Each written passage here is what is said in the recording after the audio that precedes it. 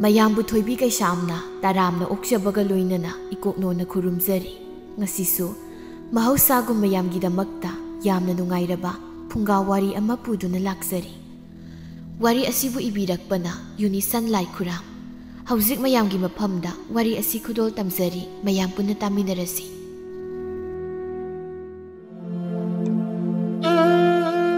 ꯑꯌꯨꯛꯅꯤ ꯌꯨꯝ ꯑꯗꯨꯗ ꯃꯤ ꯄꯨꯝꯅꯃꯛ ꯁꯨꯅ ꯇꯤꯜꯂꯤ ꯃꯤꯀꯞ ꯃꯤꯔꯥꯎ ꯈꯨꯜꯇꯅ ꯃꯐꯝ ꯑꯗꯨꯃ ꯂꯣꯏꯔꯤ ꯃꯥꯡꯒꯣꯜꯗ ꯊꯝꯂꯤꯕ ꯊꯣꯏꯕꯤꯒꯤ ꯑꯁꯤꯕ ꯍꯛꯆꯥꯡ ꯑꯗꯨꯕꯨ ꯀꯣꯟꯗꯨꯅ ꯃꯈꯣꯏ ꯀꯞꯅꯔꯤ ꯊꯣꯏꯕꯤꯒꯤ ꯃꯃꯥ ꯂꯩꯃꯍꯜꯅ ꯃꯆꯥꯅꯨꯄꯤꯒꯤ ꯍꯛꯆꯥꯡ ꯑꯗꯨꯕꯨ ꯀꯣꯟꯗꯨꯅ ꯀꯞꯄꯤ ꯏꯆꯥ ꯊꯣꯏꯕꯤ ꯀꯔꯤꯅꯣ ꯅꯪꯅ ꯇꯧꯔꯤꯕ ꯃꯇꯧ ꯑꯁꯤꯕꯣ ꯁꯦ ꯑꯃꯨꯛꯇ ꯍꯧꯒꯠꯂꯣ ꯏꯃꯥꯕꯨ ꯃꯪꯂ ꯇꯥꯏꯕꯪꯂ ꯈꯪꯗ꯭ꯔꯦ ꯁꯦ ꯍꯧꯒꯠꯂꯣ ꯏꯆꯥ ꯆꯠꯈꯤꯕ ꯌꯥꯔꯣꯏꯌꯦ ꯏꯆꯥ ꯌꯥꯎꯗꯅ ꯀꯔꯝꯍꯥꯏꯅ ꯏꯃꯥꯅ ꯍꯤꯡꯒꯅꯤ 이마기 락다 랭나를 레이라쿠오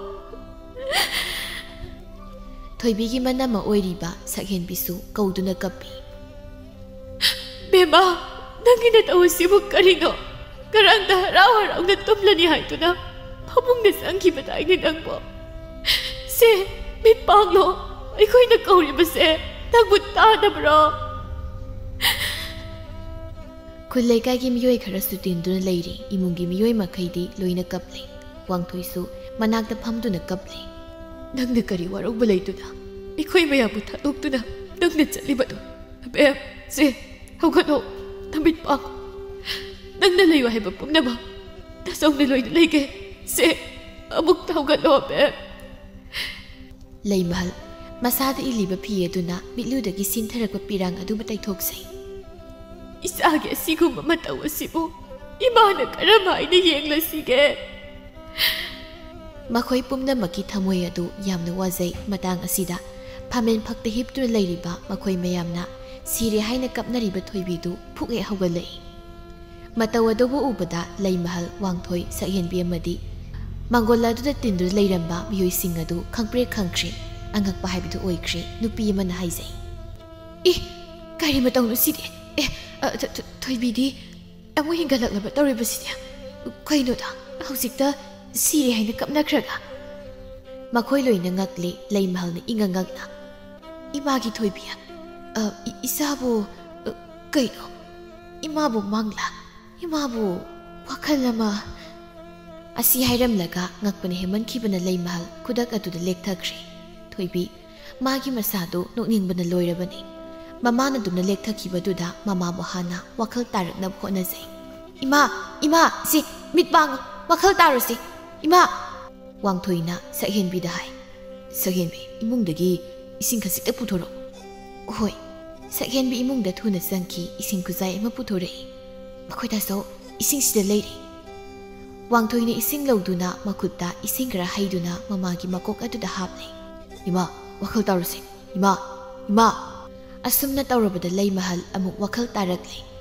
leimahal haugalai masanupida yengi aduga hai bema imagi thoibia isa kari su tawdrabra thoibina noktuna ima aina phagi dawbani ba aina nagina taw yenge haina aduk phagi dawbani sakhenbina hai thoibia phagi bu asumna tawba kanana hongnai akhoi kayada pakhatluri yengo nang ko aina hai sini nang masibu phagini haidana wangthoina mu nangbu ngawrabuna ha matungda asumna khaktaugunu ko ekhoi pumnamakpu nangna siyongna wahanba nupi yamana hera thoibi phagibu asumna kanana tawba haunabage nangama onthokna wayong sade ithau pumnamak thadoklamduna thoigi laklini haibanida nungaitraduna mitki pi kaisa sintharibani arembagi hek lakjaramida asumna hairamlaga mamaya du leiduna thokre ꯂꯩꯀꯥꯏꯗꯨꯒꯤ ꯂꯥꯛꯂꯝꯕ ꯃꯤꯑꯣꯏꯁꯤꯡ ꯑꯗꯨꯁꯨ ꯃꯁꯥꯗ ꯁꯥꯎꯅꯤꯡꯕ ꯐꯥꯎꯅ ꯃꯆꯤꯟꯗ ꯃꯨꯔꯨꯝ ꯁꯣꯟꯗꯨꯅ ꯂꯣꯏꯅ ꯍꯟꯅꯈꯤ ꯃꯈꯣꯏ ꯃꯔꯤ ꯈꯛꯇ ꯃꯐꯝ ꯑꯗꯨꯗ ꯉꯥꯏꯍꯧꯏ ꯂꯩꯃꯍꯜꯅ ꯑꯃꯨꯛ ꯍꯥꯏ ꯑꯁꯨꯝꯅ ꯃꯇꯨꯡꯗ ꯈꯛ ꯇꯧꯒꯅꯨꯀꯣ ꯀꯌꯥꯗ ꯊꯃꯣꯏ ꯑꯁꯦ ꯅꯪꯅ ꯋꯥꯍꯜꯂꯕꯅꯤ ꯌꯦꯡꯉꯣ ꯅꯪ ꯃꯊꯣꯡ ꯑꯃ ꯏꯆꯥ ꯆꯥꯗꯦ ꯏꯕꯦꯝꯃ ꯍꯣꯏ ꯏꯃꯥ ꯅꯆꯥꯅꯗꯨ ꯐꯥꯒꯤ ꯇꯧꯕꯅꯤ ꯀꯩꯅꯣ ꯅꯆꯥꯁꯦ ꯐꯥꯒꯤ ꯈꯔ ꯇꯧꯒꯜꯂꯤ ꯍꯥꯏꯕꯁꯦ ꯅꯈꯣꯏꯁꯨ ꯈꯪꯂꯤꯕꯗꯨꯗꯤ ꯍꯩ ꯀꯗꯥꯏꯗꯒꯤ ꯐꯥꯒꯤ ꯃꯥꯜꯂꯨꯔꯅꯤ ꯅꯪꯕꯨ ꯇꯨꯝꯕ ꯍꯧꯗꯣꯛꯀꯦ ꯍꯥꯏꯗꯨꯅ ꯆꯪꯂꯨ ꯃꯇꯝꯗꯗꯤ ꯐꯃꯨꯡ ꯑꯗꯨ ꯅꯪꯗꯤ ꯆꯞ ꯇꯤꯡꯅ ꯇꯤꯡꯊꯣꯛꯇꯨꯅ ꯂꯩꯔꯝꯃꯦ ꯃꯁꯤꯒ ꯀꯔꯤꯁꯨ ꯂꯦꯡꯂꯛꯇꯦ ꯑꯗꯨꯗꯗꯤ ꯑꯗꯨꯝ ꯁꯤꯔꯕ ꯃꯥꯟ ꯇꯥꯕꯅꯤ ꯏꯁ ꯃꯤꯍꯨꯜꯒ ꯅꯝꯃꯒ ꯌꯦꯡꯈ꯭ꯔꯤꯗꯣ ꯀꯔꯤꯝꯇ ꯈꯪꯗ꯭ꯔꯣ ꯍꯥꯏꯁꯦ ꯏꯃꯥꯗꯤ ꯅꯪꯒꯤ ꯃꯇꯧ ꯑꯗꯨꯗ ꯏꯁꯥꯁꯦ ꯊꯛꯀꯠꯈꯤꯗꯨꯅ ꯃꯤꯍꯨꯜ ꯆꯣꯡꯉꯤ ꯆꯣꯡꯗꯦ ꯍꯥꯏꯕꯒ ꯑꯃꯠꯇ ꯈꯪꯂꯨꯗ꯭ꯔꯦꯗꯅ ꯋꯥꯡꯊꯣꯏꯅ ꯍꯥꯏ ꯑꯩꯅ ꯉꯁꯥꯏꯅ ꯍꯥꯏꯖꯕꯗꯨꯅꯤꯃ ꯃꯁꯤ ꯑꯉꯥꯡꯁꯦ ꯀꯩꯅꯣꯃꯅꯤ ꯃꯁꯤ 이마기 토이비야 낭냐 마둥나 시금 타박시 칵 떠오르누고 이마 허이 타모이부 칵 와할라가노 호이마 야리 하우가노 피번 마두다냐 아듬 힙두나 레이바 하우나디 하우갈로 단자시다 윤마두다 쿠라사우부 쌍레이 쿠라사우부나 하이레 이비에마 레이마 까리노다 에이는 가사이 레이카이나 이나두나 따키 와파마두부 낭기나 사누피세 레이트리 하이나 하이바니다 ꯅꯪꯒꯤ ꯅꯆꯥꯅꯨꯄꯤꯗꯤ ꯑꯃꯈꯛꯇꯅꯤ ꯃꯥꯗꯤ ꯁꯤꯗ ꯐꯝꯗꯨꯅ ꯂꯩꯔꯤ ꯀꯔꯝ ꯇꯧꯕꯅꯣ ꯑꯩꯒꯤ ꯅꯥꯁꯤꯅ ꯁꯣꯏꯗꯅ ꯇꯥꯔꯨꯔꯤꯕ꯭ꯔꯥ ꯈꯨꯔꯥ ꯏꯆꯥꯅꯨꯄꯤꯁꯤꯅ ꯑꯩꯈꯣꯏꯗ ꯑꯗꯨꯛ ꯐꯥꯒꯤ ꯇꯧꯕ ꯑꯣꯏꯔꯝꯂꯦ ꯑꯁꯤ ꯑꯅꯥ ꯑꯃꯠꯇ ꯌꯥꯎꯗꯤꯌꯦ ꯀꯌꯥꯗꯨꯅ ꯌꯦꯡꯉꯨꯅꯤ ꯍꯩ ꯑꯁꯤꯒꯨꯝꯕ ꯊꯕꯛ ꯑꯁꯤꯗ ꯐꯥꯒꯤ ꯇꯧꯕꯈꯛ ꯌꯥꯗꯕꯅꯤꯀꯣ ꯃꯁꯤ ꯈꯪꯉꯨ ꯊꯣꯏꯕꯤꯅ ꯈꯨꯝꯃꯤ ꯍꯣꯏ ꯈꯨꯔꯥ ꯑꯩ ꯁꯣꯏꯈ꯭ꯔꯦ ꯏꯃꯥꯈꯣꯏꯕꯨ ꯂꯛꯅꯒꯦ ꯍꯥꯏꯅ ꯑꯩꯅ ꯑꯗꯨꯛ ꯇꯧꯕꯅꯤ ꯃꯣꯏꯅ ꯋꯥꯐꯝꯁꯦ ꯂꯩꯀꯥꯏ ꯍꯦꯛꯇ ꯌꯧꯍꯟꯈꯤꯕꯅꯤ ꯁꯣꯏꯔꯦ ꯑꯩ ꯃꯇꯨꯡꯗꯅꯦ ꯑꯃꯨꯛ ꯍꯟꯅ ꯑꯁꯤꯒꯨꯝꯅ ꯇꯧꯔꯔꯣꯏ ꯎꯊꯣꯛꯄꯅꯤꯗ ꯏꯊꯧꯁꯤꯠꯇꯨꯅ ꯅꯨꯡꯉꯥꯏꯇꯦ ꯍꯥꯏꯗꯨꯅ ꯊꯑꯣꯏꯅ ꯂꯥꯛꯂꯒ ꯑꯁꯨꯝꯅ ꯍꯥꯏꯔꯝꯗꯨꯅ ꯃꯍꯥꯛ ꯍꯟꯈ꯭ꯔꯦ ꯂꯩꯃꯍꯜꯅ ꯃꯃꯥꯏꯗꯨ ꯃꯆꯥꯅꯨꯄꯤꯗꯨ ꯑꯣꯟꯁꯤꯟꯗꯨꯅ ꯐꯔꯩꯅꯤ ꯁꯤ ꯑꯣꯏꯗꯤ ꯐꯔꯩꯅꯦꯕ ꯃꯍꯥꯛꯁꯨ ꯍꯧꯒꯠꯇꯨꯅ ꯃꯆꯥꯅꯨꯄꯥꯒꯤ ꯏꯃꯨꯡꯗ ꯆꯪꯈꯤ ꯁꯛꯍꯦꯟꯕꯤꯅ ꯍꯥꯏ ꯊꯣꯏꯕꯤ ꯍꯧꯒꯠꯂꯣ 이문기 더버가 아무다 떠보냈지 낭나 마땀새 아용나 탱할래 토이비나 녹두나 마나마다 항이 이나마 아이나 혹시 떠보도 만브라 만드라디 아이코이 뿜나먹디 더와이새 와나 갑루라버니 아이수 시바 사나부 혼나보다 가양와이 강가봐 쿠아마니 나사이 나코이나 이곤다 꼴라가 갑링아이두다 공가시다 끝나가 자락버기 와니시 홀로부수 야다 가양와나 강이 에이 아묵수 밑새 ꯇꯞꯅ ꯄꯥꯡꯊꯣꯛꯇꯨꯅ ꯅꯣꯏꯅ ꯇꯧꯕꯗꯣ ꯌꯦꯡꯉꯦ ꯄꯣꯠꯅꯤ ꯏꯃꯥꯅꯒ ꯀꯟꯅ ꯀꯞꯄꯗꯣ ꯃꯗꯨ ꯑꯣꯏꯔꯒ ꯑꯩꯗꯤ ꯅꯣꯛꯅꯤꯡꯕꯅ ꯂꯣꯏꯕ ꯆꯥꯅꯤ ꯅꯣꯛꯅꯤꯡꯅꯤ ꯅꯪꯗꯤ ꯑꯩꯈꯣꯏ ꯄꯨꯝꯅꯃꯛꯄꯨ ꯊꯋꯥꯏ ꯋꯥꯍꯜꯂꯒ ꯅꯪꯅ ꯅꯣꯛꯅꯤꯡꯂꯤꯕꯅꯦꯕ ꯍꯥꯏꯁꯨ ꯍꯥꯏꯕꯅꯤ ꯊꯣꯏꯕꯤ ꯑꯁꯨꯝꯅ ꯃꯇꯨꯡꯗ ꯈꯛ ꯇꯧꯒꯅꯨꯀꯣ ꯐꯠꯇꯦꯕ ꯍꯣꯏꯗ ꯏꯅꯝꯃ ꯑꯩꯅ ꯅꯈꯣꯏꯕꯨ ꯑꯁꯨꯝ ꯅꯨꯡꯁꯤꯗꯨꯅ ꯂꯛꯅꯕꯅꯤ ꯑꯁꯨꯝꯅ ꯋꯥꯔꯤ ꯁꯥꯟꯅꯔꯕ ꯃꯇꯨꯡꯗ ꯐꯔꯦꯁꯤ ꯍꯧꯒꯠꯂꯣ ꯊꯕꯛ ꯇꯧꯅꯕ ꯇꯧꯁꯤ ꯍꯧꯒꯠꯇꯨꯅ ꯃꯈꯣꯏ ꯑꯅꯤ ꯏꯃꯨꯡꯗ ꯆꯪꯈ꯭ꯔꯦ ꯊꯣꯏꯕꯤ ꯍꯥꯏꯕ ꯅꯨꯄꯤ ꯑꯁꯤ ꯍꯧꯖꯤꯛꯇꯤ ꯂꯩꯁꯥꯕꯤ ꯐꯥꯔꯦ ꯂꯩꯁꯥꯕꯤ ꯐꯥꯔꯕ ꯃꯇꯝ ꯑꯁꯤ ꯐꯥꯎꯕ ꯃꯍꯥꯛꯀꯤ ꯐꯥꯒꯤ ꯇꯧꯕꯗꯨꯗꯤ ꯂꯦꯞꯂꯝꯗꯦ ꯍꯥꯟꯅꯗꯒꯤ ꯍꯧꯅꯁꯨ ꯃꯍꯥꯛ ꯑꯁꯤ ꯐꯥꯒꯤ ꯑꯗꯨꯝ ꯇꯧꯗꯨꯅ ꯂꯥꯛꯏ ꯌꯥꯝꯅ ꯇꯣꯏꯅ ꯐꯥꯒꯤꯁꯤ ꯇꯧꯕ ꯅꯠꯇꯦ ꯃꯥꯅ ꯐꯥꯒꯤ ꯍꯦꯛ ꯇꯧꯕ ꯑꯁꯤ ꯌꯥꯝꯅ ꯃꯥꯜꯂꯤ ꯑꯁꯨꯝꯅ ꯊꯥ ꯑꯃ ꯈꯔ ꯍꯦꯟꯅ ꯃꯇꯝ ꯍꯧꯖꯤꯟꯈ꯭ꯔ ꯃꯇꯨꯡꯗꯅꯤ ꯉꯁꯤꯁꯨ ꯊꯣꯏꯕꯤ ꯋꯥꯈꯜ ꯑꯃ ꯀꯟꯅ ꯈꯜꯂꯤ ꯃꯍꯥꯛ ꯉꯁꯤꯁꯦ ꯐꯥꯒꯤ ꯑꯃ ꯀꯟꯅ ꯇꯧꯅꯤꯡꯈ꯭ꯔꯦꯗ ꯑꯩꯕꯨ ꯉꯥꯏꯍꯥꯛ ꯂꯩꯔꯕꯗꯤ ꯃꯝꯁꯨ ꯃꯝꯁꯤꯟꯈ꯭ꯔꯒꯅꯤ ꯑꯩꯕꯨ ꯀꯔꯤ ꯑꯣꯏꯅ ꯇꯧꯁꯤꯒꯦ ꯀꯔꯤ ꯇꯧꯕ ꯇꯥꯏ ꯀꯔꯤ ꯇꯧꯕꯅ ꯐꯅꯤ ꯀꯔꯤ ꯐꯥꯒꯤ ꯇꯧꯁꯤꯒꯦ ꯑꯩꯕꯨ ꯀꯔꯤ ꯇꯧꯕ ꯌꯥꯏ ꯍꯥꯏꯅ ꯃꯍꯥꯛ ꯋꯥꯈꯜ ꯃꯨꯟꯅ ꯈꯜꯂꯕ ꯃꯇꯨꯡꯗ ꯑꯣ ꯑꯃ ꯂꯩꯔꯦ ꯃꯁꯤ ꯍꯦꯛꯇ ꯇꯧꯔꯒꯦ ꯏꯃꯥꯈꯣꯏ ꯏꯅꯝꯃꯈꯣꯏ ꯎꯗ꯭ꯔꯤꯉꯩꯗ ꯁ꯭ꯋꯥꯏ ꯍꯦꯛꯇ ꯃꯥꯡꯂꯒ ꯃꯃꯥꯡ ꯏꯪꯈꯣꯜꯗ ꯄꯩꯗꯨ ꯂꯩꯔꯤꯕ ꯆꯔꯨꯏ ꯀꯨꯁꯤꯗꯅꯦ ꯍꯦꯛꯇ ꯂꯣꯠꯂꯒꯦ ꯅꯨꯃꯤꯠ ꯇꯥꯔꯐꯥꯎ ꯌꯨꯝꯗ ꯍꯟꯖꯤꯟꯗ꯭ꯔꯕ ꯑꯩꯁꯦ ꯆꯦꯟꯈꯤꯕ ꯃꯥꯟꯖꯖꯅꯤ ꯑꯗꯨꯒꯤ ꯃꯇꯨꯡꯗ ꯀꯣꯟꯅ ꯊꯣꯛꯂꯕ ꯃꯁꯤ ꯇꯧꯕꯅ ꯐꯅꯤ ꯁꯤ ꯑꯣꯏꯅ ꯍꯦꯛꯇ ꯇꯧꯔꯒꯦ ꯑꯁꯤ ꯈꯟꯗꯨꯅ ꯃꯍꯥꯛ ꯇꯥꯟꯖꯥ ꯑꯃ ꯌꯦꯡꯗꯨꯅ ꯁ꯭ꯋꯥꯏ ꯍꯦꯛꯇ ꯃꯥꯡꯂꯦ ꯃꯃꯥꯡꯒꯤ ꯆꯔꯨ ꯏꯀꯨ ꯑꯗꯨꯗ ꯃꯐꯝ ꯆꯥꯅ ꯂꯣꯠꯇꯨꯅ ꯃꯍꯥꯛ ꯂꯩꯔꯤ ꯁꯤ ꯑꯣꯏꯔꯗꯤ ꯌꯥꯔꯦ ꯀꯩꯁꯨ ꯎꯔꯣꯏ ꯃꯈꯣꯏꯒꯤ ꯀꯨꯝꯍꯩ ꯑꯃꯨꯛ ꯌꯦꯡꯂꯒꯦꯕ ꯉꯁꯤꯗꯤ ꯃꯉꯛꯇꯣ ꯍꯥꯏꯐꯦꯠ ꯆꯦꯞꯊꯗꯨꯅ ꯃꯌꯨꯝꯂꯣꯝꯗ ꯌꯦꯡꯗꯨꯅ ꯃꯍꯥꯛ ꯂꯩꯈ꯭ꯔꯦ ꯂꯩꯃꯍꯜꯅ ꯃꯆꯥꯅꯨꯄꯤꯕꯨ ꯀꯧꯏ ꯏꯕꯦꯝꯃ ꯊꯣꯏꯕꯤ ꯍꯩ ꯅꯨꯃꯤꯠ ꯇꯥꯔꯛꯂꯦꯅꯦꯍꯦ ꯂꯥꯏ ꯙꯨꯛ ꯊꯥꯅꯕ ꯇꯧꯔꯣꯅꯦ ꯁꯛꯍꯦꯟꯕꯤꯅ ꯊꯣꯛꯂꯛꯇꯨꯅ ꯍꯥꯏ ꯏꯃꯥ ꯑꯩꯅ ꯑꯣꯏꯅ ꯇꯧꯔꯒꯦ ꯍꯣꯏ ꯃꯇꯝ ꯆꯥꯅ ꯅꯈꯣꯏꯕꯨ ꯊꯕꯛ ꯇꯧꯅꯦ ꯍꯣꯏ ꯏꯃꯥ ꯑꯁꯤ ꯍꯥꯏꯗꯨꯅ ꯁꯛꯍꯦꯟꯕꯤꯅ ꯂꯥꯏꯒꯤ ꯊꯕꯛꯇꯨ ꯇꯧꯅꯕ ꯍꯣꯠꯅꯩ ꯂꯩꯃꯍꯜꯅ ꯃꯪꯒꯣꯜ ꯑꯗꯨꯗ ꯐꯝꯗꯨꯅ ꯂꯩꯔꯤ ꯏꯕꯨꯡꯉꯣꯗꯨꯅ ꯀꯔꯝ ꯀꯥꯟꯗ ꯍꯜꯂꯛꯀꯗꯣꯏꯅꯣ ꯉꯥꯏꯍꯥꯛ ꯂꯩꯕꯒꯅꯤ ꯋꯥꯡꯊꯣꯏꯁꯨ ꯃꯌꯨꯝꯗ ꯍꯜꯂꯛꯏ ꯂꯩꯃꯍꯜꯅ ꯍꯥꯏ ꯅꯪ ꯍꯜꯂꯛꯂꯕ꯭ꯔꯥ ꯍꯣꯏ ꯏꯃꯥ ꯏꯃꯨꯡꯗꯒꯤ ꯁꯛꯍꯦꯟꯕꯤꯅ ꯈꯔ ꯄꯥꯈꯠꯅ ꯃꯄꯥꯜ ꯑꯗꯣꯝꯗ ꯊꯣꯛꯂꯛꯏ ꯑꯗꯨꯒ ꯃꯅꯦꯝꯕꯨ ꯌꯦꯡꯗꯨꯅ ꯍꯥꯏ ꯏꯃꯥ ꯊꯣꯏꯕꯤꯗꯣ ꯏꯃꯨꯡꯗ ꯂꯩꯍꯧꯗꯤ ꯍꯥ ꯀꯩꯅꯣ ꯍꯥꯏꯁꯤꯕꯣ ꯐꯨꯛ ꯍꯧꯒꯠꯂꯤ ꯏꯃꯨꯡꯗ ꯂꯩꯍꯧꯗꯦ ꯃꯥꯕꯨ ꯀꯗꯥꯏ ꯆꯠꯈꯤꯕꯖꯥꯠꯅꯣ Hey, nangbu imungda ka fazana yengabo. Imungda lehaude. Mabu kadai zakibizano. Hey, nangbu imungda ka fazana yenglabro. Yengli ma lehaude. Kaino haribasibo. Laimahal mathamoidu khara pakhatna imungda thuna sangi. Masanupi ka da sangduna yengi adu leiramde. Leitene. Mabu kadai zakrabizano. Maning adomda thoktuna mu yengi leiba ude amu kauduna yengi. Thoibiya. Imagi thoibi. Hey, nangbu kadai da leibage. Imana kauribasi nangbu tabro. Imagi thoibiya. Kai da leigene nangbu. Wangthoi sakhen bigana su yum inkhol aduda masanupi bu kauduna thizai adu leiba ude. Wangthoi na leitene. Akhoi da so kamai tawdun sibo. Thoibi du leiti. Makhoi punna mangona duda phamduna lei. Somdana thoibina mama hoina tari mataw adu uraga harawraduna haisai. Makoise pakhala male aiga ko tiri imungda tiradi phangani aina sida leiraga thiu aidi thokiroi hore wai thokani wangthoina mama da hangi ima mabu kadai sakibagi mapanga thokibro mabo thokidi imungda laikibani magi gada lairiboi haina adum khalurine aidi sakhen bina mu makha tai aisa sumna khaluri magi gada mahek ko sangu bagadi mahak lairamtre kamdagduna sibo mamsum secret aurisi ma magi sibo aikoida phagi mu tori bisala nahan musu mana sibu saduna aikogi thamoi si kaya da wahanji adugumna mo magi sibu tori bisala madu mahandi da makoida so phana phagi to boiduna so hauzik asya numit takrabani yumda di ma leifam tho eba phana koi thire leibasu de kaino hauzik tawgada bisibo leimahal na hai ibunga kairo lekai satuna mabu ubra haina hangmana phadawribra sakhen bina khumi ima madu tawgumsida phagi tawribani haibasu khangde mina mu lana longna khini managa khara phagi tawgale namau aidi magi sa handaksu phagi taw oirini haina khali phana phagi tawbani haiduna su matang matamse jade haibanida numi tara matam asida kari phagi no mahana mu tawribasibo wangthoina natragana ima aikhoi thoibidubu sen zongkribazalane isaba adu oiramasu yaina mahak nupini mana phagi tawdunasu ama mathengmada mapan khak thokadaba nate magi se nupa amna senkiba soidin oigani ma sakhen bina madubu oiramgadrane magi khangnazaba nupa amadi leizabani madudaga senkribazala leimalna imadi madu thazade mana hausik adumna tawgada banate oini deima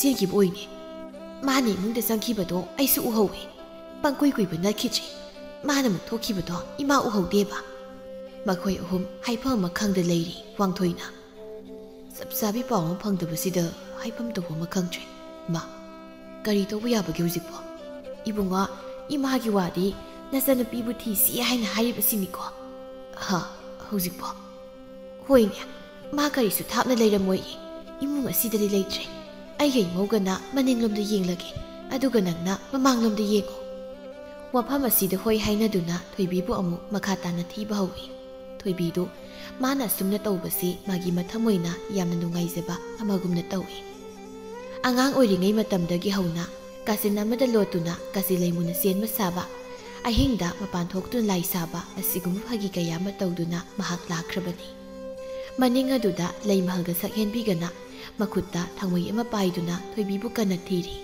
leimahalna masanapibu kawi bema imagi thoibi imana kauribasi nangmu tarabadi amukta tholawne asumna phagi tawba haunade thulao matam si thengde amama thengda asumna lotba haunade ko sakhen bina su kawi thoibi nangmu tholo asumna tawhai haibane tarabro thoibi maning aduda koi thi mawa manil karisu tadrabaduda ima soida leitra malida asigi masasine tawribasibu karino haibane asumna tawbase tawranu haina hanjin hairabaneba mahak thak aise laiman haibado adum oidawri makha tana thisei mamanglom adumdana wangthoina masan pibu thiri thabulgi mangal aduda koi thi yek thi leitine mase kalai dana lotkrabazano masibo bem hey nangmu swaidaga lotbro sata tholongni nangko numidangda asumna lotbasi phatabani ko ꯅꯇꯨꯡꯗ ꯂꯦꯞꯂꯤꯕꯗꯣ ꯀꯅꯥꯅꯣ ꯌꯦꯡꯉꯨꯅꯦ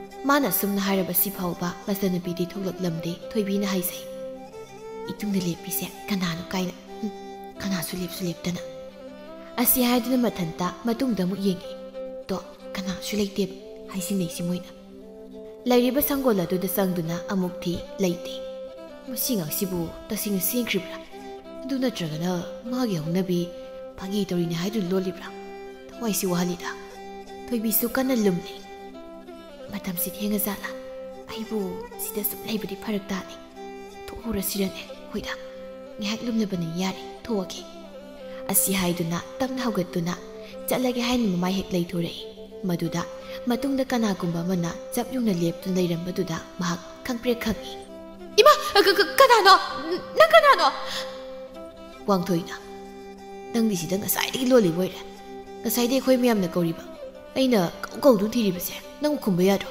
ꯁꯤꯗꯒ ꯂꯣꯠꯂꯗꯅ ꯅꯪ ꯂꯥꯎ ꯍꯥꯏꯁꯤꯅ ꯂꯥꯎ ꯃꯈꯨꯠ ꯈꯨꯗꯥꯡꯗꯨ ꯇꯥꯞ ꯄꯥꯏꯗꯨꯅ ꯃꯌꯨꯝ ꯇꯝꯅ ꯆꯤꯡꯉꯤ ꯋꯥꯡꯊꯣꯏꯅ ꯂꯥꯎꯏ ꯏꯃꯥ ꯁꯛꯍꯦꯟꯕꯤ ꯍꯣꯏ ꯏꯃꯥ ꯑꯩꯈꯣꯏ ꯊꯣꯏꯕꯤꯁꯤꯗ ꯂꯩ ꯅꯪ ꯂꯩꯌꯣꯕꯅ ꯉꯁꯤꯒꯤ ꯅꯨꯃꯤꯠꯇ ꯇꯞꯅꯒꯩ ꯐꯨꯒꯗꯧꯅꯤꯅ ꯂꯩꯃꯜꯒ ꯁꯛꯍꯦꯟꯕꯤꯒꯁꯨ ꯃꯃꯥꯡꯂꯣꯝꯗ ꯂꯥꯛꯏ ꯃꯆꯥꯅꯨꯄꯤꯕꯨ ꯎꯕꯗ ꯍꯥꯏ ꯃꯁꯤ ꯌꯦꯡꯉꯨꯅꯦ ꯉꯁꯥꯏꯗꯒꯤ ꯀꯣꯏꯀꯧ ꯀꯧꯗꯨꯅ ꯅꯪꯕꯨ ꯊꯤꯔꯤꯕꯁꯦ ꯅꯪꯕꯨ ꯀꯔꯤꯃꯇ ꯇꯥꯗꯕ꯭ꯔꯣ ꯍꯥ ꯋꯥꯡꯊꯣꯏꯅ ꯇꯨꯏꯃ ꯃꯃꯥꯡꯒꯤ ꯆꯔꯨꯏ ꯀꯨꯁꯤꯗ ꯂꯣꯠꯂꯒ ꯂꯩꯔꯝꯃꯤ ꯑꯩꯅ ꯀꯧꯕꯒ ꯇꯥꯅ ꯈꯨꯝꯕꯤꯕꯖꯥꯠ ꯅꯠꯇꯦ ꯂꯩꯃꯜꯅ ꯆꯪꯁꯤꯟꯗꯨꯅ ꯃꯈꯨꯠ ꯈꯨꯕꯥꯛ ꯑꯗꯨꯅ ꯃꯆꯥꯅꯨꯄꯤꯒꯤ ꯃꯅꯪꯒꯟ ꯑꯗꯨꯗ ꯁꯦꯠ ꯑꯅꯤꯔꯛ ꯊꯥꯏ ꯑꯗꯨꯒ ꯍꯥꯏ ꯑꯁꯨꯝꯅ ꯇꯧꯅꯣ ꯍꯥꯏꯅ ꯅꯪꯉꯣꯟꯗ ꯀꯌꯥꯔꯛꯅꯣ ꯍꯥꯏꯔꯤꯕꯁꯦ ꯍꯥ ꯅꯪꯅ ꯑꯁꯨꯛ ꯌꯥꯝꯅ ꯂꯝ ꯍꯦꯜꯂꯤꯕꯁꯤ ꯀꯔꯤꯒꯤꯅꯣ ꯊꯣꯏꯕꯤꯅ ꯈꯨꯝꯃꯤ ꯏꯃꯥ ꯁꯨꯝ ꯐꯥꯒꯤ ꯇꯧꯕꯅꯤ ꯀꯩꯅꯣ ꯐꯥꯒꯤꯕ ꯁꯨꯝꯅ ꯇꯧꯕ ꯀꯅꯥꯅ ꯍꯧꯅꯕꯒꯦ ꯅꯪ ꯀꯥ ꯑꯃ ꯌꯥꯝ ꯍꯦꯜꯂꯕꯅꯤꯀꯣ ꯀꯔꯤꯁꯨ ꯂꯩꯇꯕꯁꯤꯗ ꯊꯋꯥꯏ ꯑꯁꯤ ꯌꯧꯅ ꯍꯦꯛ ꯋꯥꯍꯜꯂꯤꯗ ꯋꯥꯡꯊꯣꯏꯅ ꯑꯉꯥꯡ ꯅꯪꯀꯣ ꯐꯥꯒꯤ ꯌꯥꯝꯅ ꯇꯧꯅꯤꯡꯕ꯭ꯔꯥ ꯍꯥꯏꯕꯨ ꯆꯩ ꯆꯥꯕ ꯁꯣꯏꯔꯨꯅ ꯑꯩꯅ ꯁꯥꯎꯔꯛꯄ ꯅꯨꯃꯤꯠꯇꯗꯤ ꯅꯪ ꯍꯥꯏꯁꯤꯅꯤ ꯁꯛꯍꯦꯟꯕꯤꯅ ꯊꯣꯏꯕꯤ ꯅꯪꯕꯨ ꯑꯁꯨꯝꯅ ꯇꯧꯅꯨ ꯀꯩꯗꯧꯒꯦ ꯑꯁꯨꯝ ꯇꯧ ꯐꯠꯇꯤ ꯏꯃꯥ ꯑꯃꯗꯤ ꯇꯥꯖꯧꯁꯨ ꯌꯥꯝ ꯁꯥꯎꯔꯦ ꯅꯪꯅ ꯑꯁꯨꯝꯅ ꯐꯥꯒꯤ ꯁꯨꯝ ꯇꯧꯔꯕꯗꯤ ꯅꯪꯕꯨ ꯃꯇꯨꯡꯗ ꯈꯛ ꯊꯥꯖꯔꯣꯏꯅꯤ ꯅꯪꯕꯨ ꯃꯁꯤ ꯑꯉꯥꯡꯁꯦ ꯃꯁꯦ ꯌꯥꯝ ꯐꯔꯣꯏꯗꯧꯔꯤ ꯃꯁꯤ ꯂꯩꯃꯍꯜꯅ ꯃꯁꯤ ꯐꯨꯕꯤꯔꯕꯁꯤꯗꯅꯦ ꯇꯋꯥꯡꯂꯤ ꯌꯥꯝꯅ ꯃꯁꯤ ꯊꯣꯏꯕꯤꯗꯤ ꯃꯈꯣꯏꯅ ꯑꯗꯨꯝꯅ ꯐꯅ ꯍꯥꯏꯖꯕ ꯇꯥꯔꯕꯁꯨ ꯃꯥꯅ ꯇꯧꯒꯦ ꯈꯟꯕ ꯐꯥꯒꯤꯗꯨ ꯃꯄꯨꯡ ꯐꯥꯅ ꯇꯧꯔꯕꯅꯤꯅ ꯍꯔꯥꯎꯖꯔꯦ ꯂꯩꯃꯍꯜꯅ ꯍꯥꯏ ꯌꯥꯔꯦ ꯏꯃꯨꯡꯗ ꯆꯪꯉꯨ ꯃꯇꯨꯡ ꯇꯧꯒꯅꯨ ꯍꯥꯏꯔꯤꯕꯁꯤꯅꯤꯀꯣ ꯑꯁꯤ ꯍꯥꯏꯗꯨꯅ ꯃꯈꯣꯏ ꯄꯨꯟꯅ ꯏꯃꯨꯡꯗ ꯆꯪꯈꯤ ꯅꯨꯃꯤꯠ ꯈꯔꯅꯤ ꯍꯧꯖꯤꯟꯈ꯭ꯔ ꯃꯇꯨꯡꯗꯅꯤ ꯊꯣꯏꯕꯤ ꯃꯥꯒꯤ ꯀꯥ ꯑꯗꯨꯗ ꯇꯅꯃꯛꯀꯤ ꯁꯦꯝꯂꯤ ꯋꯥꯈꯜ ꯑꯃꯗ ꯇꯥꯎꯔꯤ ꯃꯍꯥꯛ ꯁꯦꯠꯂꯤꯕ ꯃꯐꯤ ꯃꯔꯣꯜ ꯑꯗꯨꯁꯨ ꯌꯥꯝꯅ ꯅꯥꯜꯂꯤ ꯁꯛꯍꯦꯟꯕꯤꯅ ꯆꯪꯁꯤꯟꯗꯨꯅ ꯍꯪꯉꯤ ꯊꯣꯏꯕꯤ ꯅꯪꯅ ꯗꯨꯛ ꯅꯥꯟꯅ ꯀꯦꯔꯤꯕꯗꯨꯕꯨ ꯅꯪꯕꯨ ꯀꯗꯥꯏꯗ ꯆꯠꯀꯦ ꯍꯥꯏꯔꯤꯕꯅꯣ ꯊꯣꯏꯕꯤꯅ ꯅꯣꯛꯃꯤ ꯈꯨꯝꯃꯤ ꯏꯅꯝꯃ ꯅꯅꯥꯎ ꯅꯨꯄꯥꯒ ꯎꯅꯔꯨꯒꯦ ꯀꯩꯅꯣ ꯑꯩꯁꯤꯕꯣ ꯃꯥꯒ ꯎꯅꯔꯨꯗꯣꯏꯅꯤ ꯍꯣꯏ ꯆꯠꯂꯣ ꯏꯃꯥꯗꯒ ꯍꯥꯏꯔꯕ꯭ꯔꯥ ꯅꯪꯕꯣ ꯍꯥꯏꯗꯦ ꯑꯗꯨꯝ ꯍꯥꯏꯔꯒ ꯂꯩꯒꯗ꯭ꯔꯣ ꯍꯣꯏꯅꯦ ꯑꯗꯣ ꯅꯪ ꯈꯔ ꯉꯟꯅꯗꯤ ꯌꯨꯝꯗ ꯍꯜꯂꯛꯎꯀꯣ ꯏꯅꯝꯃ ꯉꯁꯤꯗꯤ ꯑꯩ ꯌꯨꯝꯗꯒ ꯍꯜꯂꯛꯇ꯭ꯔꯕꯁꯨ ꯀꯅꯥꯅ ꯈꯪꯄꯣꯠꯅꯣ ꯀꯩꯅꯣ ꯅꯪꯅ ꯍꯥꯏꯔꯤꯕꯗꯨꯅ ꯉꯁꯤꯁꯦ ꯃꯥꯒꯤ ꯃꯇꯨꯡ ꯏꯟꯅꯗꯨꯅ ꯑꯗꯨꯝ ꯆꯠꯈꯤꯕꯁꯨ ꯌꯥꯏ ꯆꯦꯟꯕ ꯆꯣꯡꯕ ꯌꯥꯕꯒꯤ ꯐꯤꯕꯝꯗ ꯂꯩꯕꯁꯤꯗ ꯑꯩꯅꯁꯨ ꯏꯃꯥꯗ ꯍꯥꯏꯗ꯭ꯔꯕ ꯏꯅꯝꯃꯗꯗꯤ ꯍꯥꯏꯔꯦ 이나마 이마다가 하이도까누고 호이 하이루이니 아도 낭기 파기도디 아묵 떠올까누고 가리기 파기노다 ngasi디 소이저버니 이나마 아이나 가리군바 ngasi yum 단질락다바 톡라바디 아이세 센크라이바세 아둠 칸고고 호이 마피도 로이신바 로이라두나 삿게 하람두나 이나마 아이살레고 하이 파자파잔 짤루고 호이 이나마 토이비 하라우나 마윰다기 토크리 사현비나 하이자호이 마기수 자히 마땅 하이도 여럭다버니나 마타모이사 이랑 랑자리니 호이다 닝원나부 kayam kuina mapamda leisaduna leigani haibagi chenjakrasano somdana manjadu thoibibu lakpra haina ngairi ngasigi numit asida thoibibu magi mayumda puduna chatlage haina magi wakhalda chap yungna khankhre inaktagi tamna kayam kuina bu thamgani ma aina nungshinarakli matamasa chahi ahum di hele yumda dum pushilage kuini nungaina mu hingmina mahaidune asi haiduna mamaidu leithokduna amu yengthoi maduda thoibina laklibadu he oi thoibisu sangsilai aduga hai hupamuba ai lae isana oibina pakangai kinakta khongdoi uilakpra haina ngasai de ngai jari bani ne ꯉꯥꯏꯕꯨ ꯀꯌꯥꯝ ꯀꯨꯏꯔꯒꯦ ꯍꯥꯏꯁꯤꯕꯣ?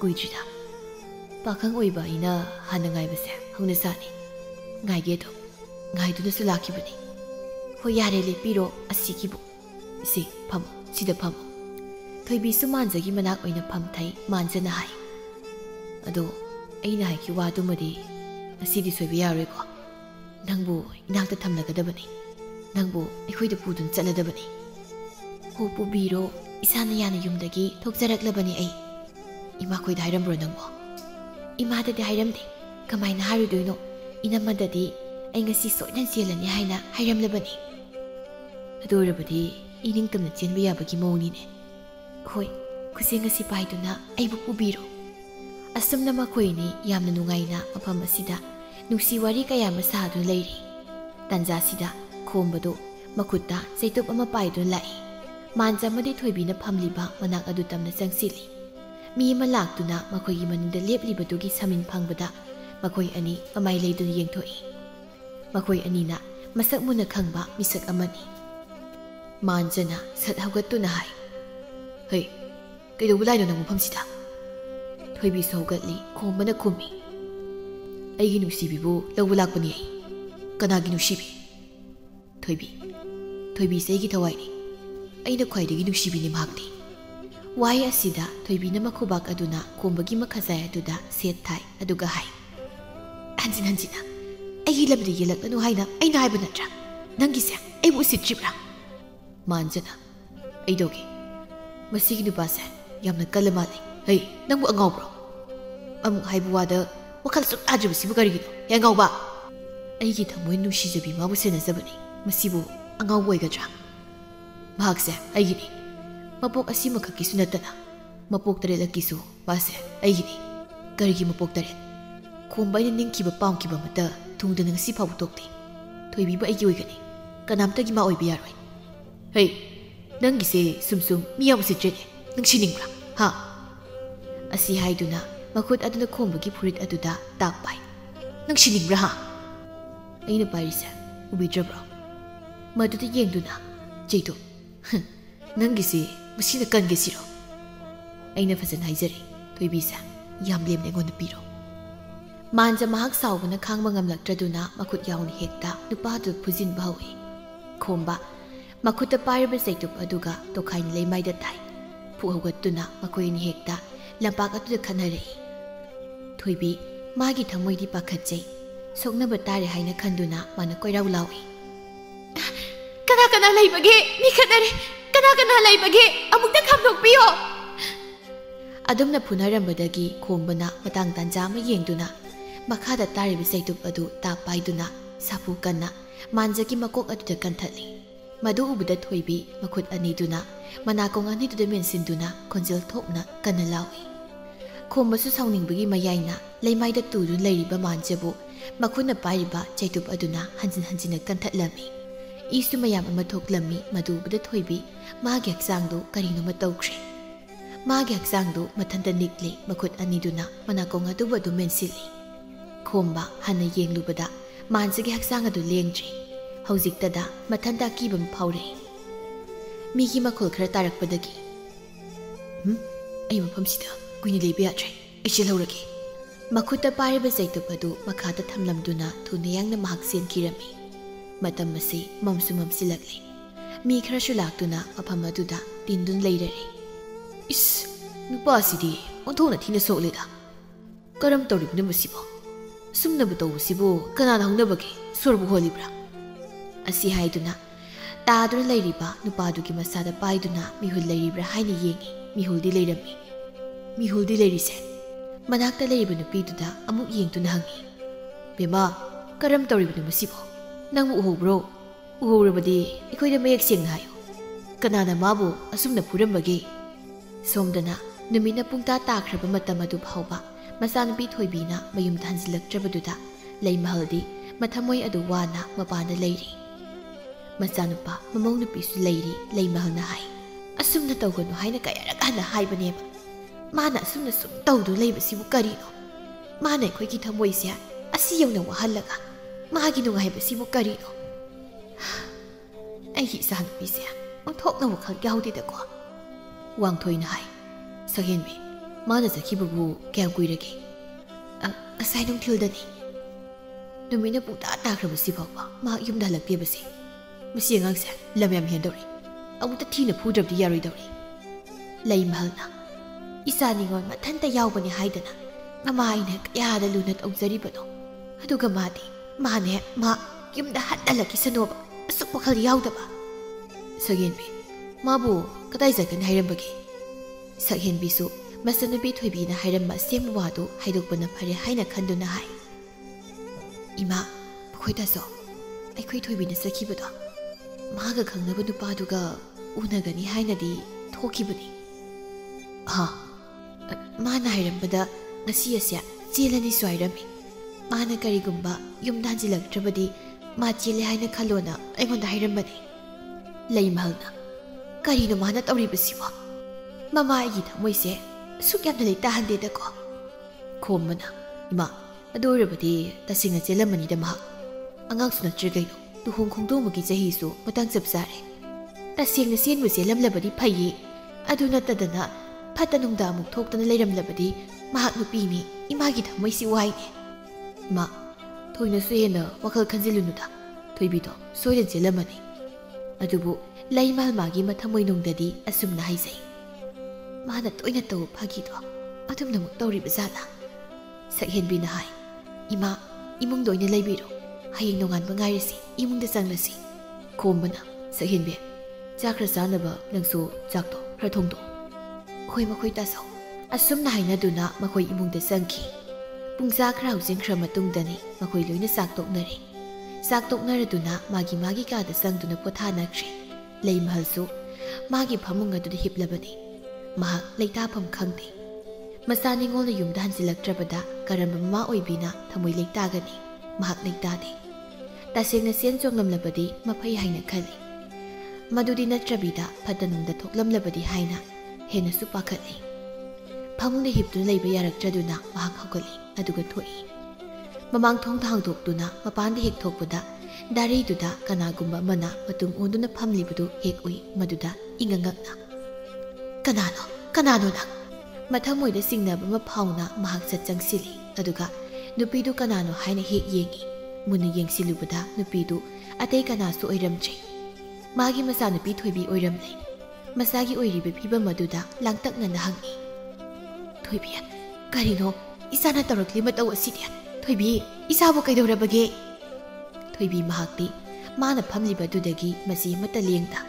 yengliba mifam madudagi hongdana adumak leiri leimahal masanupigi matawda hena pakhatladuna isa thoibi isabu kaidorabage isagi mataw sibu karino mahakna sumna haibagi makhol asi taraduna imungdagi wangthoiga Sakhenbigasu mapana thoglei makhoi anisu ingangai Sakhenbisu sangsinduna thoibi hausiktada nangna yumda hanjilakibasina karige nangna chelani haikibadai nangbu ngasai khumo karam tawribado asengbado aikhoida hayo imagi thoibi se imada sengna hayo masida thoibina makut aduna makokto hotun haire ai sak labi ai sak pizo ai chak saba lakbani ai bu chak pizadradi ai chalani magi wai sida inganga imakhoi thoibi isana haribadu karino ai bu chak pizo haiba ai sak lami ai sak chak pizo haraga tumina mu laikri nuina chak pizadrabanina aduidi ai chalaga asi haiduna sat haugatli leimahalna masanupi khudang aduda ta paiduna karino isana haribu wai asiba isabu kaidorabage nahan makai ga asuk manadaba isagi mataw asibu karino isabu kaidorabage Sakhenbina thoibi se amukta phamthause noidi engona saksu bijadana wangthoina sum naire magise phagi tori boiramni numidang thengbusida yumdanjilaknaga mabu phuni seini kibudagi sumna ngausinari boidi kayadana yewni kayada mataw mana angau bisarunu hey singhayo nangadai jadai kariyerom thabak torugina ha singhayo aseng maidradi nang yumsi lebe yare ko nangi phagi duna nang nasabu kanjagadam nate aseng mudhayo wangthoi madi tasengna saure masanupigi matawdu tawsinaribani haina mahakna khalami masi khumdini khumhaibani na khumlaroidra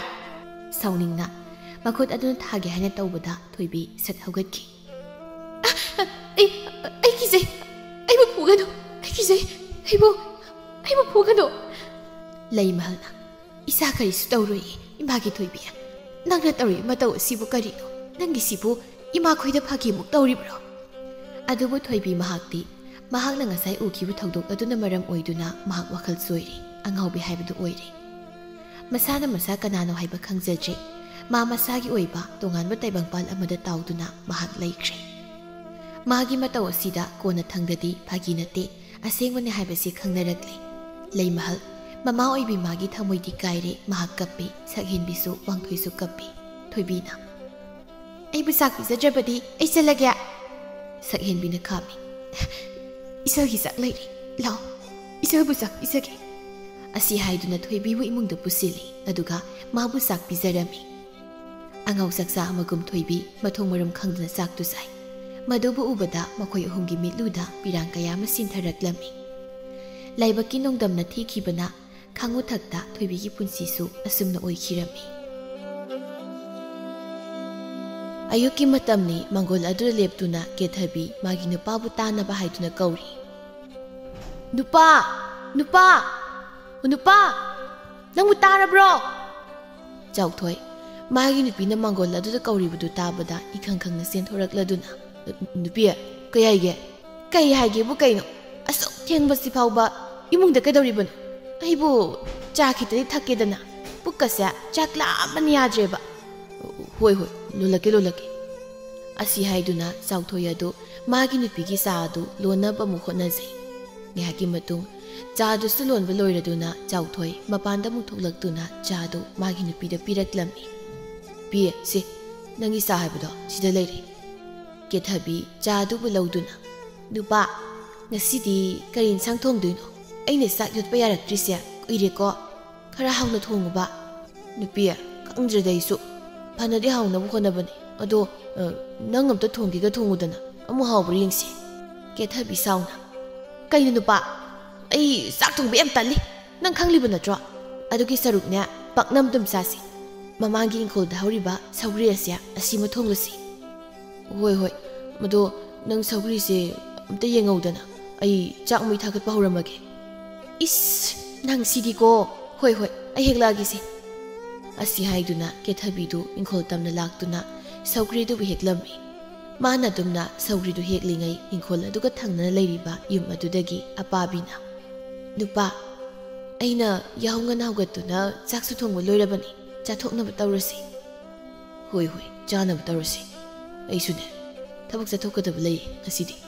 Apabi, saukri hektur layribi kethabida mamit adu khazik yengduna. Aikhoi dinya ipuroi babu laigumna latki haribani. Karigi ayama layna ipuroi babu mimangda sophangania. Amuna tapna.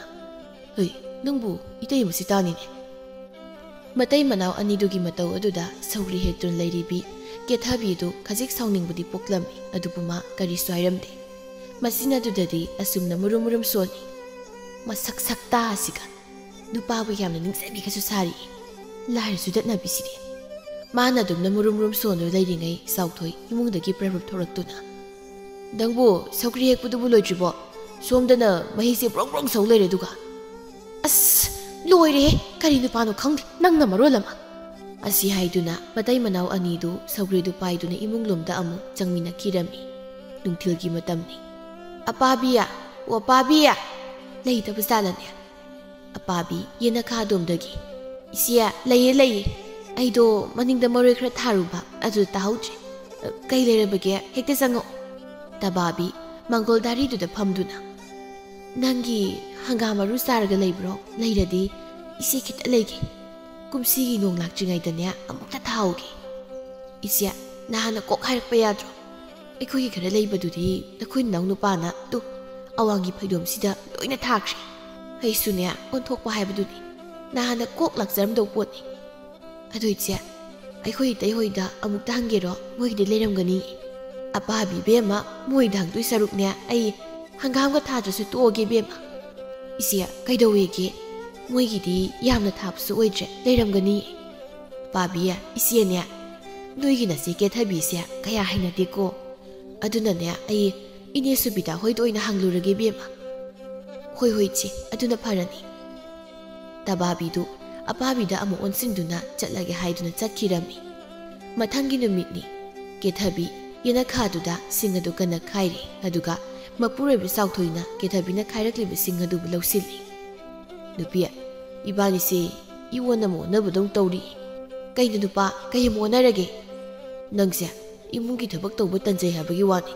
ꯅꯨꯄꯥ ꯑꯃꯅ ꯇꯧꯒꯗꯕ ꯏꯃꯨꯡꯒꯤ ꯊꯕꯛꯁꯤꯡꯗꯤ ꯅꯪꯅ ꯂꯣꯏ ꯇꯧꯔꯤꯅꯤꯀꯣ ꯑꯗꯨꯕꯨ ꯀꯩꯗꯧꯋꯦ ꯍꯥꯏꯒꯦ ꯂꯩꯃꯤꯟꯅꯔꯕꯗꯤ ꯑꯃꯅ ꯑꯃꯒꯤ ꯃꯇꯦꯡ ꯄꯥꯡꯅꯕ ꯍꯥꯏꯕꯗꯨꯅꯤ ꯁꯤꯗ ꯑꯩꯅ ꯅꯪꯕꯨ ꯉꯝꯅ ꯆꯠꯄꯒꯤ ꯋꯥ ꯂꯩꯇꯦꯀꯣ ꯅꯨꯄꯥ ꯍꯣꯏꯗ ꯅꯪꯒꯤ ꯁꯤꯡꯁꯦ ꯑꯗꯨꯝ ꯈꯥꯏꯕ ꯂꯣꯏꯁꯤꯜꯂꯣ ꯑꯩ ꯆꯥꯛꯁꯦ ꯑꯝꯇ ꯂꯣꯏꯁꯤꯜꯂꯨꯈꯤꯒꯦꯀꯣ ꯑꯁꯤ ꯍꯥꯏꯗꯨꯅ ꯆꯥꯎꯊꯣꯏꯗꯨ ꯆꯥꯛꯈꯨꯝꯂꯣꯝꯗ ꯑꯃꯨꯛ ꯄ꯭ꯔꯞ ꯆꯪꯈꯤꯔꯝꯃꯤ ꯌꯨꯝ ꯑꯃꯒꯤ ꯁꯨꯃꯥꯡꯗꯒꯤ ꯃꯧ ꯑꯅꯤ ꯑꯍꯨꯝ ꯑꯃꯁꯨ ꯍꯩ ꯃꯦꯠꯄꯗꯨ ꯆꯥꯗꯨꯅ ꯂꯩꯔꯤ ꯃꯇꯥꯡ ꯑꯗꯨꯗ ꯀꯦꯊꯕꯤꯗꯨ ꯌꯨꯝ ꯑꯗꯨꯒꯤ ꯊꯣꯡꯒꯥꯜ ꯑꯗꯣꯝꯗ ꯈꯣꯡꯀꯥꯞ ꯑꯗꯨ ꯂꯥꯎꯅ ꯊꯥꯡꯗꯨ ꯆꯪꯂꯛꯂꯝꯃꯤ ꯏꯕꯦꯌꯥꯏꯅ ꯍꯩꯃꯥ ꯀꯦꯊꯕꯤꯌꯥ ꯅꯪꯕꯨ ꯀꯗꯥꯏꯗ ꯆꯠꯂꯨꯕꯅꯣ ꯁꯤꯗ ꯁꯨꯝ ꯂꯥꯛꯄ꯭ꯔꯣ ꯀꯦꯊꯕꯤꯅ ꯏꯅꯦ ꯈꯨꯔꯥ ꯂꯩꯇꯕ꯭ꯔꯣ ꯅꯪ ꯈꯨꯔꯥꯗꯤ ꯑꯁꯤꯕ ꯑꯃ ꯍꯪꯕ ꯆꯠꯈꯤꯌꯦ ꯅꯪꯕꯨ ꯀꯔꯤ ꯍꯥꯏꯅꯤꯡꯒꯦ ꯏꯅꯦ ꯍꯣꯏꯒꯤ ꯁꯟ ꯒꯥꯔꯤꯁꯦ ꯑꯃꯨꯛꯇ ꯋꯥꯏꯒꯦ ꯑꯩꯈꯣꯏꯒꯤ ꯂꯧꯗꯣ ꯈꯥꯎꯕꯁꯨ ꯂꯣꯏꯔꯦ ꯑꯗꯨꯅ ꯐꯧꯁꯤꯡꯗꯣ ꯑꯃꯨꯛꯇ ꯍꯣꯟꯒꯠꯀꯦ ꯇꯧꯕꯅꯤ ꯀꯦꯊꯕꯤ ꯆꯥꯎꯊꯣꯏꯕꯨ ꯁꯟ ꯒꯥꯔꯤ ꯊꯧꯕ ꯍꯩꯕ꯭ꯔꯅꯦ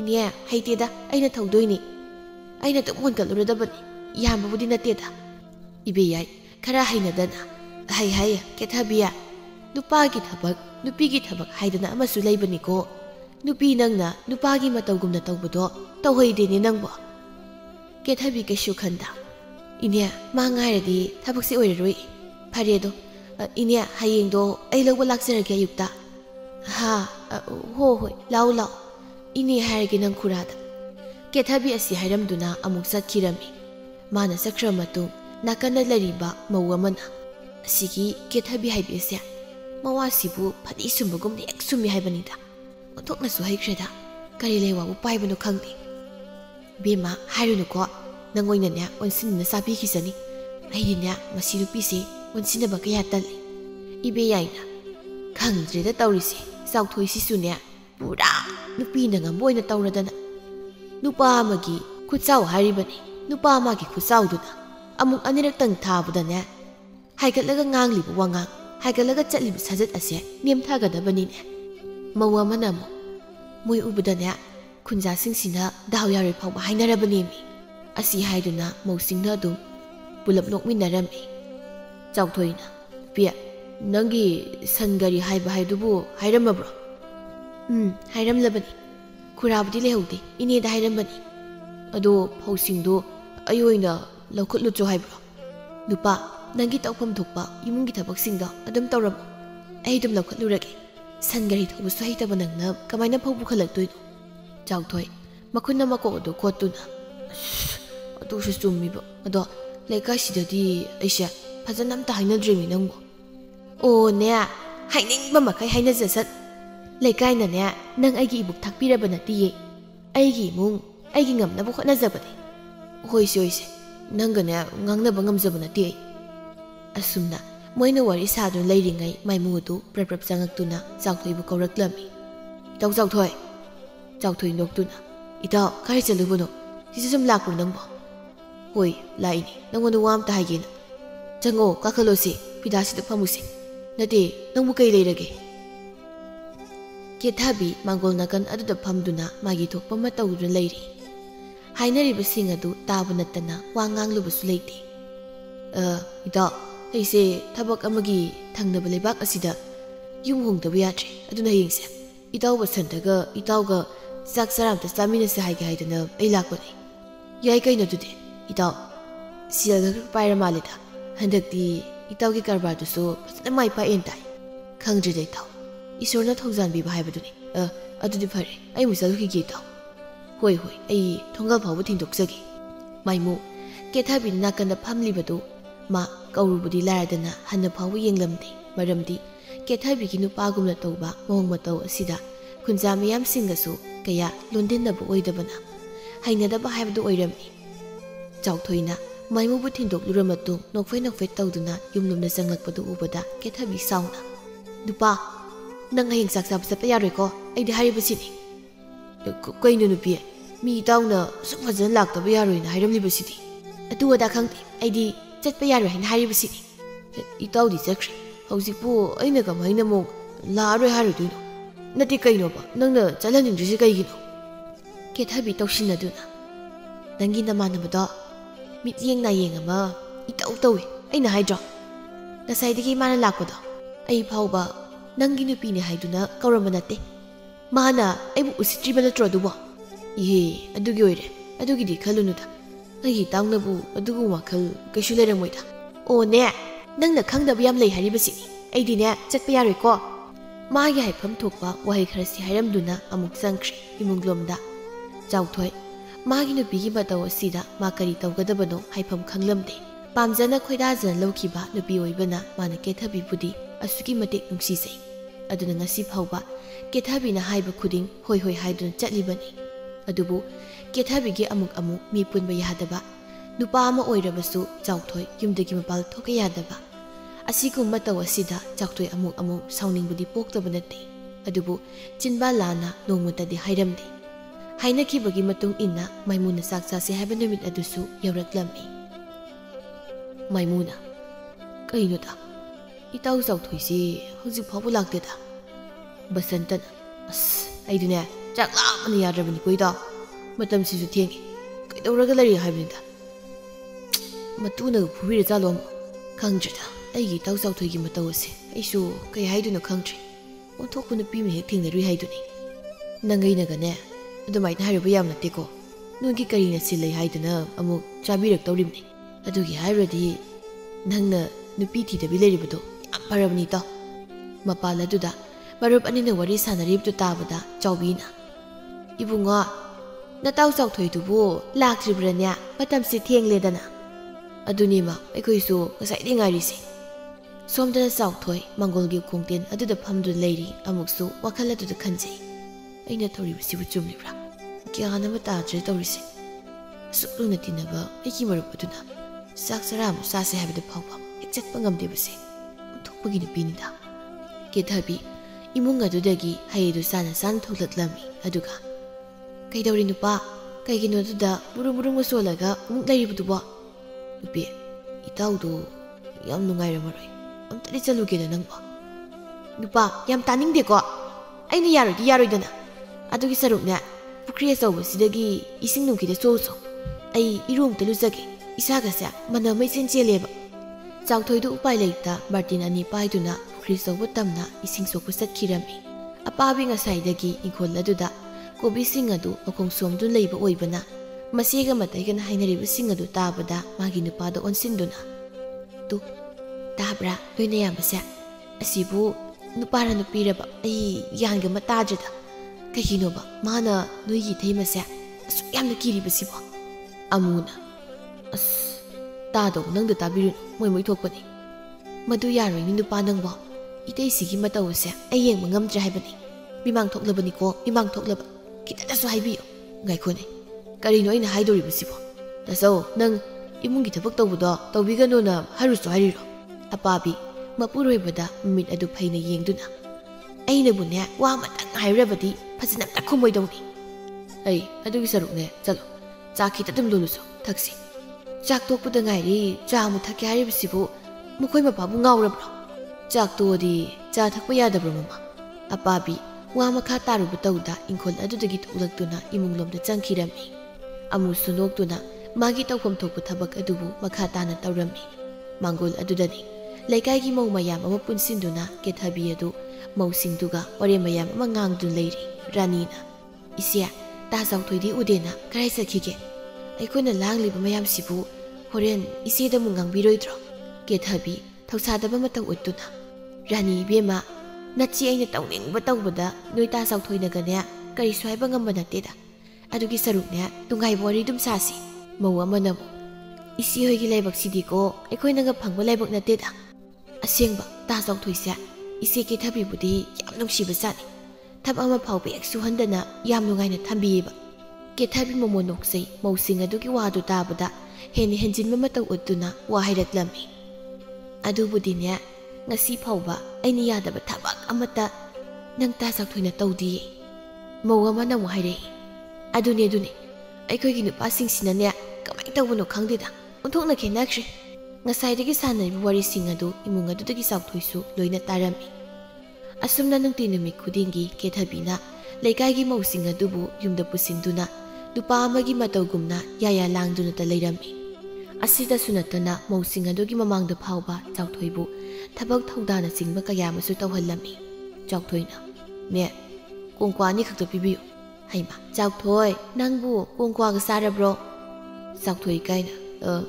ꯆꯥꯗꯦꯗ ꯑꯩꯈꯣꯏ ꯅꯨꯄꯤꯒꯤꯅꯤꯅꯦ ꯆꯥꯎꯊꯣꯏ ꯅꯨꯄꯥꯗꯤꯅꯦ ꯅꯨꯄꯥ ꯃꯥꯅ ꯂꯩꯌꯨ ꯀꯩꯗꯧꯒꯦ ꯅꯪꯅ ꯑꯗꯨꯝꯅ ꯇꯧꯕꯗꯣ ꯅꯨꯡꯉꯥꯏꯇꯦꯅꯦ ꯍꯩ ꯅꯪꯕꯨ ꯂꯩꯀꯥꯏꯁꯤꯗ ꯉꯥꯡꯅꯔꯤ ꯃꯌꯥꯝꯁꯦ ꯀꯔꯤꯃꯠꯇ ꯇꯥꯗꯕ꯭ꯔꯣ ꯂꯩꯀꯥꯏꯒꯤ ꯅꯅꯥꯎ ꯅꯨꯄꯤ ꯊꯣꯛꯄ ꯃꯌꯥꯝꯗꯨꯒꯤ ꯄꯥꯈꯣꯜꯂꯣꯏ ꯑꯣꯏꯔꯤꯕꯗꯨꯕꯨ ꯅꯠꯇꯦ ꯅꯪꯕꯨ ꯀꯔꯤꯝꯇ ꯏꯀꯥꯏꯗꯕ꯭ꯔꯣ ꯆꯥꯎꯊꯣꯏ ꯃꯃꯥꯏꯗꯣ ꯉꯥꯡꯁꯤꯜꯂꯤ ꯀꯌꯥ ꯇꯥꯔꯒꯦꯅꯦ ꯁꯦꯜꯁꯤꯗ ꯂꯩꯔꯦ ꯁꯦꯜ ꯑꯗꯨ ꯄꯤꯔꯝꯗꯨꯅ ꯆꯥꯎꯊꯣꯏ ꯄꯣꯠꯐꯝ ꯑꯗꯨꯗꯒꯤ ꯄ꯭ꯔꯞ ꯃꯌꯨꯝ ꯇꯝꯅ ꯂꯥꯛꯂꯝꯃꯤ ꯋꯥꯈꯜ ꯑꯗꯨ ꯈꯖꯤꯛꯇꯤ ꯅꯨꯡꯉꯥꯏꯖꯗꯦ ꯉꯥꯏꯍꯥꯛꯀꯤ ꯃꯇꯨꯡ ꯃꯌꯨꯝ ꯌꯧꯔꯕꯗ ꯂꯩꯀꯥꯏꯒꯤ ꯃꯧ ꯑꯃꯅ ꯇꯥ ꯆꯥꯎꯊꯣꯏ ꯀꯣꯡꯀ꯭ꯋꯥꯗꯣ ꯁꯤꯗ ꯑꯣꯏꯅ ꯄꯤꯕꯤꯔꯛꯑꯣ ꯅꯨꯄꯥ ꯅꯠꯇꯗꯧꯅ ꯑꯣꯟꯊꯣꯛꯅꯁꯨ ꯇꯧꯈ꯭ꯔꯦ ꯀꯦꯊꯕꯤꯅ ꯏꯕꯦꯝꯃ ꯁꯤꯅꯤꯅꯦ ꯊꯕꯛ ꯑꯃ ꯇꯧꯕꯗ ꯃꯣꯜꯂꯤ ꯑꯗꯨꯝ ꯇꯧꯕꯅꯤ ꯅꯨꯄꯤꯗꯧꯅ ꯃꯧ ꯃꯌꯥꯝ ꯑꯗꯨ ꯑꯃꯨꯛ ꯄꯨꯟꯅ ꯅꯣꯛꯏ ꯀꯦꯊꯕꯤ ꯑꯃꯨꯛ ꯃꯈꯥ ꯇꯥꯗꯨꯅ ꯅꯨꯄꯥ ꯆꯥꯛꯇꯨ ꯊꯣꯡꯂꯨꯔꯣ ꯑꯩ ꯆꯥꯛ ꯌꯥꯝꯅ ꯂꯥꯝꯃꯤ ꯏꯟꯁꯥꯡꯗꯣ ꯈꯔ ꯍꯥꯎꯍꯜꯂꯨꯀꯣ ꯆꯥꯎꯊꯣꯏ ꯋꯥꯍꯩ ꯑꯃꯠꯇ ꯍꯥꯏꯔꯝꯗ ꯏꯃꯨꯡꯂꯣꯝꯗ ꯆꯪꯈꯤꯔꯝꯃꯤ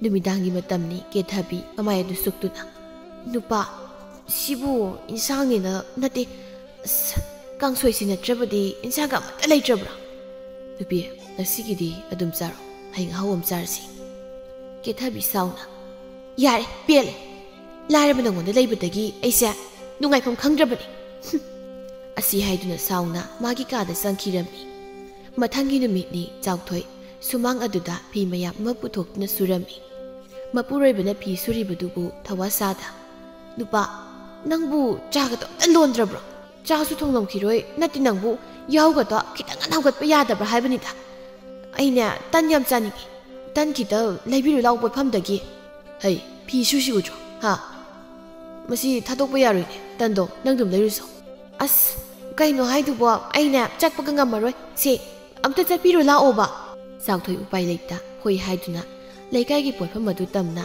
ꯇꯟ ꯑꯗꯨ ꯂꯩꯕ ꯂꯥꯛꯂꯝꯃꯤ ꯏꯅꯦ ꯇꯟꯗꯣ ꯂꯨꯄꯥ 3ꯗꯒꯤ ꯄꯤꯕꯤꯌꯨꯕ 이붕아 삐기 ꯉꯥꯏꯈꯣꯀꯣ ꯆꯥꯎꯊꯣꯏꯅ ꯑꯗꯨꯝꯅ ꯂꯦꯞꯇꯨꯅ ꯂꯩꯔꯤꯉꯩ ꯂꯩꯀꯥꯏꯒꯤ ꯑꯍꯟ ꯅꯨꯄꯥ ꯑꯃꯅ 이붕아 ꯆꯥꯎꯊꯣꯏ ꯅꯪꯕꯨ ꯃꯄꯥꯟꯒꯗꯣ ꯈꯔ ꯊꯣꯛꯂꯧꯅꯦ ꯅꯠꯇꯦ ꯅꯪꯕꯨ ꯌꯨꯝꯗ ꯑꯗꯨꯝ ꯂꯩꯕꯗꯨꯕꯨ ꯍꯩꯅꯔꯤꯕ꯭ꯔꯥ ꯍꯥꯏꯕ ꯑꯣꯏꯅꯦ ꯊꯕꯛ ꯃꯌꯥꯝꯁꯤꯗ ꯍꯦꯛꯇ ꯌꯥꯗꯕ ꯆꯥꯎꯊꯣꯏ ꯅꯨꯄꯥ ꯅꯪꯅ ꯀꯔꯤꯕꯨ ꯊꯕꯛ ꯆꯤꯜꯂꯤꯕꯅꯣ 이munꯒꯤ ꯅꯠꯇꯦ ꯅꯨꯄꯤꯕꯨ ꯁꯨꯍꯟꯕ ꯌꯥꯗ꯭ꯔꯣ 이붕아 ꯅꯪꯒꯤ ꯅꯨꯄꯤꯗꯣ ꯈꯔꯁꯨ ꯐꯨꯅꯦ ꯑꯩꯈꯣꯏꯒꯤꯁꯨ ꯏꯆꯥ ꯏꯃꯧ ꯍꯧꯔꯛꯂꯤꯕꯅꯤ ꯂꯣꯏꯅ ꯃꯥꯡꯕ ꯇꯥꯔꯦ ꯃꯇꯧ ꯇꯝꯅꯗꯅ ꯃꯇꯥꯡ ꯑꯗꯨꯗ ꯏꯕꯦꯟꯅꯨꯁꯨ ꯆꯥꯎꯊꯣꯏꯗ ꯇꯟ ꯑꯗꯨ ꯄꯤꯔꯛꯂꯝꯃꯤ ꯆꯥꯎꯊꯣꯏ ꯃꯈꯥ ꯇꯥꯅ ꯈꯨꯝꯂꯝꯕ ꯇꯧꯗ ꯇꯟ ꯑꯗꯨ ꯂꯧꯗꯨꯅ ꯑꯃꯨꯛ ꯃꯌꯨꯝꯗ ꯍꯜꯂꯛꯂꯝꯃꯤ ꯑꯁꯨꯝꯅ ꯅꯣꯡꯃꯒꯤ ꯀꯦꯊꯕꯤꯒꯤ ꯁꯥꯖꯠ ꯂꯤꯆꯠꯇꯤ ꯑꯍꯣꯡꯕ ꯂꯩꯕꯒꯤ ꯃꯍꯨꯠ ꯑꯁꯨꯝ ꯍꯦꯟꯖꯤꯜꯂꯛꯂꯝꯃꯤ ꯅꯣꯡꯃꯒꯤ ꯅꯨꯃꯤꯠꯅꯤ ꯑꯃꯨꯗꯨ ꯃꯇꯩꯃꯒꯤ ꯀꯥ ꯍꯦꯟꯕ ꯃꯇꯧꯗꯨꯗ ꯁꯥꯎꯅꯤꯡꯂꯗꯨꯅ ꯇꯥꯆꯧ ꯀꯩꯅꯣ ꯏꯇꯩꯃꯅ ꯇꯧꯔꯤꯕꯁꯤꯕꯣ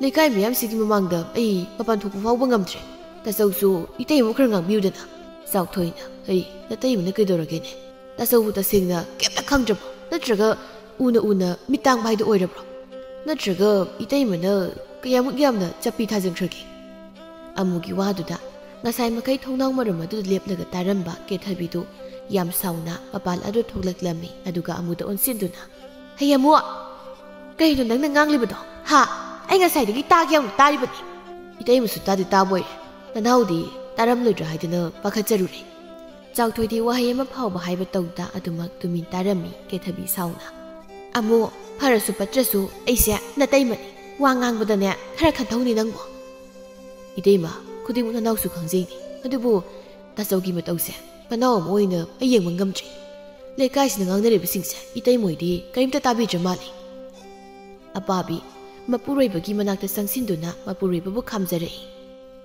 ꯑꯩꯈꯣꯏ ꯅꯨꯄꯥ ꯌꯥꯔꯦ ꯁꯤꯗꯣꯛꯄꯤꯔꯣ ꯂꯩꯀꯥꯏ ꯇꯥꯔꯒ ꯀꯨꯝꯍꯩ ꯑꯣꯏꯅꯕ ꯇꯥꯔꯤꯃꯤ ꯀꯦꯊꯕꯤ ꯌꯥꯝ ꯁꯥꯎꯅ ꯃꯄꯨꯔꯣꯏꯕꯗ ꯑꯣꯟꯁꯤꯟꯗꯨꯅ ꯅꯪꯕꯨ ꯇꯥꯗ꯭ꯔꯣ ꯅꯅꯥꯎ ꯅꯨꯄꯥꯅ ꯑꯩꯉꯣꯟꯗ ꯉꯥꯡꯂꯤ ꯃꯌꯥꯝ ꯑꯁꯦ ꯅꯪꯁꯨ ꯈꯤꯇꯗꯤ ꯉꯥꯡꯉꯨ ꯀꯩꯗꯧꯔꯒꯦ ꯑꯄꯥꯕꯤꯅ ꯏꯆꯦꯁꯨ ꯅꯨꯄꯤꯅꯤ nupi ama oirabadi nupi magi magu ngakna chatpi nupi oibe khoina iwai puroiba bu noluk nakina chatpa makai khoi ne chaliba makai ne minasu ikai khumna ga doribani ibema yare nawa sia puraga yam thuna chatpi khro chawthoi atapa khonjel de tapna atomba tasau loina wakhal tai ne chalo yare yare mayamana dumna hairaklabadu dadi amudu wa makha taruba tauda magi nupi puduna satkirami kethabi noktuna sakta singsiga chawthoi sumanga du leptu leirambadagi kari swairamda thongalamna thokirami kethabi su karimta hairuba tauda adumak yengduna leiri chawthoi bu ubada leikai du leiriba mising aduna masing khumduna noknaba kaya masu yauri adumna mana mangduna chatlingai itaw chawthoi wakhalama tarakpagumna how itaw basantana kaidoragi nangbo kai chalino itaw ai kaidoduna khangtri wakhal gamta thoktri itaw mai mudo yam nungaite ai khoyong kaksu tuna tinaba aduga aroi boina chak chase haikibu sagado adu phawba nang dum yaukitri chawthoi hausiktada nungaitaba ningamdaba kaya ma phawraklami aina nupigi wa naurigai mada haibda yarigai gasidi lekha taba bisak ama haibdo ai goiri kanaptana so ai bu sipitri ita nupa oirabadi nupa thokning butamse kaidonungda nangi nusibabu uthokano nupa amabu phangi phaloi habase loinariba laiminariba nupidugi makha yam ponmani ta asumna basanta chawthoibu pawta kayama pibirami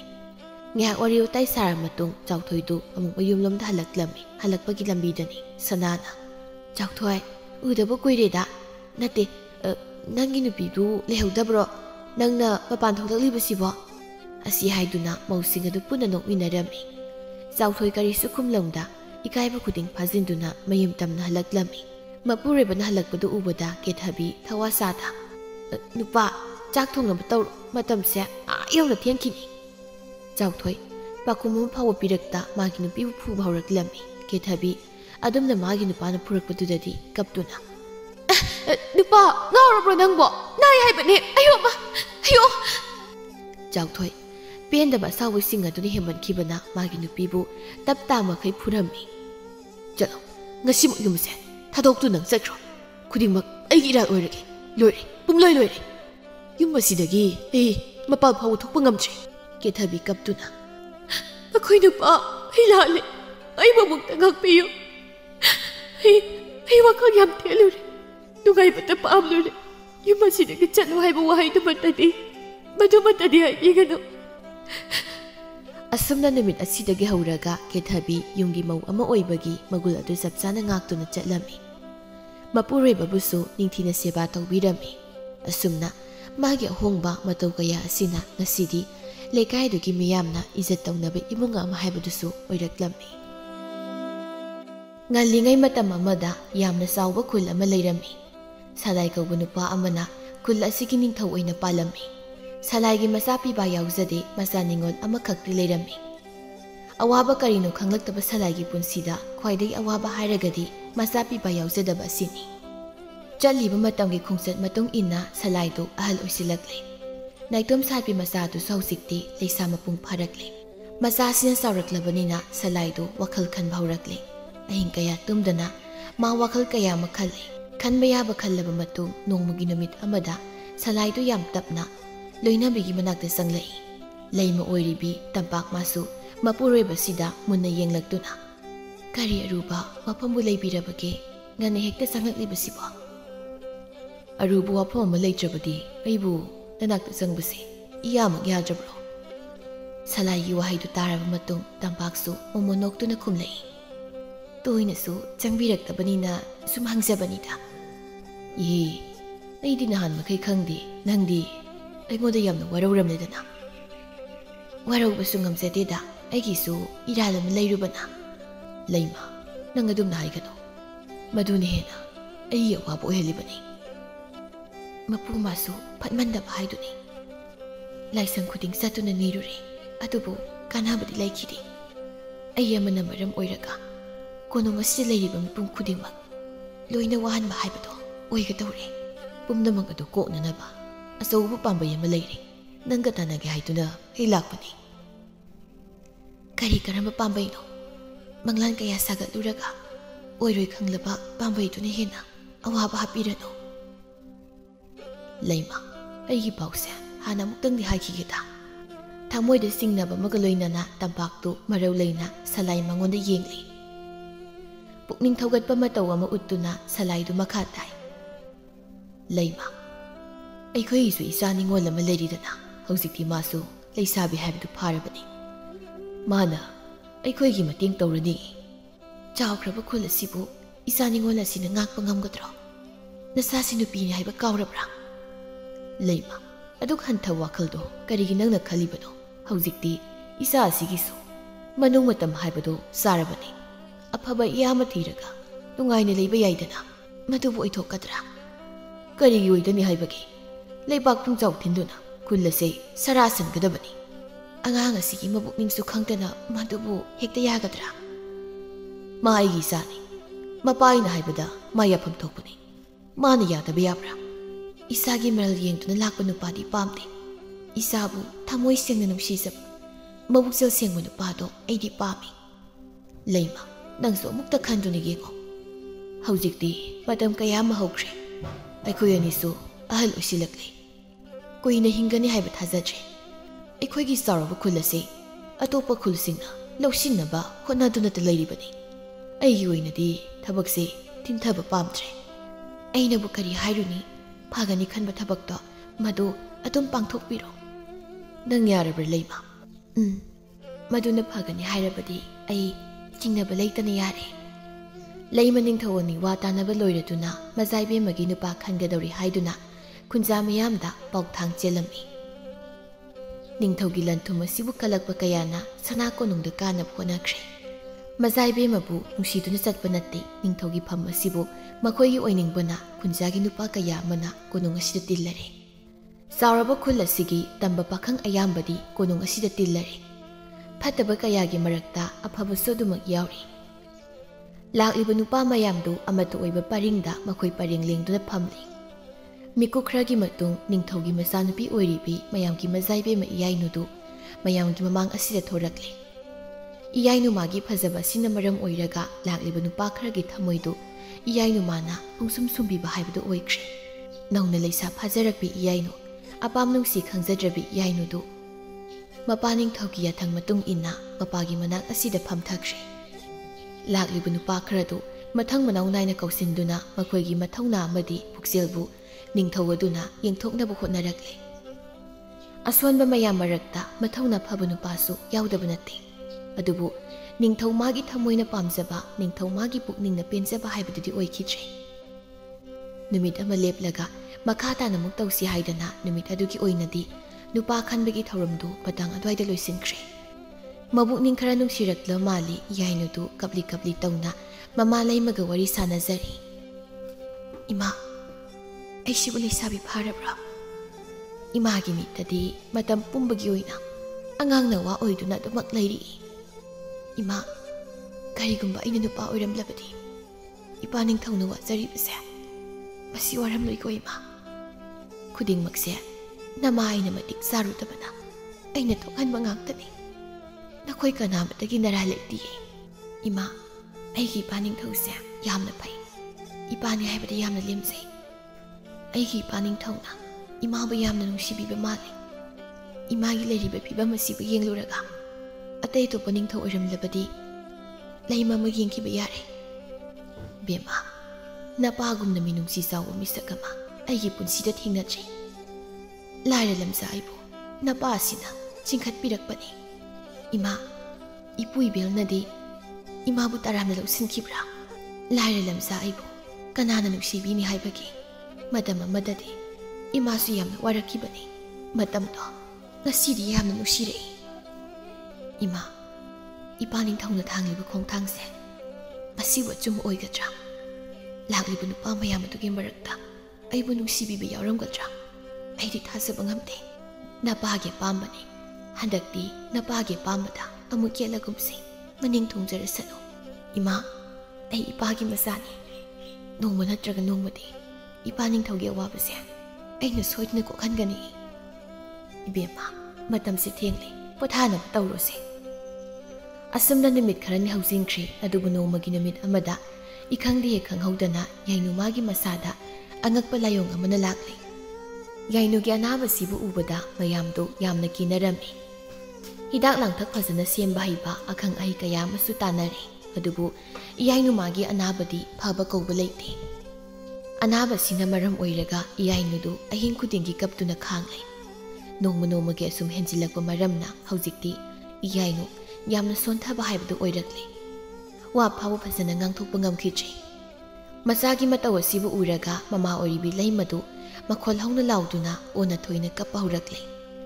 Mayam sangduna leimabu themjinaba honai. Ningthogi konong manak nakna lariba khunja kharadu mapan phauba ningthi nungaina thoknachri. Yainuda nariba lainasi makhoidasu launaraktuna adu khanduna mayam loina pakhatnari. Tha ama mapung phana asukana nara phaubada yainu madi pharakpa haibdu laikhichri.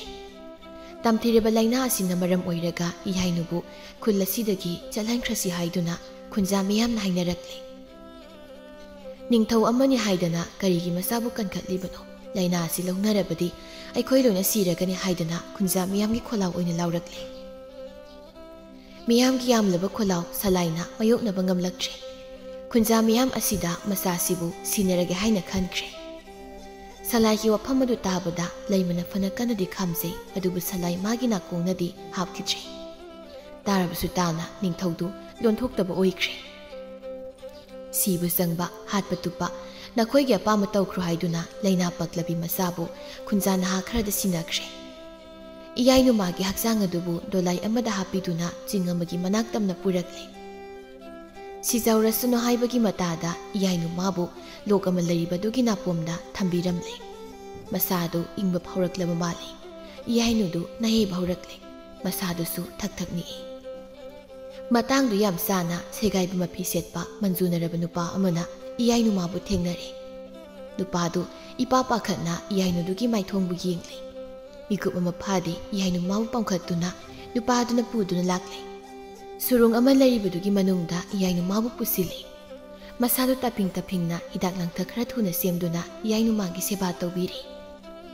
Iyainudi gyan taba nate mamit phau pangda aduma hiptun leiri. Waso amatang ngangde. Numidangi matam oikre. Yung azoba malaktuna nupa sibu kaurakle. Manungda leremba nupado mapanda yamtuna senthorei. Yung asigi marolonduna yung azoba sinhanglei. Nupi sidi kanano mabu kadairigi lakpano. Aisu khangde. Aada taraga leirami. Masasu yam sona ure. Adudi kamdawni. Pattaba mi oirabadi nang dasamu taroidra. Yung ipa. Masi nupini. Pattaba mi sumate. Mabong takansing. Ma, laina mana na adun leiri. Laina asina maramoiraga. Mabu mapamsida. Soidana magi hundok lambu oiramgani. Taibang miyoyo makoise. Unthok na minungsi leiteda. Lao. Ipa yengbige.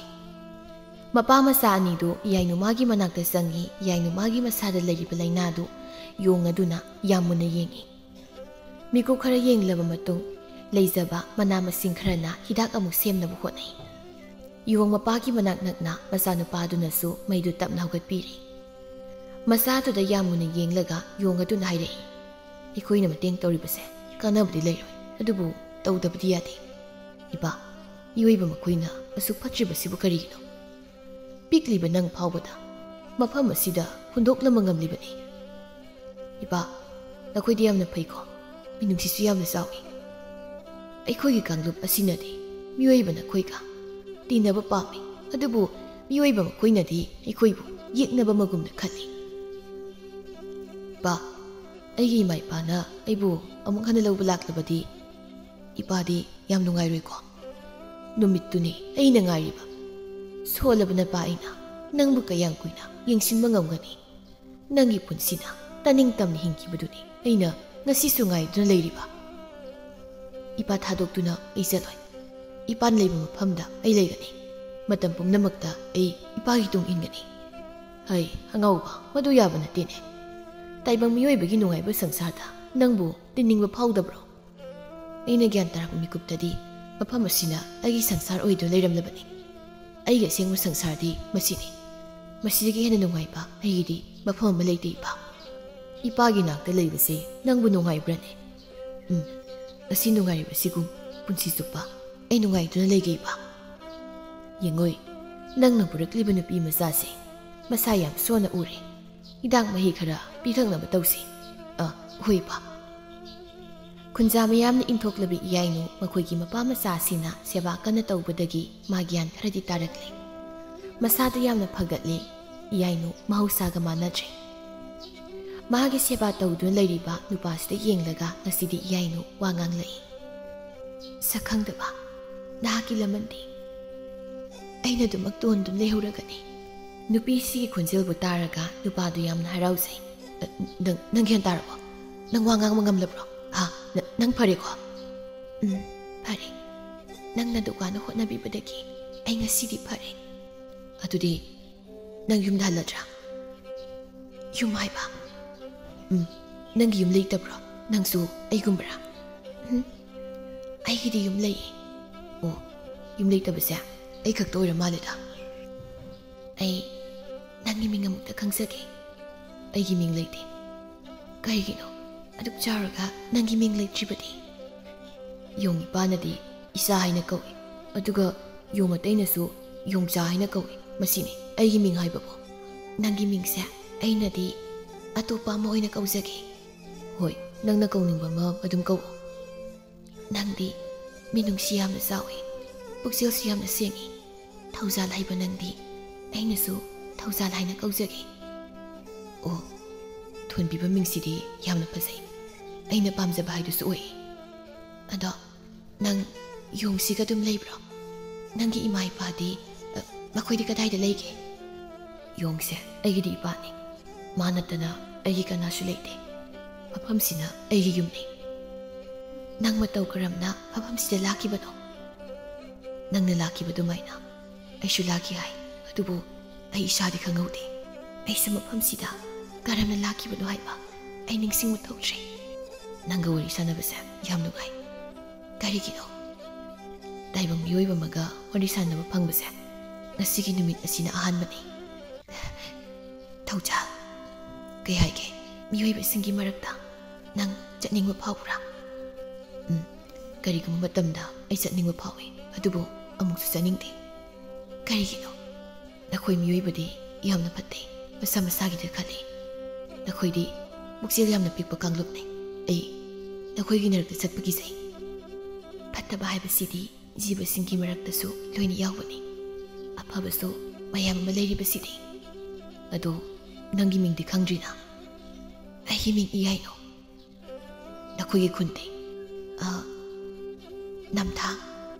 Namthang ay ba kunsa. Ay di yam toy na tari. Ay giyong ipa na ingon at na pali. Mataw karam na nang giyong ipa na di ay koy kula sibu kangli ba.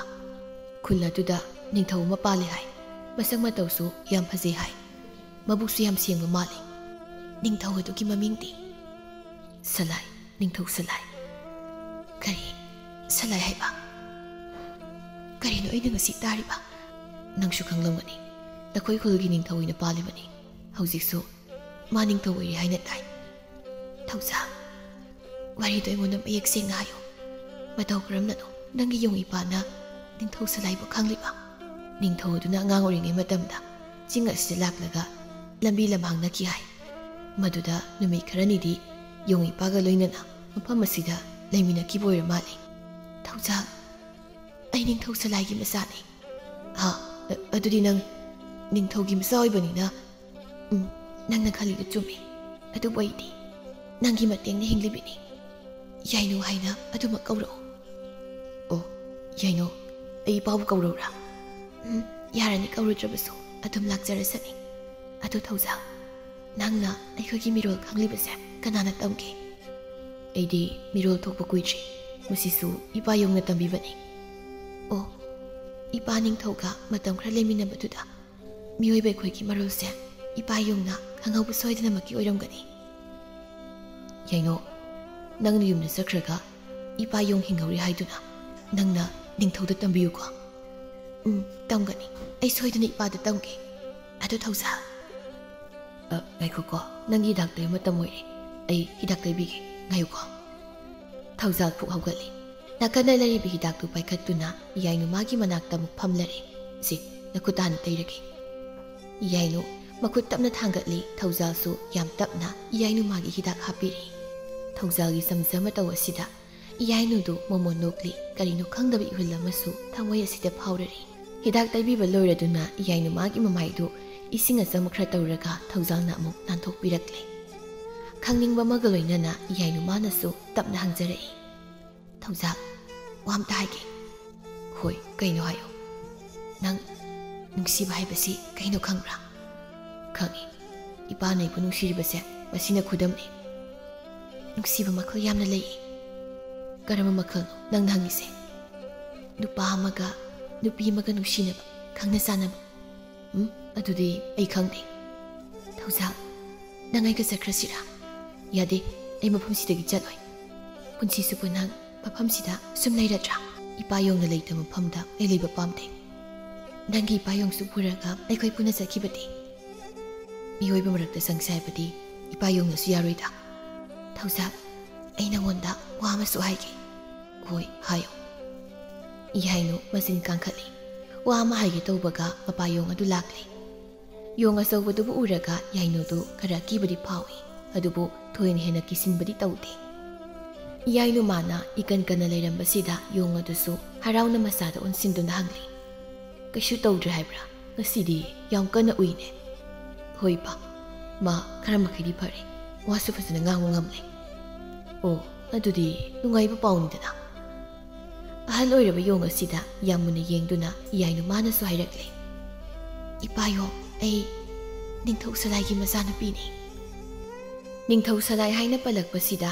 ꯌꯣꯡꯗꯨ ꯃꯄꯤꯔꯥ ꯆꯦꯜꯂꯤ ꯋꯥꯁꯨ ꯑꯃꯠꯇ ꯉꯥꯡꯗꯦ ꯉꯥꯏꯍꯥꯛ ꯇꯨꯃꯤꯟ ꯂꯩꯔꯕ ꯃꯇꯨꯡ ꯌꯣꯡ ꯑꯗꯨ ꯃꯄꯥꯟꯗ ꯊꯣꯛꯈ꯭ꯔꯦ ꯌꯣꯡ ꯑꯁꯤꯒꯤ ꯃꯇꯧꯕꯨ ꯎꯔꯒ ꯊꯧꯖꯥꯜ ꯑꯃꯗꯤ ꯌꯥꯏꯅꯨ ꯇꯤꯡꯉꯛ ꯇꯤꯡꯉꯛ ꯌꯦꯡꯗꯨꯅ ꯂꯩꯅꯍꯧꯔꯤ ꯉꯁꯤ ꯅꯣꯡ ꯅꯤꯅꯤ ꯑꯁꯤꯗ ꯌꯥꯏꯅꯨꯗꯨ ꯌꯥꯝꯅ ꯀꯟꯈꯠꯂꯦ ꯃꯁꯥꯗ ꯊꯨꯡꯂꯝꯕ ꯐꯨꯔꯤ ꯂꯩꯅꯥꯒꯤ ꯗꯥꯛꯐꯝ ꯇꯞꯅ ꯇꯞꯅ ꯃꯥꯡꯈꯤꯕ ꯍꯧꯔꯛꯂꯦ ꯑꯅꯥꯕ ꯍꯥꯏꯕꯗꯨ ꯂꯩꯇ꯭ꯔꯕꯅꯤꯅ ꯍꯧꯖꯤꯛꯇꯤ ꯌꯥꯏꯅꯨ ꯃꯄꯨꯡ ꯐꯥꯅ ꯆꯠꯄ ꯉꯝꯂꯛꯂꯦ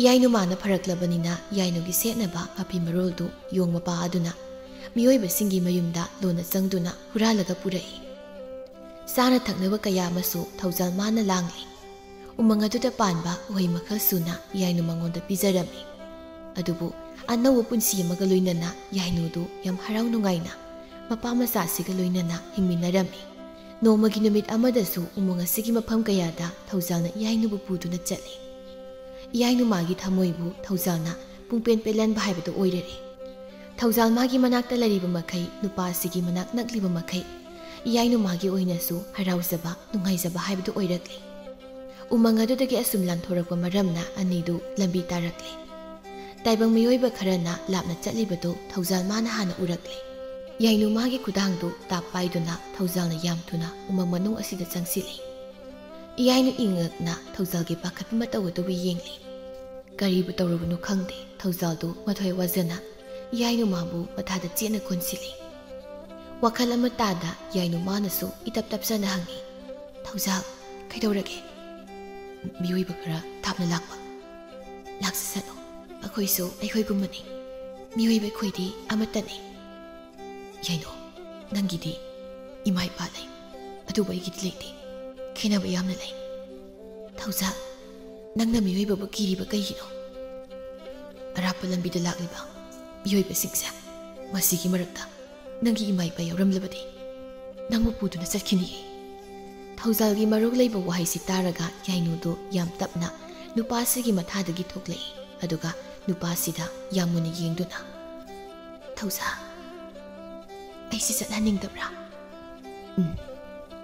ꯀꯩꯒꯤꯅꯣ ꯑꯩꯁꯨ ꯃꯤꯑꯣꯏꯕꯅꯤ ꯑꯩꯕꯨꯗꯤ ꯀꯤꯕ ꯐꯥꯎꯗꯕ꯭ꯔꯥ ꯅꯪꯗꯤ ꯃꯤꯑꯣꯏꯕ ꯃꯥꯟꯗꯦ ꯅꯪꯗꯤ ꯌꯥꯝꯅ ꯐꯩ ꯃꯤꯑꯣꯏꯕ ꯈꯨꯗꯤꯡꯃꯛ ꯑꯩꯒꯨꯝꯅ ꯐꯔꯝꯂꯕꯗꯤ ꯃꯗꯨ ꯑꯣꯏꯔꯒꯅ ꯑꯩꯒꯤ ꯑꯄꯦꯟꯕ ꯑꯣꯏꯖꯒꯅꯤ ꯊꯧꯖꯥꯜ ꯑꯩ ꯅꯪꯕꯨ ꯊꯥꯗꯣꯛꯇꯨꯅ ꯆꯠꯄ ꯄꯥꯝꯗꯦ ꯑꯩꯁꯨ ꯅꯪꯕꯨ ꯆꯠꯈꯤꯕ ꯄꯥꯝꯗꯦ ꯃꯗꯨꯒꯤ ꯃꯔꯝꯗꯤ ꯅꯪꯒ ꯂꯩꯃꯤꯟꯅꯕꯁꯦ ꯑꯩꯗꯤ ꯌꯥꯝꯅ ꯅꯨꯡꯉꯥꯏ ꯊꯧꯖꯥꯜ ꯑꯩꯗꯤ ꯌꯨꯝꯗ ꯍꯟꯅꯤꯡꯕ ꯐꯥꯎꯔꯦ ꯑꯩꯒꯤ ꯏꯃꯥꯗꯣ ꯎꯈꯤꯗꯕ ꯌꯥꯝꯅ ꯀꯨꯏꯔꯦ ꯏꯄꯥꯒꯤ ꯅꯨꯡꯁꯤꯕ ꯈꯣꯟꯖꯦꯜꯁꯨ ꯇꯥꯔꯛꯈꯤꯗꯕ ꯀꯨꯏꯔꯦ ꯑꯩ ꯅꯪꯕꯨ ꯊꯤꯟꯒꯦ ꯅꯪꯒꯤ ꯂꯝꯕꯤ ꯇꯥꯛꯀꯦ ꯊꯧꯖꯥꯜ ꯅꯪꯁꯨ ꯑꯩꯒ ꯆꯠꯈ꯭ꯔꯁꯤꯕ ꯌꯥꯏꯅꯨꯒꯤ ꯋꯥꯍꯩꯗꯨ ꯇꯥꯔꯒ ꯊꯧꯖꯥꯜꯗꯨ ꯀꯔꯤꯃꯇ ꯈꯨꯝꯗꯦ ꯃꯃꯥꯡ ꯄꯥꯡꯅ ꯂꯩꯔꯤꯕ ꯂꯝꯕꯤ ꯑꯗꯣꯝꯗ ꯃꯥ ꯇꯞꯅ ꯆꯠꯈꯠꯂꯤ ꯅꯨꯡꯁꯤꯔꯤꯕꯅꯤ ꯍꯥꯏꯗꯨꯅ ꯃꯐꯝ ꯑꯁꯤꯗ ꯑꯁꯨꯝ ꯂꯩꯁꯤꯟꯕꯗꯤ ꯌꯥꯕ ꯅꯠꯇꯦ ꯀꯔꯤ ꯀꯔꯝ ꯇꯧꯁꯤꯒꯦ ꯍꯥꯏꯕꯗꯨ ꯈꯟꯕ ꯌꯥꯕ ꯈꯜꯂꯕ ꯃꯇꯨꯡ ꯌꯥꯏꯅꯨꯗꯨ ꯃꯌꯨꯝꯗ ꯍꯜꯂꯒꯦ ꯍꯥꯏꯅ ꯈꯟꯈ꯭ꯔꯦ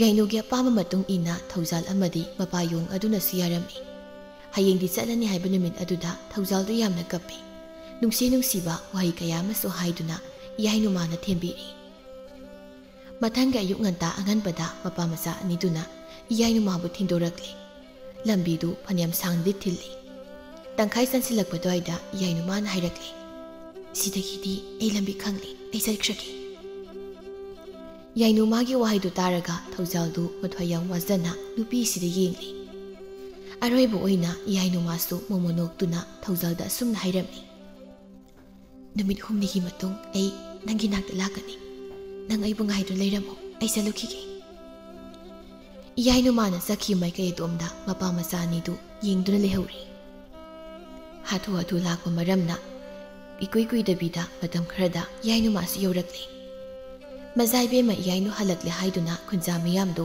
ꯋꯥ ꯋꯥ ꯂꯥꯎꯕ ꯍꯧꯅꯔꯛꯂꯤ ꯃꯌꯥꯝꯅ ꯉꯥꯡꯅꯔꯤꯕꯁꯤꯕꯨ ꯇꯥꯔꯒ ꯃꯄꯥꯏꯕꯨꯡ ꯅꯤꯡꯊꯧꯗꯨ ꯃꯁꯥꯒꯤ ꯃꯥꯏꯀꯩꯕꯨ ꯌꯦꯡꯂꯛꯂꯤ ꯑꯉꯥꯎꯕꯤ ꯑꯃꯒꯨꯝ ꯂꯩꯔꯦꯕꯤ ꯃꯃꯥ ꯇꯝꯄꯥꯛꯁꯨ ꯃꯁꯥꯒꯤ ꯈꯣꯡꯒꯨꯠ ꯂꯤꯅꯕ ꯍꯣꯠꯅꯔꯛꯂꯤ ꯃꯇꯝ ꯈꯔꯒꯤ ꯃꯇꯨꯡ ꯃꯃꯥ ꯃꯄꯥ ꯑꯅꯤꯕꯨ ꯑꯃꯨꯛ ꯍꯟꯅ ꯎꯖꯕ ꯐꯪꯕꯗ ꯌꯥꯏꯅꯨ ꯃꯥꯁꯨ ꯌꯥꯝ ꯁꯥꯊꯤꯅ ꯀꯞꯊꯣꯔꯛꯂꯤ ꯁꯤꯈ꯭ꯔꯦ ꯈꯟꯗꯨꯅ ꯂꯩꯔꯕ ꯃꯤꯁꯛ ꯑꯃꯅ ꯑꯃꯨꯛ ꯍꯟꯅ ꯍꯜꯂꯛꯄ ꯑꯁꯤꯗꯗꯤ ꯂꯩꯔꯤꯕ ꯈꯨꯟꯖꯥ ꯃꯤꯌꯥꯝꯗꯨ ꯏꯉꯛ ꯍꯦꯛ ꯉꯛꯅꯅ ꯇꯨꯃꯤꯟ ꯂꯦꯞꯇꯨꯅ ꯂꯩꯅꯔꯤ ꯇꯦꯜꯂꯕ ꯃꯇꯝ ꯈꯔꯁꯤꯗ ꯊꯣꯛꯈꯤꯕ ꯊꯧꯗꯣꯛ ꯄꯨꯝꯕ ꯃꯄꯥ ꯅꯤꯡꯊꯧ ꯑꯃꯗꯤ ꯃꯃꯥ ꯂꯩꯃꯒꯤ ꯃꯐꯝꯗ ꯃꯔꯤ ꯃꯈꯣꯡ ꯆꯨꯝꯅ ꯌꯥꯏꯅꯨ ꯃꯥꯅ ꯍꯥꯏꯔꯛꯂꯝꯃꯤ ꯌꯣꯡ ꯑꯗꯨꯕꯨ ꯄꯜꯂꯛꯄꯗ ꯃꯄꯥ ꯅꯤꯡꯊꯧ ꯑꯗꯨꯗꯤ ꯃꯃꯤꯠꯇ ꯏꯔꯥ ꯐꯥꯎꯕ ꯆꯦꯜꯂꯤ ꯂꯤꯔꯤꯕ ꯋꯥꯔꯤꯗꯨꯒꯤ ꯃꯇꯨꯡ ꯏꯟꯅ ꯊꯧꯖꯥꯜ ꯍꯥꯏꯔꯤꯕ ꯃꯤꯁꯛꯁꯤ ꯃꯃꯥ ꯂꯩꯃꯅ ꯑꯩꯒꯤ ꯏꯌꯥ ꯑꯣꯏꯕ ꯄꯥꯝꯃꯤ ꯍꯥꯏꯗꯨꯅ ꯍꯥꯏꯔꯛꯂꯤ ꯃꯁꯥꯒꯤ ꯊꯋꯥꯏ ꯀꯟꯕꯤꯔꯛꯄ ꯃꯔꯝꯅ ꯑꯐ ꯐꯠꯇ ꯑꯃꯨꯛ ꯊꯤꯔꯨꯗ ꯂꯩꯃꯒꯤ ꯋꯥꯐꯝ ꯑꯁꯤꯗ ꯃꯄꯥ ꯅꯤꯡꯊꯧꯅꯁꯨ ꯌꯥꯔꯦ ꯍꯥꯏꯅ ꯑꯌꯥꯕ ꯄꯤꯈ꯭ꯔꯦ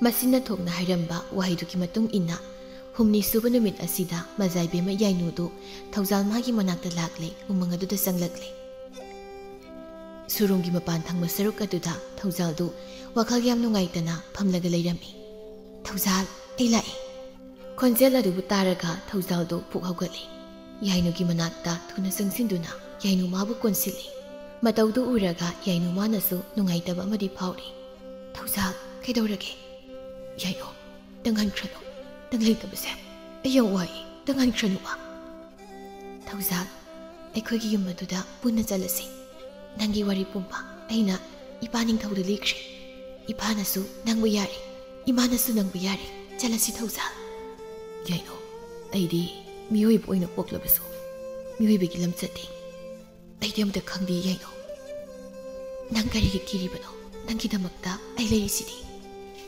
ꯌꯥꯏꯅꯨ ꯑꯩ ꯅꯪꯕꯨ ꯅꯨꯡꯁꯤꯌꯦ ꯊꯧꯖꯥꯜ ꯅꯪ ꯍꯧꯖꯤꯛꯇꯤ ꯈꯪꯂꯕ꯭ꯔꯥ ꯅꯨꯄꯥ ꯅꯨꯄꯤ ꯑꯅꯤꯒꯤ ꯅꯨꯡꯁꯤꯅꯕ ꯍꯥꯏꯕꯗꯣ ꯈꯪꯂꯦ ꯃꯁꯤꯒꯤ ꯅꯨꯡꯁꯤꯕꯁꯤꯁꯨ ꯃꯌꯥꯏ ꯌꯥꯝꯅ ꯀꯜꯂꯤ ꯉꯥꯏꯈꯣꯁꯦ ꯅꯪꯒꯤ ꯐꯤꯔꯣꯜ ꯈꯔ ꯑꯩꯅ ꯄꯨꯔꯛꯄꯅꯤ ꯃꯗꯣ ꯑꯃꯨꯛꯇ ꯁꯦꯠꯁꯤ ꯅꯪ ꯏꯔꯨꯖꯔꯕ ꯅꯠꯇ꯭ꯔꯥ ꯏꯁ ꯑꯌꯨꯛ ꯈꯨꯗꯤꯡꯒꯤ ꯂꯨꯏ ꯍꯥꯏꯕꯗꯤ ꯅꯪꯅꯁꯨ ꯈꯪꯉꯤꯗꯨꯗꯤ ꯊꯧꯖꯥꯜꯗ ꯀꯣꯜꯂꯤꯕꯗꯨ ꯊꯥꯗꯣꯛꯇꯨꯅ ꯌꯥꯏꯅꯨꯗꯨ ꯈꯨꯕꯥꯛ ꯃꯆꯥ ꯑꯃ ꯊꯨꯅ ꯈꯨꯔꯛꯏ ꯏꯪꯒꯤꯠ ꯑꯃ ꯄꯤꯔꯤꯕ ꯍꯥꯏꯗꯨꯅꯤ ꯏꯪꯒꯤꯠ ꯑꯗꯨꯕꯨ ꯐꯪꯕꯒ ꯌꯥꯏꯅꯨꯒ ꯂꯥꯛꯃꯤꯟꯅꯕ ꯃꯥꯒꯤ ꯃꯅꯥꯏ ꯈꯔ ꯊꯧꯖꯥꯜꯒꯤ ꯃꯅꯥꯛ ꯑꯁꯤꯗ ꯂꯦꯞꯂꯔꯦ ꯌꯥꯏꯅꯨ ꯃꯣꯃꯣ ꯅꯣꯛꯇꯨꯅ ꯊꯧꯖꯥꯜꯗ ꯌꯥꯝ ꯅꯨꯡꯁꯤꯅ ꯌꯦꯡꯂꯒ ꯃꯈꯣꯏꯒ ꯇꯧꯔꯒ ꯐꯤ ꯍꯣꯡꯂꯨꯔꯣ ꯂꯥꯛꯂꯤꯕ ꯃꯅꯥꯏ ꯈꯔꯗꯨꯅ ꯁꯤꯜ ꯂꯥꯡꯂꯒ ꯊꯧꯖꯥꯜꯕꯨ ꯐꯖꯅ ꯂꯣꯏꯁꯤꯟꯕꯤꯔꯤ ꯐꯖꯔꯕ ꯐꯤꯖꯣꯜ ꯑꯗꯨꯒ ꯁꯦꯠꯆꯤꯟꯕꯗꯗꯤ ꯀꯌꯥꯒꯤ ꯃꯇꯤꯛ ꯐꯖꯔꯕ ꯂꯥꯏꯒꯤ ꯃꯆꯥ ꯍꯥꯏꯕꯗꯨ ꯊꯧꯖꯥꯜꯒꯨꯝꯅ ꯐꯖꯔꯝꯒꯗ꯭ꯔꯥ ꯌꯥꯏꯅꯨ ꯃꯥꯗꯤ ꯄꯨꯡꯉꯥꯎ ꯉꯥꯎꯈ꯭ꯔꯦ ꯊꯧꯖꯥꯜ ꯃꯥꯒꯤ ꯃꯥꯏꯊꯣꯡꯗꯒꯤ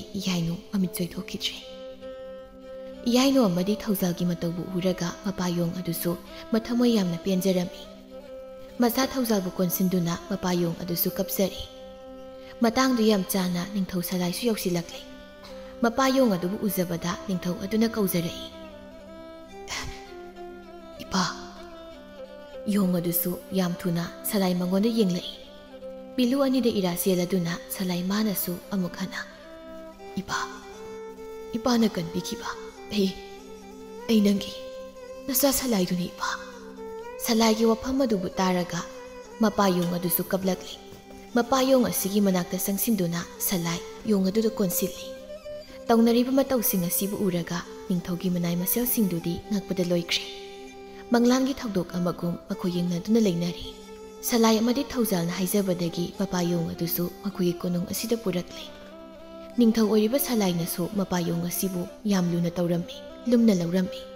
Taibang miyoybagi matsat pumba thawjal magi maphamda makoy mayam sangduna takpirami. Laibak karamna ngakani khunja karamna loinagani haibagi matangdasu mapa ningthaw asina takpirami. Iyaino madi thawjal punsilay punsemlaba matung thawjalda ningthaw khubam sinaduna nunghayai phana panminaba haibdu oikhirami. Ningtham thagi matamni leisil mahaksu taibang miyoyba singbu uhallaroi matagum pungmamamna thari. Napi matona pagpulikla mahaksu ayingba kaya khangzaduna napli. Thabak sinba miyoy singna ayuki inglab matam adubu nathaiduna imung puba ngamnaba chatli thabak suba. Yumbu rembi singna ngan haugatuna magi tawgadaba thabak sing tawnari. Palim apupi sunongna kainaki. Nauthi sapham leita laibak thirabi awaba kaya bulot sinduna. Maithongda momonok libingan thoyadu inglaba ningtham tha aduda ngan haugatlaga sumang masadu wai tairi. Mukpa nupa chahi 10 muk surabadusu ngan haugatlagtuna mangolda phamlaga masena wai taibada yengli.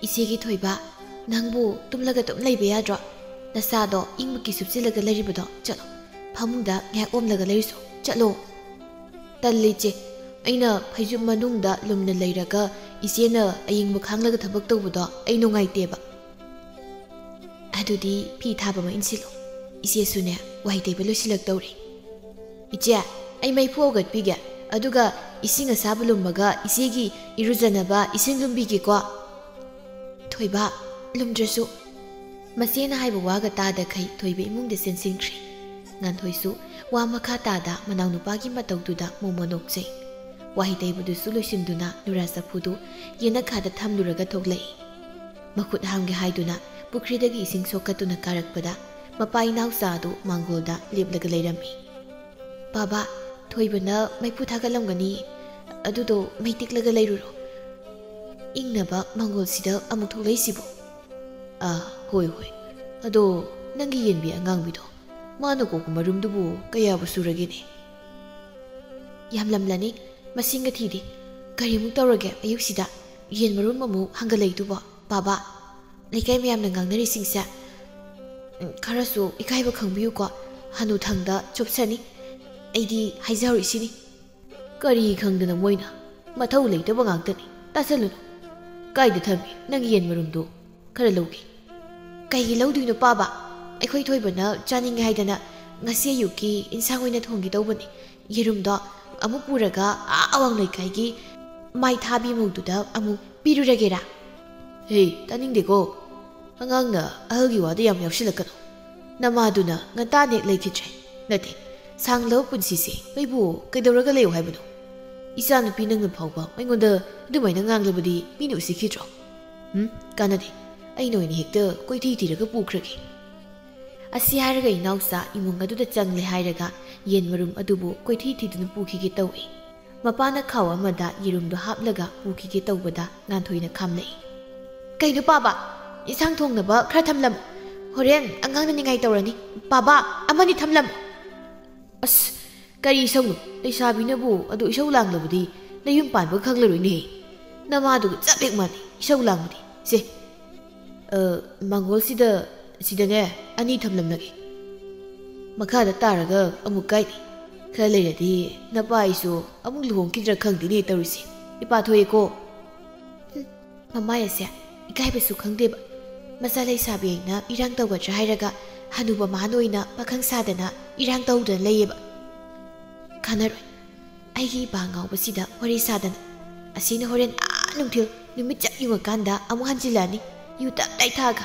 pelabani aidi icha kaidorage wa munganga leiduba ising sauri iruluru la hoi ise lai ise gi thoibadi maramokpani ise na yerum thongbidoini tu yerumani se thonglaga lokya pizadoini law changasi masen mokpa ani tu imungde sangkirami somde inausa inglaba lesil tharaba matam sida ꯃꯈꯨꯠꯇ ꯈꯥꯎ ꯃꯆꯥꯗꯨ ꯄꯥꯏꯔꯒ ꯀꯦꯕꯤꯒꯤ ꯃꯅꯥꯛꯇ ꯂꯥꯛꯏ ꯊꯣꯡꯒꯥꯜ ꯑꯗꯨꯗ ꯂꯦꯞꯂꯒ ꯆꯪꯁꯤ ꯀꯗꯥꯏ ꯆꯪꯂꯣꯏꯁꯤ ꯀꯗꯥꯏ ꯇꯧꯗꯨꯅ ꯂꯩ ꯀꯦꯕꯤꯁꯨ ꯄꯨꯈ꯭ꯔꯤꯗꯒꯤ ꯏꯁꯤꯡ ꯁꯣꯛꯂꯨꯕ ꯍꯜꯂꯛꯄꯗ ꯏꯅꯥꯎꯆꯥꯅ ꯂꯦꯞꯂꯤꯕꯗꯨ ꯎꯔꯗꯨꯅ ꯆꯪꯂꯛꯏ ꯍꯩꯃ ꯇꯥ ꯏꯅꯥꯎꯆꯥ ꯀꯔꯤꯅꯣ ꯑꯌꯨꯛ ꯑꯉꯟꯕꯁꯤꯗ ꯏꯪꯕꯒ ꯑꯃꯠꯇ ꯈꯪꯕꯤꯗ꯭ꯔꯕ꯭ꯔꯥ ꯇꯧꯔꯤꯁꯤꯕꯣ ꯅꯪ ꯎꯅꯤꯡꯃꯟꯗꯅ ꯂꯥꯏꯅꯤ ꯀꯩꯅꯣ ꯁꯤ ꯌꯦꯔꯨꯝꯅꯤ ꯅꯈꯣꯏ ꯏꯃꯥꯒ ꯅꯈꯣꯏ ꯊꯣꯡꯂꯒ ꯆꯥꯃꯤꯟꯅꯧ ꯏꯟꯁꯥꯡ ꯂꯩꯇꯗꯅ ꯋꯥꯔꯝꯂꯤꯕꯅꯤ ꯐꯅꯗꯨꯝ ꯐꯔꯦꯗ ꯑꯗꯣ ꯅꯪꯅ ꯁꯤꯗ ꯂꯥꯛꯏꯁꯦ ꯅꯆꯥꯅꯨꯄꯤꯅꯗꯤ ꯉꯥꯡꯗ꯭ꯔꯣ ꯀꯩꯁꯨ ꯉꯥꯡꯕ ꯉꯝꯕ ꯅꯠꯇꯦꯗ ꯃꯥꯅ ꯃꯤ ꯑꯩꯁꯨ ꯑꯩꯒꯤ ꯑꯄꯥꯝꯕ ꯇꯧꯖꯕꯅꯤ ꯀꯩꯅꯣꯅꯦ ꯏꯆꯥꯅꯨꯄꯤꯁꯨ ꯀꯨꯏꯅꯒ ꯌꯨꯝꯗ ꯂꯩꯕ ꯌꯥꯔꯣꯏ ꯃꯥꯅ ꯍꯦꯛ ꯃꯌꯨꯝ ꯄꯥꯟꯈꯤꯕꯒꯅꯦ ꯏꯕꯥꯅꯤꯁꯨ ꯍꯦꯛꯇ ꯆꯦꯟꯁꯤꯜꯂꯗꯧꯅꯤ ꯇꯥ ꯏꯅꯥꯎꯆꯥꯅ ꯍꯥꯏꯗꯣꯔꯛꯄ ꯋꯥꯁꯤꯃ ꯐꯁꯨ ꯐꯈ꯭ꯔꯦꯗꯀꯣ ꯇꯥꯗꯁꯦ ꯑꯩꯈꯣꯏꯗꯤ ꯂꯥꯏꯕꯛ ꯊꯤꯕꯤꯅꯤꯅ ꯑꯍꯥꯟꯕ ꯌꯨꯝ ꯄꯥꯜꯂꯨꯕ ꯅꯨꯄꯥꯗꯨꯁꯨ ꯐꯠꯇꯦ ꯑꯐꯕ ꯅꯨꯄꯥꯅ ꯍꯧꯖꯤꯛ ꯋꯥꯏꯗ ꯈꯛ ꯊꯦꯡꯅ ꯋꯥꯈꯜꯒꯁꯦ ꯅꯨꯡꯉꯥꯏꯕ ꯅꯠꯇꯦꯗ ꯏꯁ ꯋꯥꯈꯜ ꯅꯨꯡꯉꯥꯏꯇꯕ ꯌꯥꯕ꯭ꯔꯅꯦ ꯅꯪꯒꯤ ꯅꯨꯡꯉꯥꯏꯇꯕ ꯄꯨꯝꯕ ꯑꯩꯉꯣꯟꯗ ꯂꯣꯏꯅ ꯍꯥꯏꯗꯧꯅꯤ ꯀꯩꯅꯣ ꯑꯩꯁꯨ ꯍꯧꯖꯤꯛꯇꯤ ꯅꯪꯒꯤ ꯅꯨꯄꯥ ꯑꯣꯏꯔꯕꯒ ꯆꯞ ꯃꯥꯟꯅꯔꯕꯅꯤ ꯀꯩꯅꯣꯅꯦ ꯀꯩ ꯍꯥꯏꯒꯦ ꯇꯥꯗꯅ ꯍꯦꯛ ꯉꯥꯡꯕꯁꯤꯃ ꯑꯗꯣ ꯑꯩꯁꯨ ꯆꯪꯂꯒꯦ ꯇꯥꯗꯁꯨ ꯍꯟꯕꯤꯔꯣ ꯏꯪꯕꯁꯤꯗ ꯀꯨꯏꯅ ꯂꯩꯕꯤꯔꯅꯨ ꯐꯔꯦ ꯐꯔꯦ ꯑꯩꯁꯨ ꯆꯠꯂꯒꯦ ꯀꯣꯟꯅ ꯎꯅꯔꯁꯤꯀꯣ ꯆꯪꯉꯣ ꯅꯪꯁꯨ ꯑꯩꯁꯨ ꯆꯠꯂꯦꯀꯣ ꯃꯁꯤꯁꯨ ꯌꯥꯅꯤ ꯍꯥꯟꯅꯨꯈꯩ ꯃꯇꯨꯒꯁꯨ ꯀꯣꯏꯅꯤꯡꯂꯤ ꯃꯥꯜꯂꯤ ꯈꯔ ꯇꯧꯁꯟꯅꯔꯒ ꯁꯦꯜ ꯇꯞꯇꯥꯏ ꯂꯧꯊꯣꯛꯀꯦ ꯈꯪꯅꯤ ꯀꯔꯤꯕꯨ ꯇꯧꯔꯒ ꯂꯩꯖꯔꯨꯅꯤꯒꯦ ꯏꯋꯥꯒ ꯃꯥꯏ ꯆꯥꯟꯅꯗ꯭ꯔꯦꯅ ꯌꯨꯝꯁꯤꯗ ꯍꯜꯂꯛꯂꯕꯤ ꯑꯩꯅ ꯁꯨꯃꯥꯏꯅ ꯋꯥꯈꯜ ꯅꯨꯡꯉꯥꯏꯊꯣꯛꯂꯒ ꯂꯩꯕꯁꯤꯅ ꯑꯩꯒꯤ ꯑꯋꯥ ꯄꯣꯊꯥꯔꯤꯅꯤ ꯀꯥꯟꯗꯦ ꯆꯥꯛꯇꯨꯝ ꯊꯣꯡꯂꯨꯈꯤꯒꯦ ꯑꯁꯨꯝꯅ ꯑꯌꯨꯛꯀꯤ ꯃꯇꯝꯗꯣ ꯍꯧꯈ꯭ꯔꯦ ꯉꯥꯟꯊꯣꯏ ꯆꯥꯛ ꯇꯣꯛꯄꯒꯤ ꯊꯕꯛꯁꯤꯡꯗꯨ ꯂꯣꯏꯁꯤꯟꯕ ꯂꯣꯏꯔꯒ ꯐꯤꯁꯥꯀꯣꯜꯗꯒꯤ ꯁꯥꯕ ꯂꯣꯏꯔꯕ ꯐꯤ ꯑꯗꯨ ꯀꯛꯂꯤ ꯊꯣꯡꯒꯥꯜꯂꯣꯝꯗꯒꯤ ꯃꯇꯥꯊꯣꯏꯅꯨꯗꯨ ꯃꯈꯨꯠꯇ ꯂꯪ ꯃꯆꯨ ꯈꯔ ꯄꯥꯏꯔꯒ ꯆꯪꯂꯛꯏ ꯍꯣꯏ ꯏꯇꯥ ꯅꯪꯅ ꯍꯥꯏꯕ ꯂꯪ ꯃꯆꯨꯗꯨ ꯄꯨꯔꯛꯏ ꯍꯩꯃ ꯏꯇꯥ ꯀꯥꯈꯠꯂꯣ ꯑꯩ ꯐꯤ ꯀꯛꯏꯌꯦ ꯑꯦ ꯅꯪꯗꯤ ꯐꯤꯁꯤ ꯌꯥꯝ ꯊꯨꯅ ꯂꯣꯏ ꯍꯥꯏꯕ ꯑꯩꯈꯣꯏꯗꯤ ꯀꯗꯥꯏꯗꯒꯤ ꯐꯤ ꯑꯃ ꯂꯣꯏꯕꯗ ꯊꯥ ꯑꯃꯕꯨ ꯆꯪꯉꯤ ꯏꯕꯦꯝꯃ ꯅꯪꯗꯤ ꯌꯨꯝꯒꯤ ꯊꯕꯛ ꯃꯌꯥꯝꯁꯨ ꯇꯧꯔꯤꯕ ꯏꯇꯥ ꯅꯪꯕꯨ ꯑꯍꯤꯡꯒ ꯇꯨꯝꯗꯈꯩ ꯐꯤ ꯁꯥꯔꯕ꯭ꯔꯥ ꯍꯥꯏꯋꯥꯅꯤ ꯀꯗꯥꯏꯗꯒꯤ ꯑꯍꯤꯡ ꯇꯨꯝꯗꯅ ꯁꯥꯕ ꯉꯝꯗꯦ ꯆꯥꯛ ꯇꯣꯛꯂꯒ ꯊꯕꯛ ꯂꯣꯏꯁꯤꯜꯂꯝꯂꯒ ꯉꯥꯏꯍꯥꯛ ꯉꯥꯏꯍꯥꯛ ꯁꯥꯕꯅꯤ ꯅꯨꯡꯊꯤꯜ ꯃꯇꯝ ꯁꯪꯂꯒꯅ ꯁꯥꯔꯦ ꯁꯪꯗ꯭ꯔꯒꯅ ꯇꯣꯛꯏ ꯁꯤꯁꯨ ꯃꯅꯤꯡꯒꯤ ꯏꯅꯝꯃ ꯃꯦꯝꯆꯥꯒꯤ ꯉꯁꯤ ꯄꯤꯗꯣꯏꯅꯤ ꯑꯗꯨꯒꯤꯅꯤ ꯑꯩꯅ ꯊꯨꯅ ꯁꯥꯕ ꯂꯣꯏꯁꯤꯜꯂꯤꯁꯤ ꯊꯕꯛ ꯀꯟꯕꯤ ꯑꯩꯒꯤ ꯏꯇꯥꯅꯤ ꯂꯩꯀꯥꯏꯁꯤꯗ ꯅꯪꯃꯨꯛ ꯊꯕꯛ ꯐꯕꯤ ꯂꯩꯇꯦ ꯁꯛꯇ ꯍꯥꯏꯔꯦ ꯏꯇꯥꯅ ꯏꯍꯦꯟ ꯍꯦꯜꯂꯤꯗꯣ ꯄꯥꯈꯪ ꯃꯌꯥꯝꯁꯤꯅ ꯏꯇꯥꯕꯨ ꯀꯣꯏꯕ ꯐꯪꯂꯕꯗꯤ ꯈꯟꯅ ꯂꯨꯝꯕ ꯂꯥꯛꯅꯔꯤꯕ ꯃꯌꯥꯝꯁꯤ ꯀꯜꯂꯛꯇꯕ ꯉꯝꯗꯦꯗ ꯌꯥꯔꯦ ꯆꯣꯏꯔꯣꯜꯗꯣ ꯀꯣꯟꯅ ꯂꯣꯜꯂꯨ ꯐꯤꯁꯦ ꯑꯃꯨꯛꯇ ꯊꯤꯟꯃꯤꯟꯅꯧꯁꯤ ꯂꯥꯛꯑꯣ ꯍꯣꯏ ꯍꯣꯏ ꯆꯟꯅ ꯆꯟꯅ ꯋꯥꯔꯤ ꯁꯥꯕ ꯍꯥꯏꯗꯨꯅꯤ ꯍꯩꯃ ꯏꯇꯥ ꯅꯣꯏ ꯏꯪꯈꯣꯜꯒꯤ ꯀꯣꯕꯤꯁꯤꯗꯤ ꯌꯥꯝ ꯐꯖꯔꯦ ꯆꯥꯎꯔꯕꯅꯤ ꯑꯩꯈꯣꯏ ꯊꯣꯏꯕꯅ ꯏꯁꯤꯡ ꯆꯥꯏꯕ ꯀꯟꯕꯒꯤ ꯊꯨꯅ ꯆꯥꯎꯔꯤꯅꯤ ꯅꯆꯤꯟꯅꯧꯄꯥꯅ ꯃꯔꯝ ꯂꯣꯏꯅ ꯃꯣꯛꯁꯤꯜꯂꯛꯇꯅ ꯑꯩꯈꯣꯏꯅꯦ ꯏꯀꯥꯏꯖꯔꯦꯀꯣ ꯑꯁ ꯅꯨꯡꯁꯥꯁꯤꯁꯨ ꯁꯥꯏꯍꯦ ꯅꯤꯡꯊꯝꯊꯥꯅ ꯍꯥꯏꯖꯕꯒꯤ ꯋꯥꯅꯤ ꯀꯥꯂꯦꯟ ꯊꯥꯒꯕꯨ ꯆꯞ ꯍꯦꯛ ꯃꯥꯟꯅꯩ ꯂꯩꯔꯛꯁꯦ ꯍꯥꯟꯅꯗꯤ ꯎ ꯋꯥ ꯌꯥꯝꯅ ꯍꯧꯕꯒꯤ ꯎꯔꯨꯝ ꯈꯔ ꯐꯪꯂꯝꯕꯅꯤ ꯍꯧꯖꯤꯛꯇꯤ ꯄꯨꯡꯍꯣꯡ ꯍꯣꯡꯉꯤ ꯑꯗꯨꯅ ꯁꯥꯔꯕꯁꯨ ꯁꯥꯅꯅꯦ ꯏꯇꯥ ꯊꯣꯏꯅꯣ ꯑꯩꯒꯤ ꯈꯜꯂꯒ ꯏꯗꯣꯝꯆꯥ ꯃꯦꯝꯆꯥ ꯍꯣꯏ ꯐꯥꯎꯗꯪ ꯆꯠꯃꯤꯟꯅꯕ ꯇꯥꯔꯦꯀꯣ ꯏꯁ ꯌꯥꯔꯦ ꯕꯦꯝꯃ ꯅꯪꯅ ꯍꯥꯏꯕꯗ ꯑꯩꯅ ꯌꯥꯅꯤꯡꯗꯕ ꯀꯩ ꯌꯥꯎꯈ꯭ꯔꯒꯦ ꯍꯧꯖꯤꯛ ꯑꯩꯅ ꯆꯠꯂꯔꯣꯏ ꯍꯥꯏꯁꯨ ꯎꯄꯥꯏ ꯂꯩꯇꯦ ꯏꯗꯣꯝꯆꯥ ꯃꯦꯝꯆꯥ ꯍꯣꯏꯒꯤ ꯊꯣꯡꯒꯥꯜꯗꯤ ꯌꯧꯁꯤꯜꯂꯛꯏ ꯃꯈꯣꯏ ꯑꯅꯤ ꯅꯣꯛꯂꯒ ꯋꯥꯔꯤ ꯁꯥꯟꯅꯗꯨꯅ ꯃꯦꯝꯆꯥ ꯍꯣꯏꯗ ꯆꯪꯂꯒ ꯐꯤꯗꯨ ꯄꯤꯔꯝꯂꯒ ꯂꯥꯛꯏ ꯊꯣꯏꯅꯨꯁꯨ ꯆꯠꯂꯒꯦ ꯍꯥꯏꯔꯝꯗꯨꯅ ꯃꯌꯨꯝꯂꯣꯝꯗ ꯆꯠꯈꯤꯔꯝꯃꯤ ꯉꯥꯟꯊꯣꯏꯁꯨ ꯃꯊꯟꯇ ꯃꯌꯨꯝ ꯇꯥꯕ ꯂꯩꯔꯛ ꯑꯗꯣꯝꯗ ꯂꯥꯛꯏ ꯃꯥꯅ ꯁꯨꯝ ꯂꯥꯛꯄꯗ ꯃꯄꯥꯒ ꯀꯦꯕꯤꯒꯗꯨ ꯂꯝꯕꯤꯗ उरुम लांग मसी मद फमलगा लैरिबदु उरम्मी अखोई पापसी येमुने मसीगा मोक्सिगा अम उनरगा वरी सारमेबा अहिदिबा इकाई बिनगा उरदी इकाई सबदा सिरि केबीना तादा आदा ला इसिबु नसानु बिदु नत्तब्राने करिनो याम साउना लाको मालिदा अस इसानु बिसुं थेंनरिन तौरिसे काइदगी उखुचिलगा लाइनो खंगदेबा कमाई तौरिसिदे कइनो तादा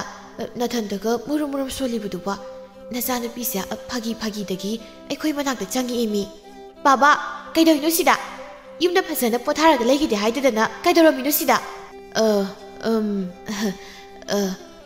कइनो आ उमना तौ लैदुबो हगुलो युम जसि लाओ थोइबदो मथना युमदा लेउबनी लाओ पाबु चलसे बेमा नंग चलम ipa ngaktang lerakige baba mino khraga yam ikai se ko pakhang masai khalak pana haiboi di phai yam limjade ko adugi saru yum jasila kebina he rai bema ta da sia aiga wari arugam sanaram liban sanari wari se phat hek thadok pa yadabagi asuk phajana ngaktang leraga laklage haridana si phawda salasina ko law lori budubu manakta phamli ba isya ikai ba biri ba haiduro ine ai kanada su ikai ba piba tawjade ai gi pa wakhal ta da basa ta na ba ko law law zabani aidi masida ine na mu yaksin birei tubu madubu kai gino baba jalasila ai na ngang leraga lakiri kok lakida na leisabi na bu anam yang kalib du kai gino ha chalam yumda lambi sida kanaba ai pamde ko gan thoido mapana dum nang nganglakpaduda mabuk ningdu khara khajik nungai jati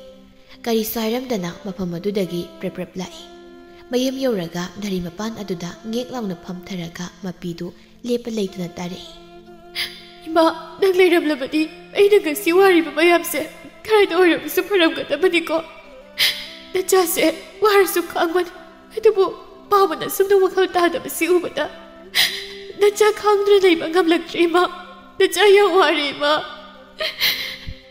Maupa nupa thoibadu masena mangolda kappagi khonseldu tabada imungdagi thoklaktuna masegi manakta phamlei che kai kapino mina kai hareino che kapkano che nang warabro aina hayengoi charaga iche no gaina thamdoini chiki thoiba ichi wadi asiaraga maupa bu chena konsinduna kapchei thoibasu angang na haibagi wani masena wariba nungaitriba singadu loina khanglibani masi taraklim mapidu taithokuna tapna hairei akhoi pabasa yam phate koiche icheda thabak loina suhale aduga mana insangsu lona puraga hekta jani ichedagi selsu yam toina lawe mingna haiba akhoi pabasa nupi koi hai ichegi thoiba mina haiba taru nangi dama iche leri sidi baba busu aina wakhal tahangani adugi sar kobi sia ising sai thok nab tawrasi iche ising sok piragi hoi iche hawai tharak su ising sai sikwa na hamuk thakibudo haugalabani ai ising sai na ba pere lakthokhi ge che thoibudu yena khalom das nanake thoibudu yena kharom da sen khiduna pere do lawruri mokpagi mataw du bu yengjaraga ngan thoi awabu pumba loina kakthok asumna matam khra hokri kebisu inausa dagi them duna sil kaya ma lakthok lammi laikai mina su makhoini gi mataudu awubada mamit yamna nanarami kebi gi makhura singduna inausabu tanja sabada warake khana leirami nongma numidang wairam gi matamni nganthoi amadi mata thoinu bukri asawbadu dagi ising sokpa laklammi makhoini na sum lakpada pakhang ani khakna kaurei chingkhaina ichanani bu kainam tangjage ba thoinuna karino hektang biyo khulsida sanyamna loiba samu egi mayumdo kanglabadi ongte takbiyu ba ekoisa sanlainaba yengbulak zabani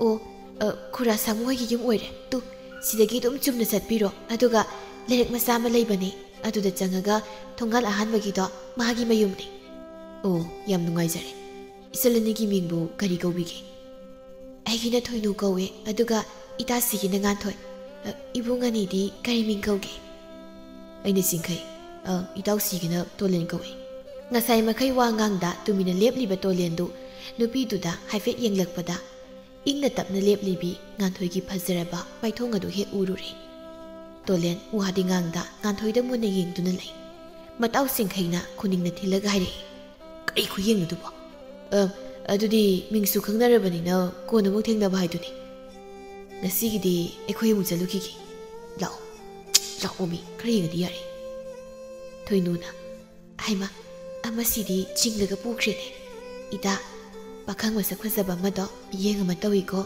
cheksinjo ida sidi ba mina sumna yenglaba phawba aduwaina sum khalerati yaroi ko hoi bema mi yengdo chumnagi mi yengnate ko ida da chado ko yengido nangdi uramoine ban yengido chado ko yengi bema as yarese ising soklaga yumda thunhanaba tawrasi ai thabakamda loisilamdribani somna wangsawa pakhang ani dusu sanatu lainaba yengluraga mayumlomda halaklami lamida sana tolendu mathanta momonogle chingkhaina ye kari khudong nu de ꯅꯨꯄꯥꯁꯦ ꯏꯔꯥꯡ ꯑꯃ ꯂꯥꯛꯄ ꯃꯥꯜꯂꯤꯗ ꯅꯨꯄꯤ ꯑꯉꯥꯡꯗ ꯃꯤꯅ ꯐꯥꯎꯕ ꯍꯟꯅ ꯌꯦꯡꯗꯕ ꯅꯪꯅ ꯉꯁꯤ ꯂꯩꯁꯥꯕꯤꯗꯨꯗ ꯌꯦꯡꯈꯤꯕ ꯈꯨꯌꯦꯡꯗꯣ ꯑꯁ ꯆꯤꯡꯈꯩ ꯅꯪꯁꯦ ꯋꯥ ꯌꯥꯝ ꯉꯥꯡꯉꯤ ꯉꯁꯥꯏꯒꯤ ꯅꯨꯄꯤ ꯑꯃꯗꯣ ꯉꯥꯟꯊꯣꯏ ꯍꯥꯏꯕ ꯅꯠꯇ꯭ꯔꯣ ꯈꯪꯗꯦ ꯃꯥꯒꯤ ꯏꯪ ꯇꯞꯄꯤ ꯃꯁꯛꯇꯣ ꯑꯍꯥꯟꯕ ꯎꯕꯗ ꯊꯃꯣꯏꯁꯤꯅ ꯈꯣꯏꯗꯥꯖꯔꯨꯔꯦ ꯀꯥꯟꯗꯦ ꯑꯄꯥꯝꯕ ꯅꯨꯄꯤ ꯂꯩꯔꯤꯉꯩꯁꯤꯗ ꯀꯣꯏꯍꯧꯕꯅ ꯐꯅꯤ ꯑꯥꯏ ꯌꯥꯝ ꯊꯨꯖꯤꯜꯂꯛꯏ ꯉꯁꯤꯗꯤ ꯃꯤ ꯈꯪꯅꯕ ꯂꯩꯔꯝꯗꯤ ꯂꯩꯔꯝꯃꯣꯏꯁꯨ ꯈꯪꯗꯦ ꯈꯪꯅꯕ ꯂꯩꯒꯦꯔꯥ ꯂꯩꯔꯣꯏꯔꯥ ꯑꯩꯗꯤ ꯈꯪꯗꯦ ꯑꯩꯅ ꯄꯥꯝꯈ꯭ꯔꯗꯤ ꯀꯣꯏꯔꯅꯤ ꯈꯪꯗꯦꯕ ꯑꯩꯗꯤ ꯀꯣꯏꯅꯤ ꯅꯪ ꯄꯤꯛꯂꯤꯉꯩꯗꯒꯤ ꯅꯈꯣꯏ ꯏꯃꯥ ꯄꯥꯕꯅ ꯅꯊꯟꯗ ꯌꯥꯎꯏꯅ ꯅꯪꯅ ꯑꯄꯥꯝꯕꯈꯩ ꯄꯪꯄꯤꯗ ꯄꯤꯕꯗꯣ ꯅꯨꯄꯤꯒꯤ ꯃꯇꯥꯡꯁꯤꯗꯗꯤ ꯌꯥꯔꯣꯏꯕꯣ ꯅꯨꯄꯤꯅ ꯄꯥꯝꯈꯤꯗꯕ ꯒꯥꯏꯁꯦ ꯄꯥꯝꯈꯤꯗ꯭ꯔꯕ ꯖꯥꯠꯅꯤ ꯀꯅꯥꯒꯤ ꯏꯅꯥꯛ ꯈꯨꯟꯅ ꯈꯨꯜꯂꯕꯁꯨ ꯃꯣꯏꯅ ꯄꯥꯝꯗ꯭ꯔꯕ ꯑꯩꯈꯣꯏꯒꯤ ꯏꯃꯤ ꯈꯛ ꯎꯕꯗ ꯇꯤꯟ ꯁꯤꯠꯂꯦ ꯍꯥꯏꯔꯤꯅꯤ ꯆꯤꯡꯈꯩ ꯅꯪꯒꯤꯁꯦ ꯑꯩꯒꯤ ꯃꯇꯦꯡ ꯄꯥꯡꯗꯣꯏꯔꯥ ꯅꯠꯇ꯭ꯔꯒ ꯑꯩ ꯍꯥꯠꯇꯣꯏꯔꯣ ꯍꯥ ꯇꯣꯂꯦꯟꯅꯤꯕꯣ ꯅꯪꯅ ꯐꯤꯡꯒꯠꯈꯤꯕꯁꯤꯅꯕ ꯏꯇꯥꯎꯒꯤꯕꯨ ꯄꯥꯡꯗ꯭ꯔꯗꯤ ꯀꯩꯅꯣꯅꯦ ꯏꯇꯥꯎꯗꯤ ꯅꯨꯄꯤꯁꯨ ꯑꯃꯨꯛ ꯐꯥꯎꯕ ꯀꯣꯏꯔꯛꯇ꯭ꯔꯤꯕꯗꯨꯗ ꯈꯪꯂꯝꯃꯣꯏ ꯍꯥꯏꯗꯅ ꯁꯨꯝ ꯍꯥꯏꯕꯤꯕꯅꯤꯗ ꯀꯥꯟꯅꯦ ꯈꯔ ꯂꯩꯔꯒ ꯃꯣꯏ ꯈꯨꯜꯗ ꯑꯃꯨꯛ ꯆꯠꯂꯒ ꯂꯨꯝꯃꯨꯔ ꯂꯣꯏꯔꯦ ꯀꯩꯅꯣ ꯏꯇꯥꯎꯅ ꯑꯄꯥꯝꯕ ꯅꯨꯄꯤꯕꯨ ꯀꯣꯏꯗꯅ ꯊꯣꯛꯑꯦꯕ꯭ꯔꯣ ꯑꯗꯣ ꯌꯥꯔꯛꯇ꯭ꯔꯗꯤ ꯑꯩ ꯈꯪꯗꯦꯀꯣ ꯌꯥꯅꯕ ꯇꯧꯒꯗꯕꯅꯤꯅꯦ ꯑꯍꯥꯟꯕ ꯍꯥꯏꯕꯗ ꯌꯥꯗ꯭ꯔꯁꯨ ꯑꯅꯤꯔꯛ ꯍꯥꯏꯖꯜꯂ ꯂꯣꯏꯔꯦ ꯑꯅꯤꯔꯛꯇꯤ ꯌꯥꯗ꯭ꯔꯒꯅ ꯑꯍꯨꯝꯂꯛ ꯍꯥꯏꯔ ꯌꯦꯡꯉꯤ ꯃꯗꯨ ꯌꯥꯔꯛꯇ꯭ꯔꯒꯅ ꯌꯥꯔꯛꯇ꯭ꯔꯦꯗꯅ ꯐꯥꯔꯒ ꯂꯧꯔ ꯂꯣꯏꯔꯦ ꯅꯨꯄꯤꯕꯨ ꯀꯩꯅꯣ ꯎꯏꯁ ꯃꯁꯤꯗꯤ ꯐꯔꯛ ꯌꯥꯝ ꯇꯥꯔꯛꯀꯗꯧꯔꯤꯅ ꯐꯥꯔ ꯂꯧꯅꯤ ꯀꯥꯏꯅ ꯍꯦꯛꯇ ꯍꯥꯏ ꯋꯥꯅꯤ ꯊꯧꯅꯥ ꯈꯨꯐꯗꯤ ꯄꯛꯇꯤ ꯄꯛꯇꯅ ꯌꯥꯔꯤꯕꯨꯡꯉꯣ ꯑꯄꯥꯝꯕ ꯅꯨꯡꯁꯤꯔꯤꯕ ꯅꯨꯄꯤꯗꯣ ꯑꯇꯣꯞꯄ ꯈꯪꯅꯕ ꯂꯩꯔꯝꯂꯒ ꯀꯅꯥ ꯅꯨꯡꯉꯥꯏꯗꯣꯏꯅꯣ ꯑꯗꯨ ꯑꯣꯏꯗꯤ ꯐꯥꯔꯒ ꯂꯧꯅꯤ ꯍꯥꯏꯇꯥꯕ ꯅꯨꯄꯤ ꯐꯥꯔꯒ ꯂꯧꯕꯒꯩꯁꯦ ꯌꯥꯝ ꯂꯨꯈ꯭ꯔ ꯋꯥꯅꯤ ꯈꯪꯉꯕ ꯁꯤꯗꯩꯁꯤꯗ ꯅꯨꯄꯤ ꯃꯣꯏꯅꯗꯤ ꯐꯥꯔꯒ ꯂꯧꯅꯤ ꯍꯥꯏꯔꯦ ꯀꯥꯏꯅ ꯍꯩꯅꯗꯕꯤꯒ ꯇꯧꯔꯤ ꯑꯩꯈꯣꯏꯒꯨꯝꯕꯅ ꯅꯨꯄꯤ ꯍꯦꯟꯅ ꯂꯨꯅ ꯇꯧꯗꯣꯏꯅꯤꯗꯤ ꯈꯪꯗ꯭ꯔꯤ ꯇꯣꯂꯦꯟ ꯅꯪ ꯉꯁꯤ ꯀꯩꯗꯧꯔꯦ ꯍꯥꯏꯕꯅꯣ ꯅꯠꯇꯦ ꯍꯦꯛ ꯍꯧꯕꯗꯒꯤꯅ ꯂꯣꯏ ꯐꯥꯎ ꯅꯨꯄꯤ ꯐꯥꯕ ꯉꯥꯛꯇ ꯀꯤꯕꯨ ꯀꯤꯁꯤꯜꯂꯦꯀꯣ ꯅꯪꯒꯤ ꯃꯑꯣꯡꯁꯦ ꯑꯁ ꯁꯨꯝ ꯍꯥꯏꯕꯅꯤ ꯀꯩꯗꯧꯔꯒꯦ ꯀꯥꯟꯗꯦ ꯌꯨꯝ ꯌꯧꯅꯕ ꯆꯠꯂꯁꯤ ꯂꯧꯁꯤꯡꯒ ꯂꯣꯏꯔꯀꯥꯟꯗ ꯑꯩꯒꯤ ꯅꯨꯡꯁꯤꯕꯤ ꯍꯣꯏꯒꯤ ꯈꯨꯜꯁꯤꯗ ꯑꯃꯨꯛ ꯂꯥꯛꯑꯁꯤ ꯂꯥꯛꯑꯣ ꯃꯇꯥꯎ ꯑꯅꯤꯗꯨ ꯋꯥꯔꯤ ꯁꯥꯅ ꯁꯥꯅ ꯃꯌꯨꯝ ꯌꯧꯅꯕ ꯆꯠꯈꯤꯔꯝꯃꯤ ꯅꯨꯃꯤꯗꯥꯡꯒꯤ ꯃꯇꯝꯅꯤ ꯉꯥꯟꯊꯣꯏ ꯆꯥꯛꯈꯨꯝꯗ ꯆꯥꯛ ꯊꯣꯡꯂꯤ ꯃꯧꯄꯥ ꯊꯣꯏꯕꯅ ꯅꯥꯀꯟꯗ ꯐꯝꯂꯒ ꯁꯤꯡ ꯁꯦꯝꯂꯤ ꯏꯅꯥꯎꯆꯥꯗꯨ ꯌꯨꯞꯇꯞ ꯇꯥꯃꯈꯩ ꯉꯥꯎꯔꯒ ꯃꯌꯨꯝꯗ ꯍꯟꯖꯤꯜꯂꯛꯏ ꯆꯥꯛ ꯊꯣꯡꯂꯤꯕ ꯃꯆꯥꯅꯨꯄꯤꯒꯤ ꯃꯅꯥꯛꯇ ꯆꯪꯂꯛꯂꯒ ꯈꯠꯅꯕ ꯍꯧꯔꯛꯏ ꯍꯩ ꯏꯀꯥꯏ ꯈꯪꯗꯕꯤ ꯂꯩꯁꯥꯕꯤ ꯑꯔꯤꯕꯤ ꯀꯌꯥꯝ ꯀꯨꯏꯅ ꯌꯨꯝ ꯑꯁꯤꯗ ꯅꯪ ꯂꯩꯈꯤꯒꯦ ꯍꯥꯏꯕꯅꯣ ꯍꯥ ꯅꯌꯨꯝ ꯄꯥꯟꯈ꯭ꯔꯣ ꯍꯥꯏꯕꯁꯤ ꯁꯨꯡꯌꯥ ꯌꯥꯗ꯭ꯔꯤꯁꯤ ꯀꯩꯒꯤꯅꯣ ꯊꯣꯏꯕꯅ ꯄꯥꯕ ꯏꯆꯦꯗ ꯑꯗꯨꯃꯥꯏꯅ ꯉꯥꯡꯒꯅꯨ ꯉꯁꯥꯏꯁꯨ ꯏꯆꯦꯁꯦ ꯀꯞꯄꯒ ꯂꯥꯛꯑꯦ ꯑꯗꯨꯒ ꯄꯥꯕꯅ ꯑꯃꯨꯛ ꯉꯥꯡꯖꯜꯂꯗꯤ ꯑꯃꯨꯛ ꯀꯞꯄꯅꯤ ꯍꯩ ꯍꯩꯅꯨ ꯇꯔꯦ ꯋꯥ ꯉꯥꯡꯕꯗꯤ ꯍꯩꯈ꯭ꯔꯦꯅꯦ ꯑꯉꯥꯡꯗꯤ ꯑꯉꯥꯡ ꯑꯣꯏꯅ ꯂꯩꯌꯨꯀꯣ ꯑꯍꯜꯒꯤ ꯋꯥꯗꯤ ꯌꯥꯎꯁꯤꯜꯂꯛꯀꯅꯨ ꯏꯄꯥꯅ ꯅꯨꯡꯉꯥꯏꯇ꯭ꯔꯤꯕ ꯋꯥꯔꯤ ꯃꯌꯥꯝꯁꯦ ꯅꯆꯦꯁꯤꯅ ꯀꯔꯤ ꯈꯪꯕꯤꯒꯦ ꯍꯥ ꯁꯦꯜ ꯈꯔ ꯄꯤꯌꯨ ꯍꯥꯏꯕ ꯐꯥꯎ ꯇꯥꯁꯤꯟꯅꯗꯅ ꯄꯤꯔꯣꯏꯗꯒꯤ ꯇꯧꯔꯤꯕ ꯅꯆꯦꯁꯦ ꯐꯠꯇꯕꯤꯅꯤ ꯃꯁꯤ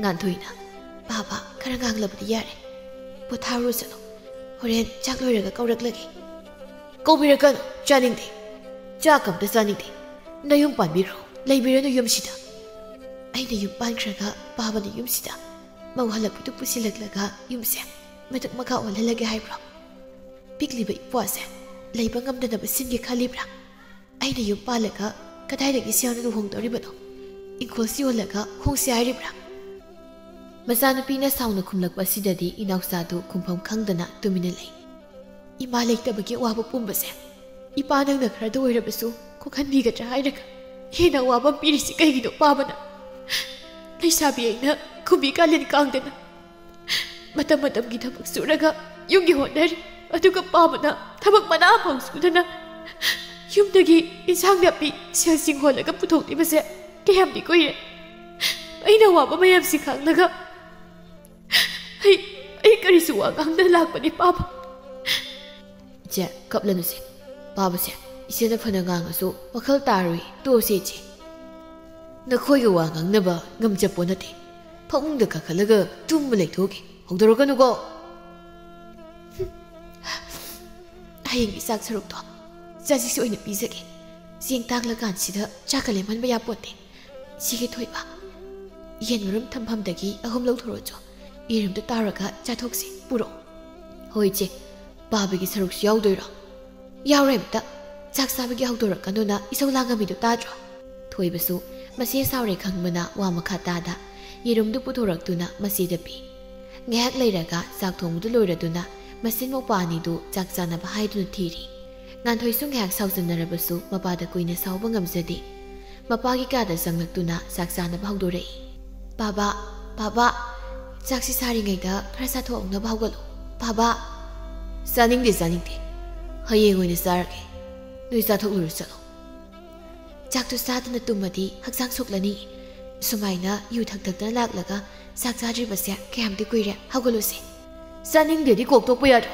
ꯆꯥꯅꯤꯡꯗꯕꯒꯤꯅꯤ ꯏꯄꯥꯅ ꯆꯥꯅꯤꯡꯗꯦ ꯍꯥꯏꯔꯤꯕꯁꯦ, ꯆꯠꯂꯣ ꯆꯥꯊꯣꯛꯂꯨꯔꯣ꯫ ꯉꯥꯟꯊꯣꯏ ꯋꯥ ꯃꯈꯥ ꯇꯥꯗ ꯇꯨꯃꯤꯟꯅ ꯊꯣꯛꯂꯛꯏ꯫ ꯆꯥꯛꯈꯨꯝꯗ ꯆꯥꯛꯂꯨꯛ ꯃꯅꯥꯛꯇ ꯐꯝꯗꯨꯅ ꯃꯆꯦ ꯂꯥꯛꯄ ꯉꯥꯏꯔꯤꯕ ꯃꯧꯄꯥꯕꯨ ꯌꯦꯡꯅ ꯃꯄꯤ ꯏꯔꯥ ꯆꯦꯜꯂꯛꯏ꯫ ꯑꯗꯨꯕꯨ ꯇꯥꯔꯛꯀꯦ ꯇꯧꯔꯤꯕ ꯃꯄꯤꯗꯨ ꯐꯥꯖꯤꯟꯖꯗꯨꯅ ꯆꯥꯛꯈꯨꯝꯗ ꯆꯪꯂꯛꯇꯨꯅ ꯃꯄꯥꯒꯤ ꯆꯥꯛꯂꯨꯛ ꯑꯗꯨ ꯐꯖꯅ ꯀꯨꯞꯇꯨꯅ ꯊꯝꯈ꯭ꯔꯦ꯫ ꯑꯗꯨꯒ ꯃꯆꯤꯟ ꯃꯧꯄꯥ ꯑꯅꯤꯗꯨ ꯄꯨꯟꯅ ꯆꯥꯛ ꯆꯥꯔꯝꯃꯤ꯫ ꯆꯥꯛ ꯇꯣꯛꯂꯗꯨꯅ ꯉꯥꯟꯊꯣꯏ ꯊꯕꯛꯁꯤꯡꯗꯨ ꯂꯣꯏꯁꯤꯜꯂꯤ꯫ ꯊꯣꯏꯕꯅ ꯃꯆꯦꯕꯨ ꯂꯣꯏꯕ ꯉꯥꯏꯔꯤ ꯉꯥꯟꯊꯣꯏꯁꯨ ꯊꯕꯛ ꯂꯣꯏꯔꯗꯨꯅ ꯃꯅꯥꯎꯒ ꯄꯨꯟꯅ ꯇꯨꯝꯕ ꯆꯪꯈꯤꯔꯝꯃꯤ꯫ ꯑꯍꯤꯡ ꯇꯥꯡꯂꯧ ꯊꯦꯡꯂꯕꯗꯨꯗ ꯋꯥꯈꯜꯅ ꯋꯥꯔꯕ ꯃꯥꯏꯊꯣꯡꯗꯅ ꯑꯋꯥꯕ ꯎꯠꯊꯣꯛꯇ꯭ꯔꯤꯕꯤ ꯉꯥꯟꯊꯣꯏꯗꯨ ꯇꯨꯝꯂꯤ꯫ ꯋꯥꯔꯦ ꯍꯥꯏꯅ ꯍꯥꯏꯃꯟꯕ ꯊꯣꯛꯂꯣꯏ꯫ ꯂꯩꯁꯥꯕꯤ ꯑꯃ ꯑꯣꯏꯕꯒꯤ ꯃꯀꯦ ꯁꯦꯝꯗꯨꯅ ꯂꯩꯖꯕꯗꯨ ꯈꯪꯖꯗ꯭ꯔꯕꯤ ꯌꯨꯝꯒꯤ ꯄꯨꯛ ꯊꯟꯅꯕ ꯍꯣꯠꯅꯕꯗ ꯋꯥꯖꯔꯕꯤꯗꯣ ꯃꯔꯛꯁꯤꯗ ꯋꯥꯈꯜ ꯇꯥꯗ꯭ꯔꯕ ꯃꯄꯥꯒꯤ ꯁꯔꯩ ꯑꯃꯨꯛ ꯈꯥꯡꯂꯤꯕꯤ ꯂꯥꯏꯕꯛ ꯊꯤꯕꯤꯗꯣ ꯅꯤꯡꯉꯥꯏꯗꯅ ꯃꯧꯄꯥꯕꯨ ꯀꯣꯟꯗꯨꯅ ꯇꯨꯝꯂꯤ꯫ ꯑꯁꯨꯝꯅ ꯑꯍꯤꯡ ꯑꯗꯨꯃꯁꯨ ꯍꯧꯈ꯭ꯔꯦ꯫ ꯃꯍꯧꯁꯥꯒꯨꯝ ꯉꯥꯟꯊꯣꯏ ꯑꯌꯨꯛ ꯉꯟꯅ ꯍꯧꯒꯠꯇꯨꯅ ꯏꯃꯨꯡꯒꯤ ꯊꯕꯛꯁꯤꯡꯗꯨ ꯂꯣꯏꯁꯤꯜꯂꯤ꯫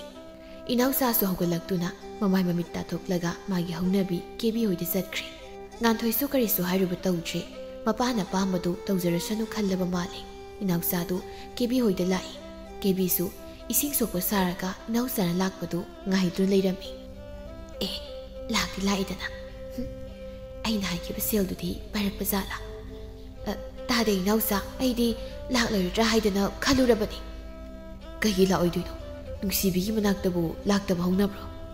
ꯁꯤ ꯅꯪꯅ ꯍꯥꯏꯕ ꯁꯦꯜꯗꯨꯅꯤ꯫ ꯍꯩꯃꯥ, ꯑꯩꯗꯤ ꯀꯥꯎꯕꯨ ꯀꯥꯎꯊꯣꯛꯂꯨꯔꯦ꯫ ꯑꯗꯣ ꯄꯤꯔꯛꯂꯕꯅꯤꯅ ꯂꯧꯁꯤꯜꯂꯦꯀꯣ꯫ ꯑꯗꯨꯗꯤ ꯇꯥꯗꯦ ꯏꯅꯥꯎꯆꯥ, ꯑꯩ ꯑꯃꯨꯛ ꯆꯪꯂꯒꯦ꯫ ꯍꯟꯗꯛ ꯏꯈꯨꯔꯥꯁꯤꯡꯗꯨꯁꯨ ꯈꯣꯡꯊꯥꯡ ꯈꯨꯗꯤꯡ ꯁꯦꯟꯅꯔꯤ ꯌꯥꯝꯅ, ꯑꯗꯨꯅ ꯑꯩ ꯆꯪꯂꯦꯀꯣ ꯇꯥꯗ꯫ ꯍꯣꯏ ꯍꯣꯏ ꯆꯪꯉꯣ, ꯑꯗꯣ ꯍꯣꯔꯦꯟꯗꯣ ꯃꯅꯤꯡꯒꯤ ꯄꯨꯈ꯭ꯔꯤꯗ ꯊꯣꯛꯂꯛꯄ ꯀꯥꯎꯅꯨꯀꯣ, ꯑꯩꯁꯨ ꯆꯠꯂꯦ꯫ ꯁꯣꯝꯗ ꯉꯥꯟꯊꯣꯏꯗꯨ ꯃꯥꯒꯤ ꯎꯄꯨꯗ ꯆꯦꯡ ꯋꯥꯅꯕ ꯁꯦꯜ ꯊꯝꯂꯝꯕꯗꯨ ꯂꯩꯔꯝꯗ꯭ꯔꯕꯗꯨꯗ ꯃꯊꯥ ꯁꯥꯅ ꯊꯤꯔꯤ꯫ ꯑꯁ, ꯑꯩꯕꯨ ꯀꯗꯥꯏꯗꯅꯣ ꯊꯝꯂꯝꯕꯗꯨꯕꯣ? ꯁꯤꯗꯅꯤꯗ꯫ ꯑꯩꯈꯣꯏ ꯄꯥꯕꯅꯒ ꯂꯧꯊꯣꯛꯈ꯭ꯔꯖꯥꯠꯂꯣ?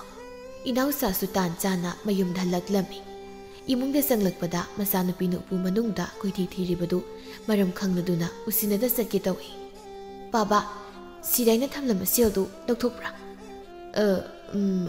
ꯈꯪꯗꯦꯍꯦ, ꯀꯥꯏꯗꯒꯤ ꯁꯦꯜꯅꯣ?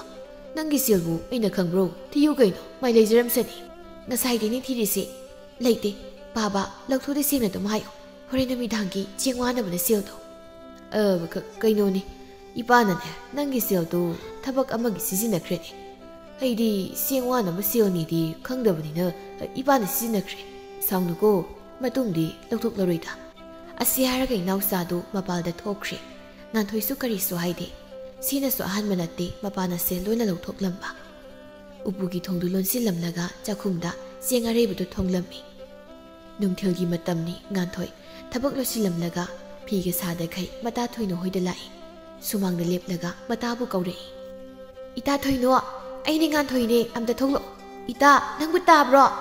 ꯑꯣ, ꯇꯥꯔꯦ ꯇꯥꯔꯦ꯫ ꯑꯩꯃ, ꯏꯇꯥ ꯊꯥꯖꯗꯦ, ꯂꯥꯛꯑꯣ ꯀꯥꯈꯠꯂꯣ꯫ ꯁꯤ ꯃꯣꯔꯥꯁꯤꯗ ꯐꯝꯃꯣ꯫ ꯀꯩ ꯂꯩꯒꯦ ꯏꯇꯥꯅ ꯂꯥꯛꯊꯣꯛꯇꯅ ꯂꯥꯛꯄꯕꯣ? ꯑꯩꯁꯦ ꯏꯇꯥꯗꯒꯤ ꯃꯇꯦꯡ ꯑꯝꯇ ꯅꯤꯒꯦ ꯍꯥꯏꯅ ꯂꯥꯛꯂꯤꯅꯦ꯫ ꯀꯔꯤꯅꯣ ꯍꯦꯛꯇ ꯍꯥꯏꯌꯨ꯫ ꯍꯣꯔꯦꯟ ꯅꯨꯃꯤꯗꯥꯡꯒꯤ ꯆꯦꯡ ꯆꯔꯥ ꯂꯩꯍꯧꯗ꯭ꯔꯦ, ꯁꯦꯜꯁꯨ ꯂꯣꯏꯅ ꯂꯣꯏꯊꯣꯛꯈ꯭ꯔꯕ꯫ ꯑꯗꯨꯒꯤ ꯏꯇꯥ ꯍꯣꯏꯗꯒꯤ ꯆꯦꯡ ꯈꯔ ꯂꯧꯖꯒꯦꯅ ꯍꯥꯏꯒꯦꯅ ꯂꯥꯛꯄꯅꯤ꯫ ꯊꯨꯅ ꯑꯃꯨꯛ ꯁꯤꯡꯉꯛꯀꯦ꯫ ꯏꯁ, ꯑꯗꯨꯒꯤ ꯑꯣꯏꯔꯦ ꯑꯗꯨ ꯀꯣꯏꯅ ꯍꯥꯏꯔꯒ ꯂꯩꯔꯤꯗꯣ?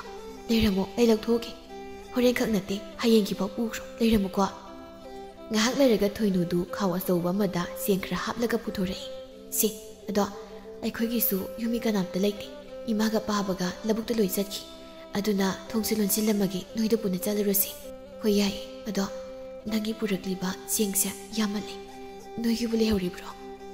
ꯂꯩꯍꯧꯔꯤꯌꯦ, ꯍꯟꯗꯛꯇꯤ ꯑꯩꯈꯣꯏꯁꯨ ꯐꯧ ꯍꯥꯞꯄꯦ꯫ ꯑꯗꯨꯅ ꯐꯧꯁꯦꯡ ꯃꯔꯥꯡ ꯀꯥꯏꯔꯦ ꯌꯥꯔꯦ ꯁꯨꯃꯪꯗ ꯂꯩꯔ ꯂꯥꯛꯑꯣ ꯁꯤ ꯆꯠꯂꯁꯤ ꯑꯦ ꯅꯣꯏ ꯃꯅꯤꯡꯒꯤ ꯆꯝꯄ꯭ꯔꯥꯗꯣ ꯆꯥꯎꯔꯝꯃꯅꯤ ꯍꯦꯛꯂꯒ ꯆꯥꯎꯁꯤ ꯂꯥꯛꯑꯣ ꯃꯁꯦ ꯆꯤꯡꯗ꯭ꯔꯤꯉꯩ ꯌꯥꯔꯣꯏꯗꯧꯕꯅꯤ ꯂꯥꯛꯑꯣꯕꯁꯦ ꯃꯇꯥ ꯉꯥꯟꯊꯣꯏꯅ ꯅꯨꯡꯉꯥꯏꯇ꯭ꯔꯤꯕꯗꯨ ꯈꯪꯂꯗꯨꯅ ꯊꯣꯏꯅꯨꯅ ꯃꯇꯥꯕꯨ ꯄꯨꯛꯅꯤꯡ ꯅꯨꯡꯉꯥꯏꯅꯕꯅꯤ ꯍꯥꯏꯗꯅ ꯆꯤꯡꯗꯨꯅ ꯂꯥꯛꯂꯝꯃꯤ ꯉꯥꯟꯊꯣꯏꯒꯤ ꯋꯥꯔꯛꯂ ꯃꯇꯝꯗ ꯃꯇꯥ ꯊꯣꯏꯅꯨ ꯅꯠꯇꯅ ꯀꯅꯥꯁꯨ ꯂꯩꯇꯦ ꯑꯗꯨꯅ ꯉꯥꯟꯊꯣꯏꯁꯨ ꯅꯨꯡꯉꯥꯏꯇꯕ ꯀꯌꯥꯗꯣ ꯀꯥꯎꯊꯣꯛꯇꯨꯅ ꯋꯥꯔꯤ ꯅꯨꯡꯉꯥꯏꯕ ꯁꯥꯗꯨꯅ ꯃꯌꯨꯝ ꯇꯝꯅ ꯂꯥꯛꯂꯝꯃꯤ ꯑꯁꯨꯝꯅ ꯅꯣꯡꯃ ꯍꯧꯈꯤꯕꯅ ꯂꯣꯏꯗꯥꯝ ꯊꯥꯕꯨꯝ ꯀꯌꯥ ꯍꯧꯈ꯭ꯔꯦ ꯂꯧꯁꯤꯡꯒꯤ ꯃꯇꯝ ꯂꯣꯏꯈ꯭ꯔꯦ ꯅꯣꯡꯃꯒꯤ ꯃꯇꯝꯅꯤ ꯁꯣꯝꯗ ꯇꯣꯂꯦꯟꯒ ꯆꯤꯡꯈꯩꯒꯗꯨ ꯉꯥꯟꯊꯣꯏꯒꯤ ꯈꯨꯜ ꯇꯝꯅ ꯂꯥꯛꯂꯝꯃꯤ ꯁꯨꯝ ꯂꯥꯛꯄꯅ ꯃꯔꯥꯏꯕꯛ ꯐꯕ ꯍꯥꯏꯒꯗ꯭ꯔꯥ ꯊꯣꯏꯅꯨꯁꯨ ꯉꯥꯟꯊꯣꯏ ꯍꯣꯏꯗ ꯂꯥꯛꯄꯗ ꯇꯣꯂꯦꯟ ꯍꯣꯏꯒ ꯊꯦꯡꯅꯔꯝꯃꯤ ꯆꯤꯡꯈꯩꯅ ꯊꯣꯏꯅꯨ ꯑꯩꯈꯣꯏꯅꯤ ꯅꯍꯥꯟꯃꯨꯛ ꯂꯝꯕꯤꯗ ꯊꯦꯡꯅꯕꯗꯣ ꯑꯣ ꯈꯪꯉꯤ ꯇꯥ ꯆꯤꯡꯈꯩ ꯍꯥꯏꯕ ꯅꯠꯇ꯭ꯔꯣ ꯉꯁꯤꯅ ꯀꯅꯥꯒꯤ ꯃꯌꯨꯝ ꯑꯃ ꯈꯪꯗ꯭ꯔꯒꯦ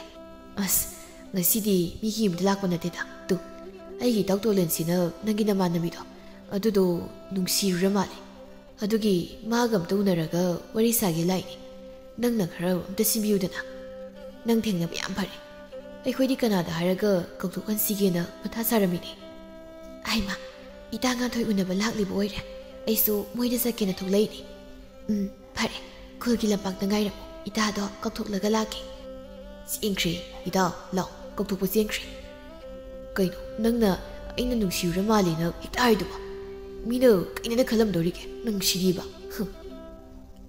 ꯀꯔꯤꯅꯣ ꯑꯃꯨꯛ ꯁꯥꯎꯖꯤꯟꯕꯤꯔꯤꯁꯤꯕꯣ ꯅꯇꯨꯒꯤ ꯋꯥꯁꯨ ꯍꯥꯏꯕꯤꯕ ꯑꯗꯨꯒ ꯑꯩꯉꯣꯟꯗ ꯁꯥꯎꯁꯨ ꯁꯥꯎꯖꯤꯟꯕꯤꯔꯛꯄ ꯏꯁꯦ ꯍꯥꯏꯒꯠꯂꯛꯇꯅꯕ ꯆꯣꯡꯁꯤꯜꯂꯒ ꯐꯩꯀꯥꯎ ꯀꯧꯁꯤꯜꯂꯛꯀꯅꯤꯀꯣ ꯉꯁꯤ ꯑꯁ ꯌꯥꯔꯦ ꯌꯥꯝ ꯐꯤꯡꯕ ꯁꯥꯔꯛꯀꯅꯨ ꯑꯗꯨꯒꯤ ꯁꯔꯨ ꯈꯨꯜꯒꯤ ꯂꯝꯄꯥꯛꯇꯣ ꯑꯗꯨ ꯌꯧꯅꯕ ꯊꯨꯅ ꯆꯠꯁꯤ ꯃꯣꯏ ꯂꯥꯛꯄꯅ ꯍꯥꯜꯂꯅꯤ ꯃꯤꯍꯨꯟꯅ ꯃꯔꯣꯜ ꯑꯃ ꯆꯣꯡꯕꯅꯤ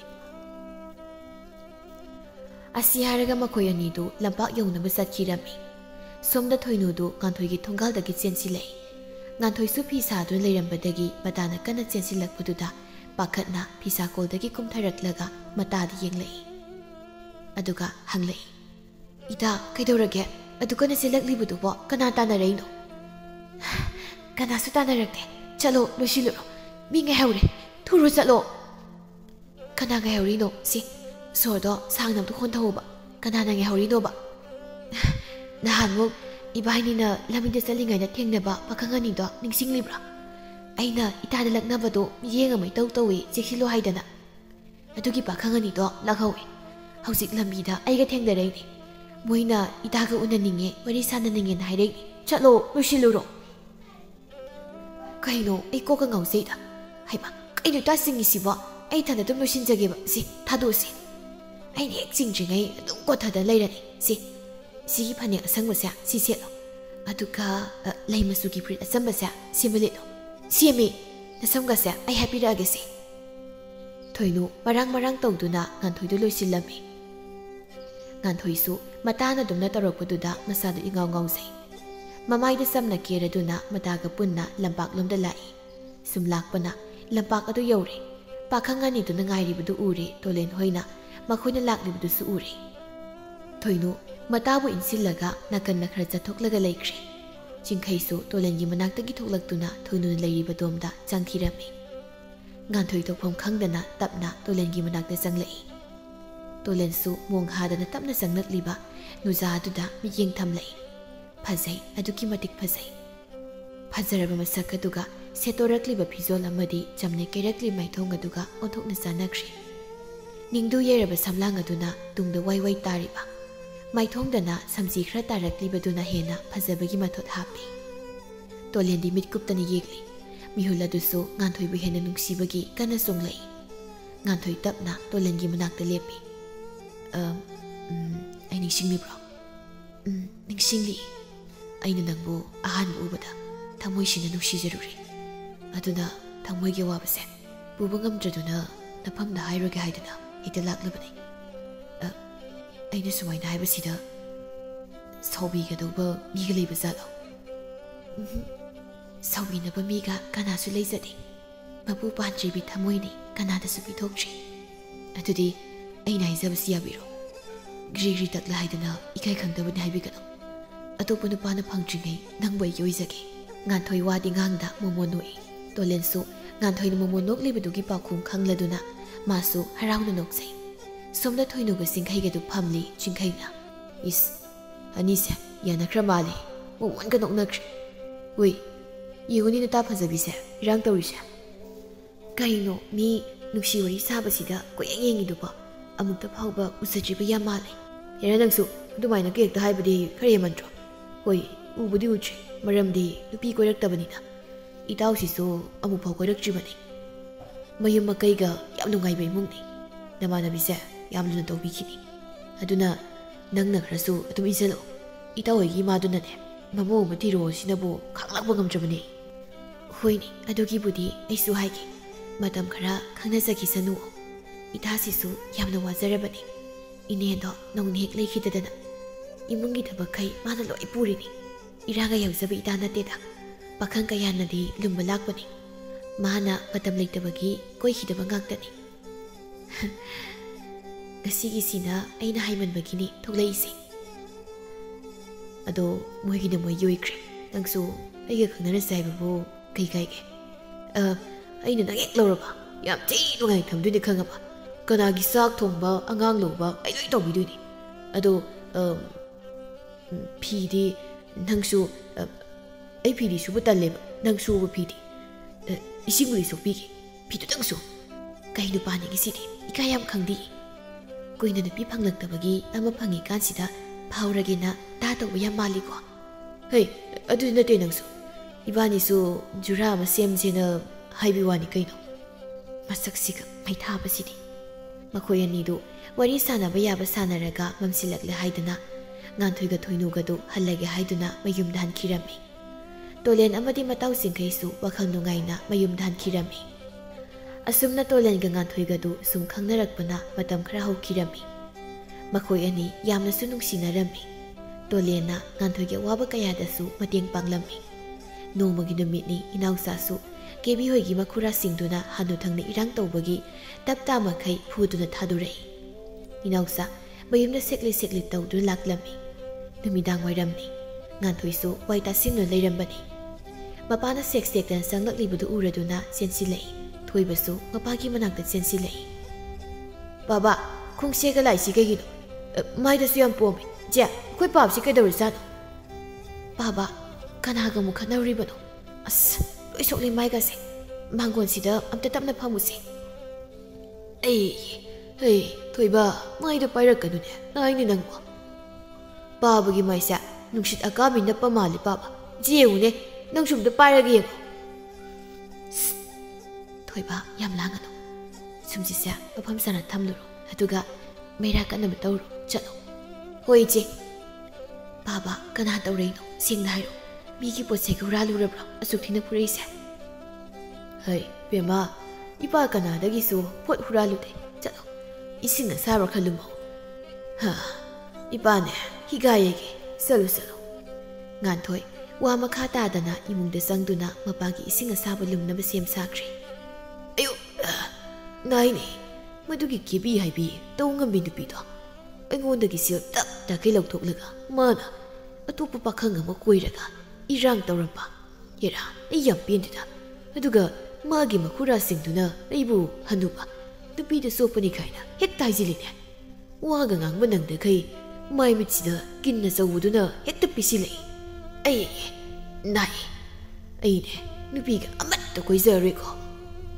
ha punsirolga tanjararai isa nupina haibado nahana lawjaramnabadi mai kairibase kairam loidabani hey bema nangbu isingdu sarjibrane nganthoi imungdai khumlei au sare baba khudeng daidokle baba chango higayerase inausa su sek tana imungda sangkhirami numitsidagi hauna inausa du wakhal taduna masanupi amadi masanupagi khanduna thabak thiduna thabak suba haurami mayumda su masa singa loinana ingkhol singdu insang napi hena tharami nganthoi su mapana sumna wakhal tarak pasidadi yamna harauzarami nahan makai mana wakhal nungaitana wana sakna leirambadu mapagi minungsi phanglabada pungko koklami asumna chahi khara haukhri thoibasu pakhang pungkak pharakli nganthoi tolengi mapa laktuna luhongnaba haina singnarami luhongbagi matam siyorakladuna makoi ani du luhonglami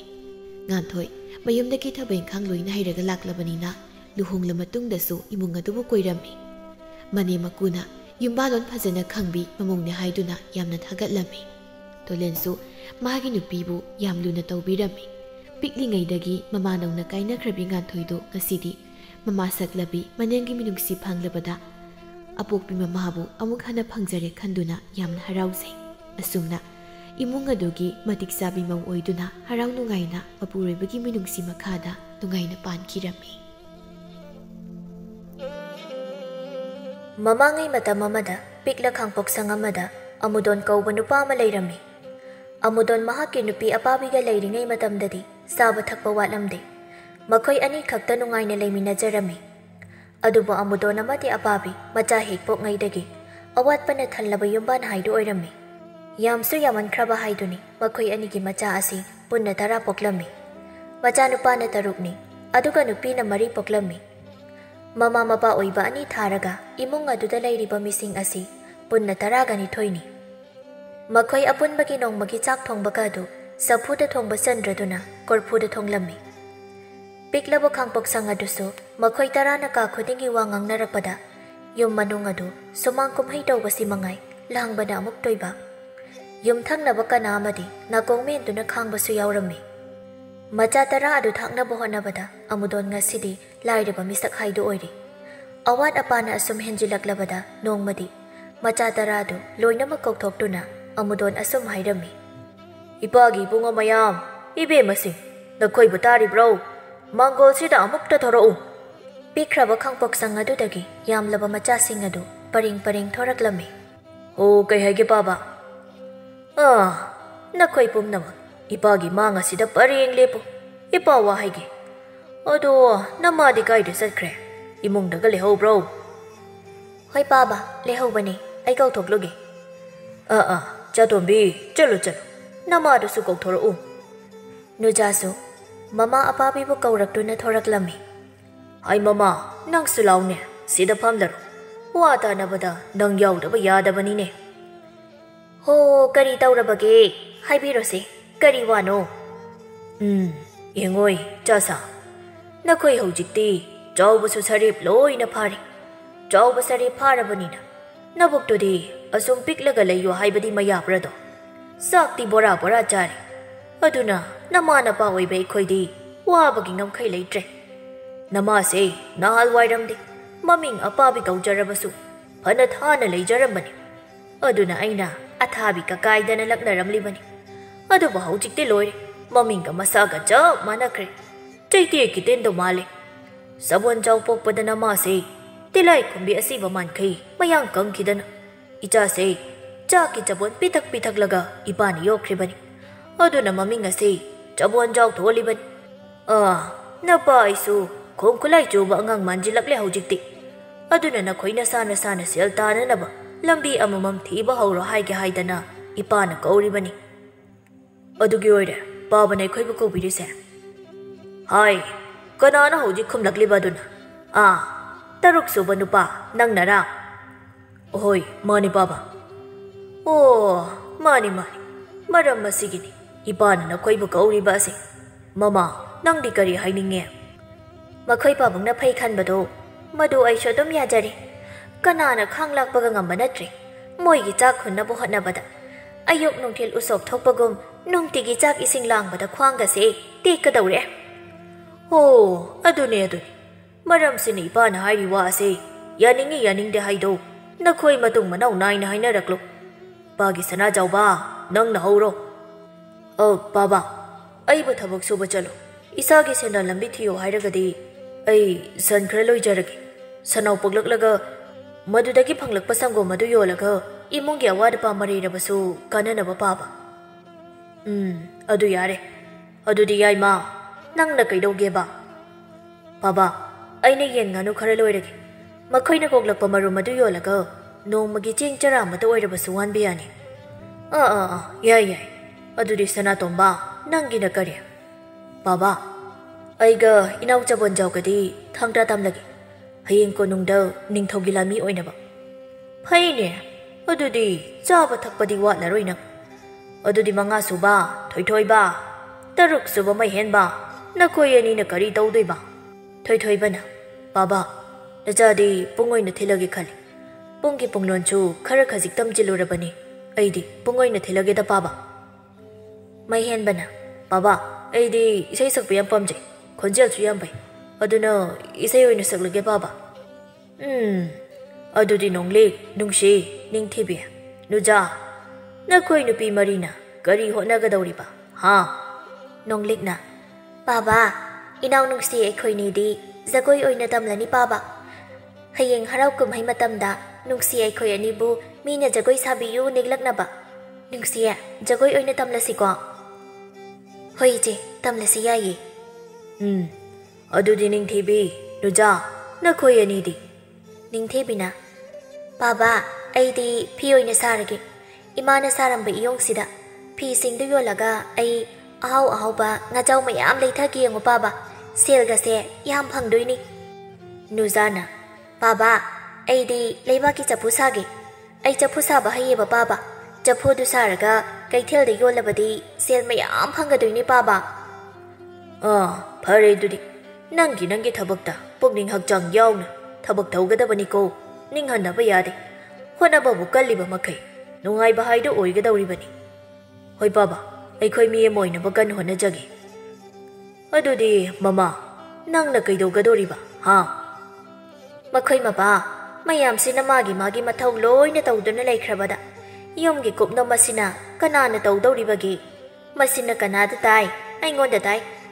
Yomgi thabay kang suba. Sil phangloy daba thabak asina. Mama oibi ay na suba haido tari dana. Apabi. Madugidi kari suwaran.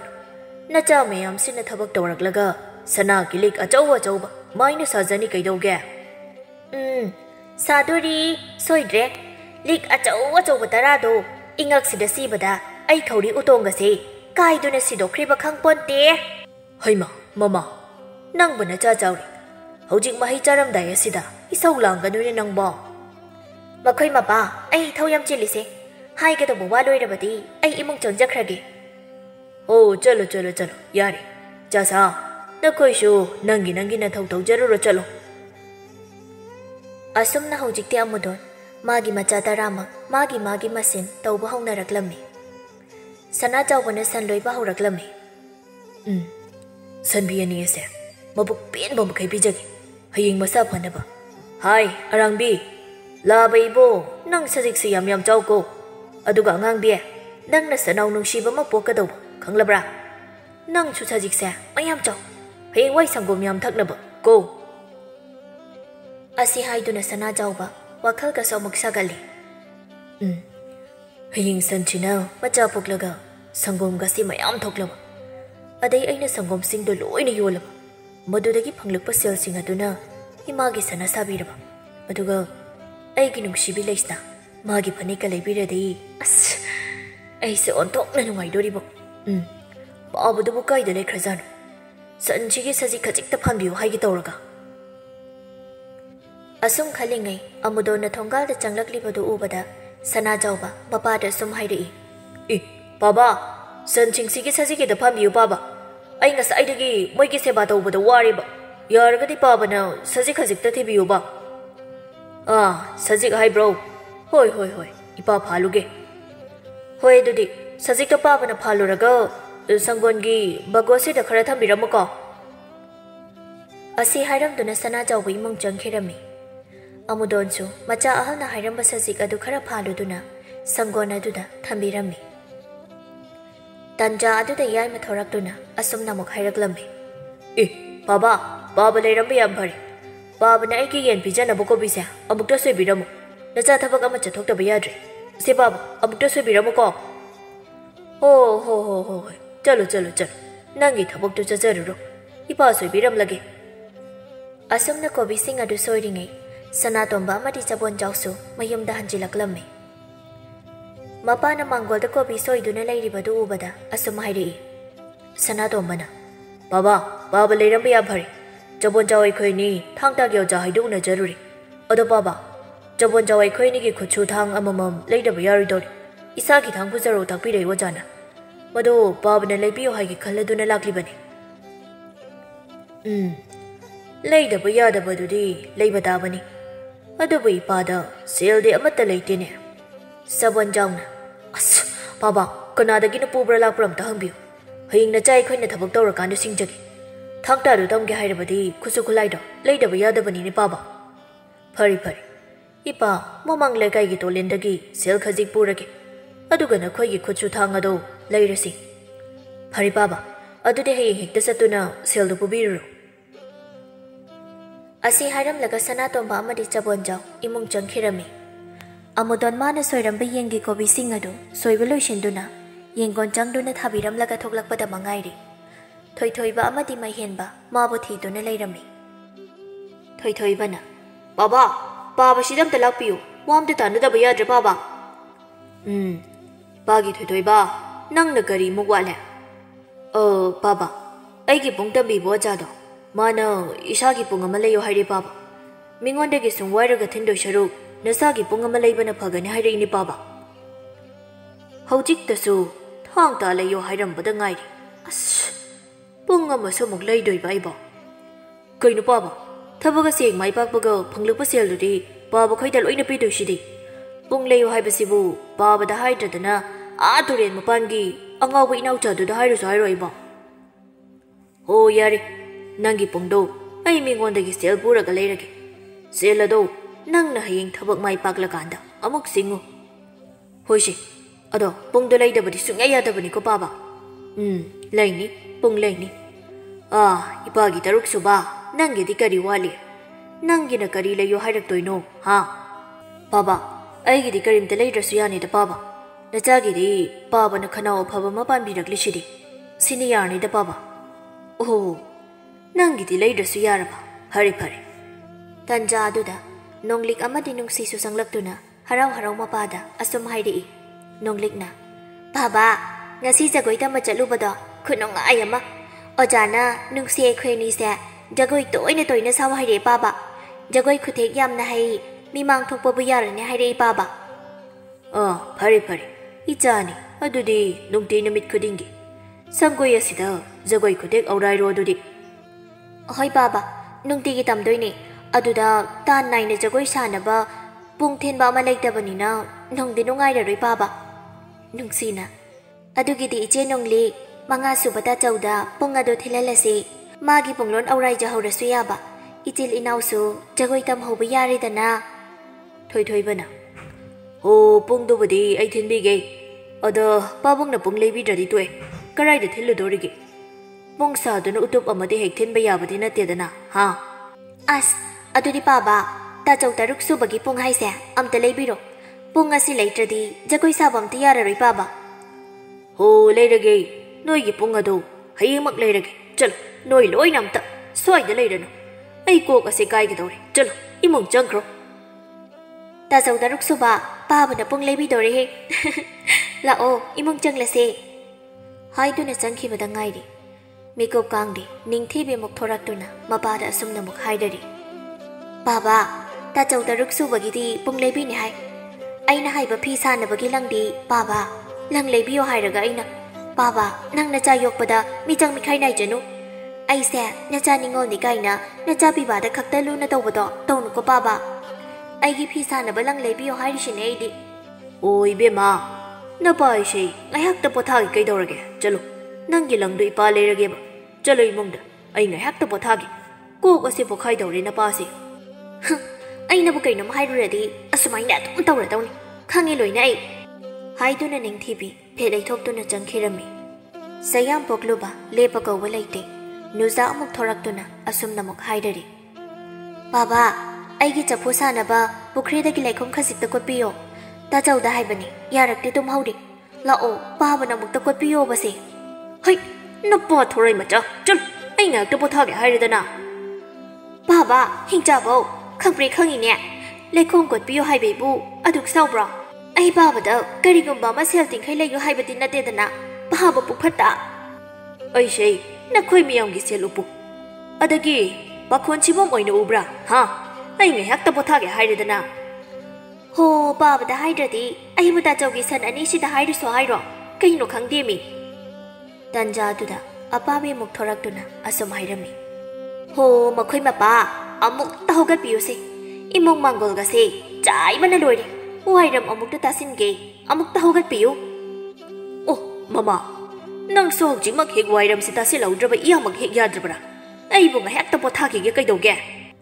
Ho imong manggol se asuk sai ri se ubi drabro potha ge hairabasu phamung da potha biru ro nang wairam yam tasin ning labana tro ha tasin laurana ai amang se mamang da potha ro rage imong ste ai gi potha pham leite haima kai ni gi sidia phamung da potha biru ro haibasi bu sau bu sau bor kai no khangjala chi da dai I thau yam chili nena ta nong manumit amada potha ba phangjadraba amodon macha mayam gi chakri da mingon da gi sel puduna macha singgi awat pathungalami madam de sum haukrabada amodon magi macha tarama sel thokpade amate yawramde mingon da gi pusilu ba sel singa dudi singdaba yadabanina mina sel thoba so horaklami nong magi numit amani amodon thabak chatluba gi halakpa lambida mana sel puru ba tolenduga hek thingnarami tada thingnaba yam phari ai gi sel do haina kiba matam su phani yam nadi hendorakle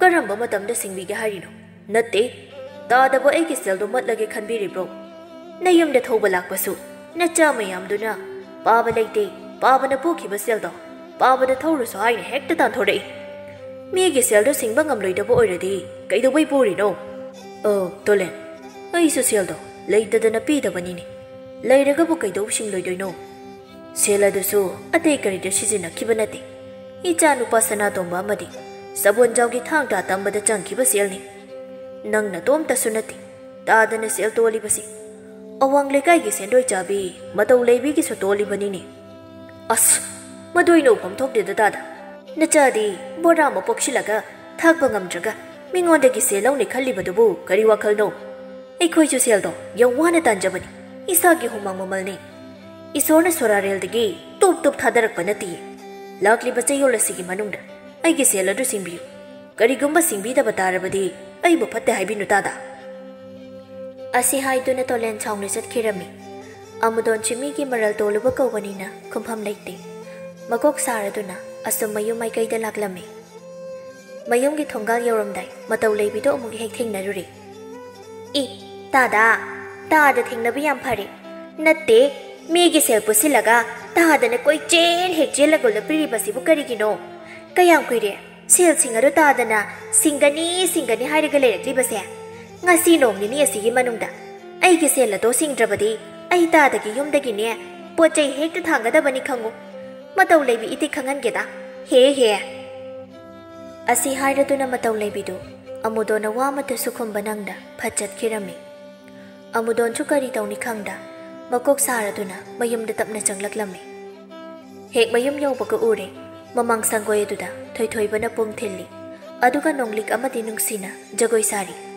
sumangdana yai magi yen nganu mayam adu thadokli kha thangba ingkhol adu leiriba sanggol gi sanching adusu ayuktagi sajik mana ama pau thabi dramali bagos kadu punghang hangi mabuk lamlaba sanching adusu momo haiduna pangkhong da khongli mangol adu dana ningthibi tikta phi sari machi oiramna maihen badusu khunung isai aurari ne haina isai kana sakli churi da phamadusu nujana sapu sana bani haiduna lekhom tap taba makhai pek tuna thamli tawriba matau mayam asida amudon madi kapning ba haidu hek pokli wakhal wana halakpada tariba langliba mayam aduga amudon wadi amata ngangda mangol adu da kakhaduna thariba phak adu da phamthai tanja adu da apabi thorakduna amudon mana phamliba du ubada asum hairaklammi ho makhoi mapa karino makhoi mapa na tawbiri sibo natte mi kaya dagi noba makhoi mapa na sel puri base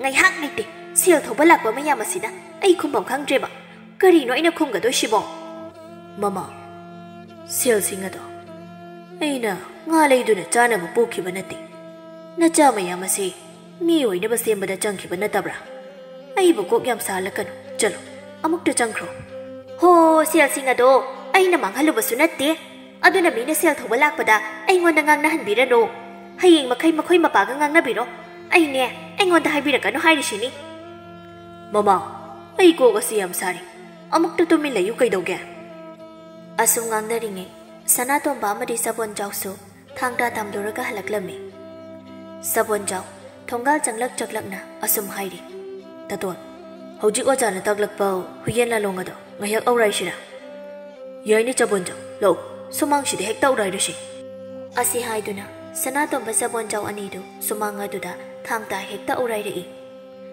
amudon di macha mayam na galangbani wakhal na gawabani makok paiduna masangka du ipha pha ba makhai phamli sanatomba chabonjaw anisu phanpha chongduna asum heksa narakpada yaimagi yanama chabonjaw ki khongnet phamda hekjen silaklami Yen ada bunet patare hai tu na chabonjaw kong pham handok pada tu silami khang tu ba duda makuta pai ba chunggo ye tu nan thok tu na pai thok laga amudon magi laibak aduda hek palami amudon chu chunggo ye tu na khang hau ta tarak ba duda long ne hek ta hai thakirami magi mathau tong na ram ma khoi taret maktu amudon na long na hai thaki ba duda loina mak hek jan silai makhoi taret tu na amudon bu makuta bu noirak pa yaw makhong da bu noi ba yaw Lawai lempuda nungsit kam tharak payaw amudon do mayam changduna paba haina laurami sabon jaw kari dawni khangda sumangda nujana chapu sana batham lamba ising pona du tap laukhatuna amudon gi mamaida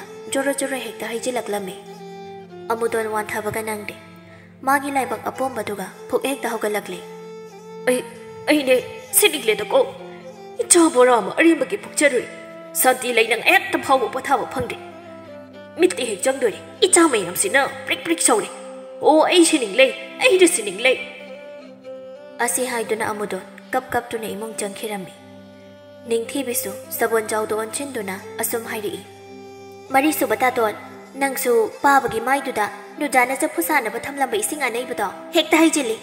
Kara kasi kiklaga, wakal taraga da bato. Pa bato, mana doon da kay ising loy na jang lam lani. As. Baba na taraga lay bato do, ay siya pakata na tawani. Ising do arubani, anay ba ni Heidi, ay di tanja do da kalude ba? Toy ba na? Hoy si, pare. Baba sa wakal takrabani na, ay ko isa gi tawa magtawrurasi. Heidi na hanagi matawagom, lang ba maghawraklami. Asum na nong manong mahawkrabada, mikop kangda, sel tawa midi kaya malaklami. Amudon miyam na tina cherakbaga. Mayam da supatapang kanglak tabaga. Ngayhagi athen mo wakala duna asum khalaklami ai miya mamanga sida ikaiba jopa kaya manangli icha tarasi su miyoi gani thajarak asum waba charam thaklam khangraba mingcha thiraba punchi ase hinglu gadabagi saru ai itomte hekta sijakrageda kaidawroni ai da sum hinglu duna naha oidana thabak su bangamni haibasu leitre pare ai hekta siruragi adubo ai karamna sigani hu thake hairabasu hu leiti thangna thinjinduna sibasu ai ngamloi kijai sorshi phon kalaga sirani aiba madusu sorphoni ngamloi ne laire thori hekta yalage kanade ai thori yalage asi khanduna mudon thengla hingwa maya duda magi phamungdagi kumtharaktuna thori thirami as thori dubu karai da bu leikrabana Soide inching bagi thori ma leki badaine leite ne se ai bu siba thenki batari nonga lakpana handana toklarani thori se asum thori thiringai matam di phana hujin khre amudon kona thangda thori do phanglami sida leiri yari masi oredi yari ni hekta thori se yalurage ai na shiramda sida nokli basina karigino unthokpani da Amudon thori do pai do na thorakle magi nupi apabi bu yengduna mabuk ning nupshiri ni haina asum na sukapli mama icha mayam bas e nang amuk shena hauro ai di sirurage ai ning dre wari ba mathang mapukta nang ngai amuk thengna si ai chale ko oi ma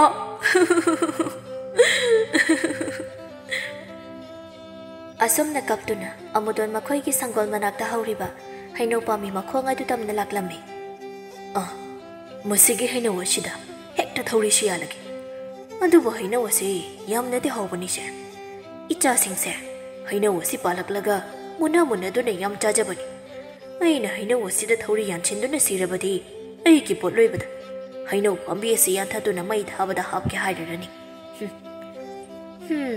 karam tawni shide ꯑꯁꯤ ꯈꯟꯗꯨꯅ ꯑꯃꯨꯗꯣꯟ ꯑꯀꯣꯏꯕꯗꯨ ꯌꯦꯡꯂꯛꯄꯗ ꯌꯣꯡꯆꯥꯛ ꯄꯥꯝꯕꯤ ꯑꯃ ꯍꯧꯔꯤꯕꯗꯨ ꯎꯔꯛꯂꯝꯃꯤ꯫ ꯑꯁꯤꯒꯤ ꯌꯣꯡꯆꯥꯛ ꯑꯁꯤꯗ ꯍꯦꯛꯇ ꯌꯥꯜꯂꯨꯔꯒꯦ, ꯍꯩꯅꯧ ꯑꯁꯦ ꯑꯗꯨꯝ ꯍꯧꯖꯔꯁꯅꯤꯗ, ꯅꯨꯡꯉꯥꯏꯇ꯭ꯔꯦ ꯍꯥꯏꯗꯨꯅ ꯑꯃꯨꯗꯣꯟ ꯌꯣꯡꯆꯥꯛ ꯄꯥꯝꯕꯤ ꯃꯈꯣꯡ ꯑꯗꯨꯗ ꯑꯃꯨꯛ ꯂꯥꯛꯂꯝꯃꯤ꯫ ꯏꯁ, ꯌꯣꯡꯆꯥꯛꯁꯤꯗꯤ ꯋꯥꯡꯈ꯭ꯔꯦꯗ, ꯀꯛꯁꯤꯁꯤꯁꯨ ꯃꯄꯥꯜ ꯁꯥꯔꯦꯅꯦ ꯇꯧꯔꯤꯁꯦ꯫ ꯅꯤꯡꯊꯝꯊꯥ ꯆꯪꯂꯛꯂꯕꯅꯤꯅ ꯏꯆꯥ ꯆꯕꯣꯟꯖꯥꯎꯗꯣ ꯌꯣꯡꯆꯥꯛ ꯌꯥꯝ ꯄꯥꯝꯖꯕꯅꯤ꯫ ꯑꯩꯕꯨ ꯌꯣꯡꯆꯥꯛ ꯑꯁꯤ ꯌꯥꯟꯊꯠꯄ ꯄꯥꯝꯃꯨꯈ꯭ꯔꯦꯗ, ꯀꯔꯝ ꯇꯧꯅꯤ?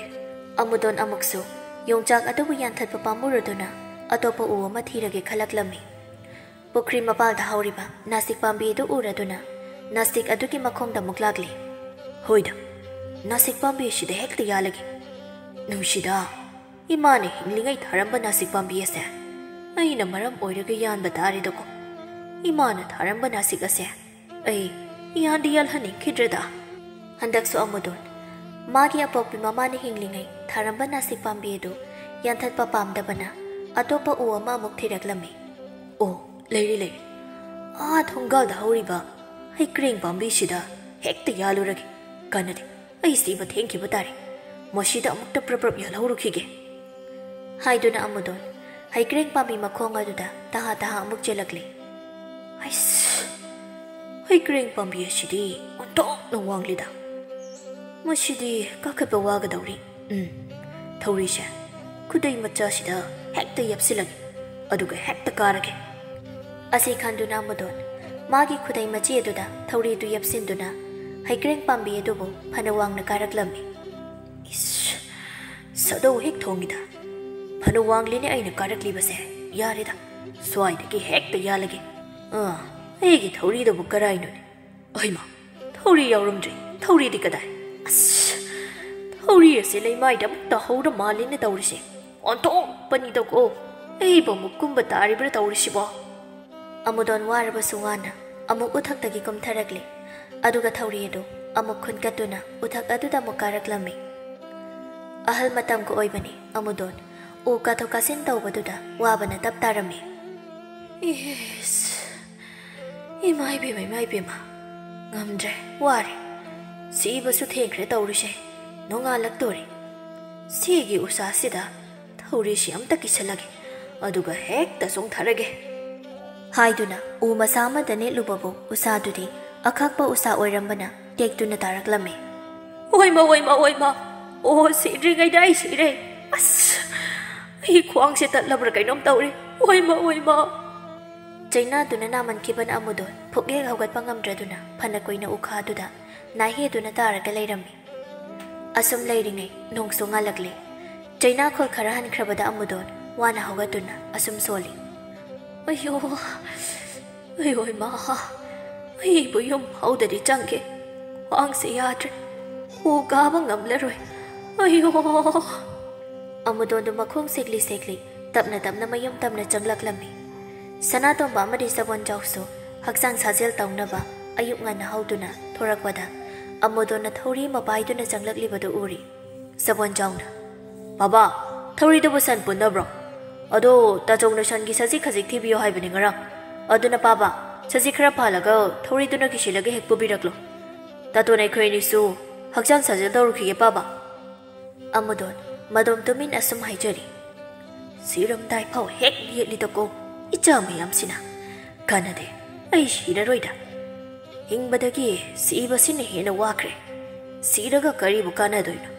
ꯃꯩ ꯊꯥꯕꯗ ꯁꯤꯡ ꯇꯤꯡꯅꯕꯅꯤ, ꯁꯤꯔꯣꯏꯗꯍꯦ꯫ ꯑꯊꯦꯡꯕ ꯋꯥꯈꯜ ꯄꯥꯡꯗꯕꯒꯤ ꯂꯤꯆꯠ ꯊꯥꯗꯣꯛꯇꯨꯅ ꯑꯃꯨꯗꯣꯟ ꯁꯤꯒꯦ ꯈꯜꯂꯝꯕ ꯋꯥꯈꯜ ꯊꯥꯗꯣꯛꯂꯝꯃꯤ꯫ ꯃꯇꯝꯗꯤ ꯈꯪꯍꯧꯗ ꯁꯨꯝ ꯍꯧꯈ꯭ꯔꯕꯗ ꯉꯁꯤꯗꯤ ꯁꯅꯥꯖꯥꯎꯕ ꯃꯥꯒꯤ ꯁꯟꯕꯤ ꯑꯗꯨ ꯁꯅꯥꯎ ꯄꯣꯛꯂꯛꯂꯝꯃꯤ꯫ ꯃꯗꯨꯗꯒꯤ ꯐꯪꯂꯛꯄ ꯁꯪꯒꯣꯝꯁꯤꯡ ꯑꯗꯨꯁꯨ ꯌꯣꯟꯕ ꯍꯧꯔꯛꯂꯤ꯫ ꯌꯥꯏꯃꯁꯨ ꯌꯦꯟ ꯉꯥꯅꯨ ꯄꯨꯝꯕ ꯆꯥꯎꯔꯛꯂꯤ, ꯃꯔꯨꯝ ꯀꯣꯛꯂꯛꯇꯨꯅ ꯌꯣꯟꯕ ꯍꯧꯔꯛꯂꯝꯃꯤ꯫ ꯁꯅꯥꯇꯣꯝꯕ ꯑꯃꯗꯤ ꯁꯕꯣꯟꯖꯥꯎꯁꯨ ꯊꯥꯡꯇꯥ ꯇꯝꯕ ꯂꯣꯏꯔꯗꯨꯅ ꯅꯤꯡꯊꯧ ꯀꯣꯅꯨꯡꯗ ꯂꯥꯟꯃꯤ ꯑꯣꯏꯔꯝꯃꯤ꯫ ꯊꯣꯏꯊꯣꯏꯕ ꯑꯃꯗꯤ ꯃꯩꯍꯦꯟꯕꯁꯨ ꯄꯨꯡ ꯏꯁꯩꯗ ꯃꯤꯌꯥꯝꯒꯤ ꯊꯧꯒꯜ ꯇꯧꯕ ꯍꯧꯔꯛꯂꯤ꯫ ꯃꯈꯣꯏ ꯑꯅꯤꯗꯨ ꯄꯨꯡ ꯏꯁꯩꯒꯤ ꯑꯣꯖꯥ ꯀꯥꯗꯨꯅ ꯃꯍꯩꯔꯣꯏ ꯀꯌꯥ ꯑꯃꯁꯨ ꯄꯨꯡ ꯏꯁꯩ ꯇꯝꯕꯤꯌꯨ ꯍꯥꯏꯅ ꯂꯥꯛꯂꯝꯃꯤ꯫ ꯅꯣꯡꯂꯤꯛ ꯑꯃꯗꯤ ꯅꯨꯡꯁꯤ ꯑꯅꯤꯁꯨ ꯈꯨꯜ ꯑꯗꯨꯒꯤ ꯀꯨꯝꯍꯩ ꯍꯔꯥꯎ ꯑꯃ ꯊꯣꯔꯛꯄꯗ ꯃꯈꯣꯏ ꯑꯅꯤꯕꯨ ꯖꯒꯣꯏ ꯁꯥꯅꯕ ꯍꯥꯏꯔꯛꯂꯝꯃꯤ꯫ ꯅꯤꯡꯊꯤꯕꯤ ꯃꯥꯒꯤ ꯐꯤꯁꯨ ꯀꯩꯊꯦꯜꯗ ꯆꯠꯇꯨꯅ ꯌꯣꯜꯂꯝꯃꯤ, ꯑꯃꯗꯤ ꯅꯨꯖꯥꯒꯤ ꯆꯐꯨꯁꯨ ꯑꯄꯥꯕꯤꯅ ꯌꯣꯜꯂꯝꯃꯤ꯫ ꯑꯃꯨꯗꯣꯟ ꯉꯁꯤꯗꯤ मागी मचा तरामकना सेल तालक्लबदा मीगी सेलसिंग अदु लोइनमक सिंगबा ngamli इमुंगी अवात अपा कयासु ngasiदी कोकली मचा मयामना मतिक चारक्लबदा अमुदोन वाखलदा सम खल्ली अइशे नुमित अदुदा थौरी यान्दुना सिरमलबदी ngasiगी नुंगाइरबा मिकुप असे अदुमक उबा फंगलमलरोइको अवा नुंगाइ खुबा खुनम ओइना चलिबा मियोइबगी पुंछिदा वारे हाइदुना सिगे खल्लुरिबा अइसे यामना अपंगबा हाइदु ओइरमले सिबा हाइबसिना पाम्बै ओइरमद्रे अवाबा मिकुप लाक्लबदी नुंगाइबा मिकुपसु मतुंगदा इनरई कौफदे हौजिकते ऐ नुंगाइ अवाबा अमामुक लाक्लबसु थौना फना मायोकनागे कानदे ngaihaktabu pathakhige awaba mikop lanthengnaба matamda thongna hallabadi karamna nungaiba mikop lakani khangba kalaga phamen phame haiba paurau sikhau phade sayam pokpa amudon saihauda warabasu poloidadi nungaina laikirami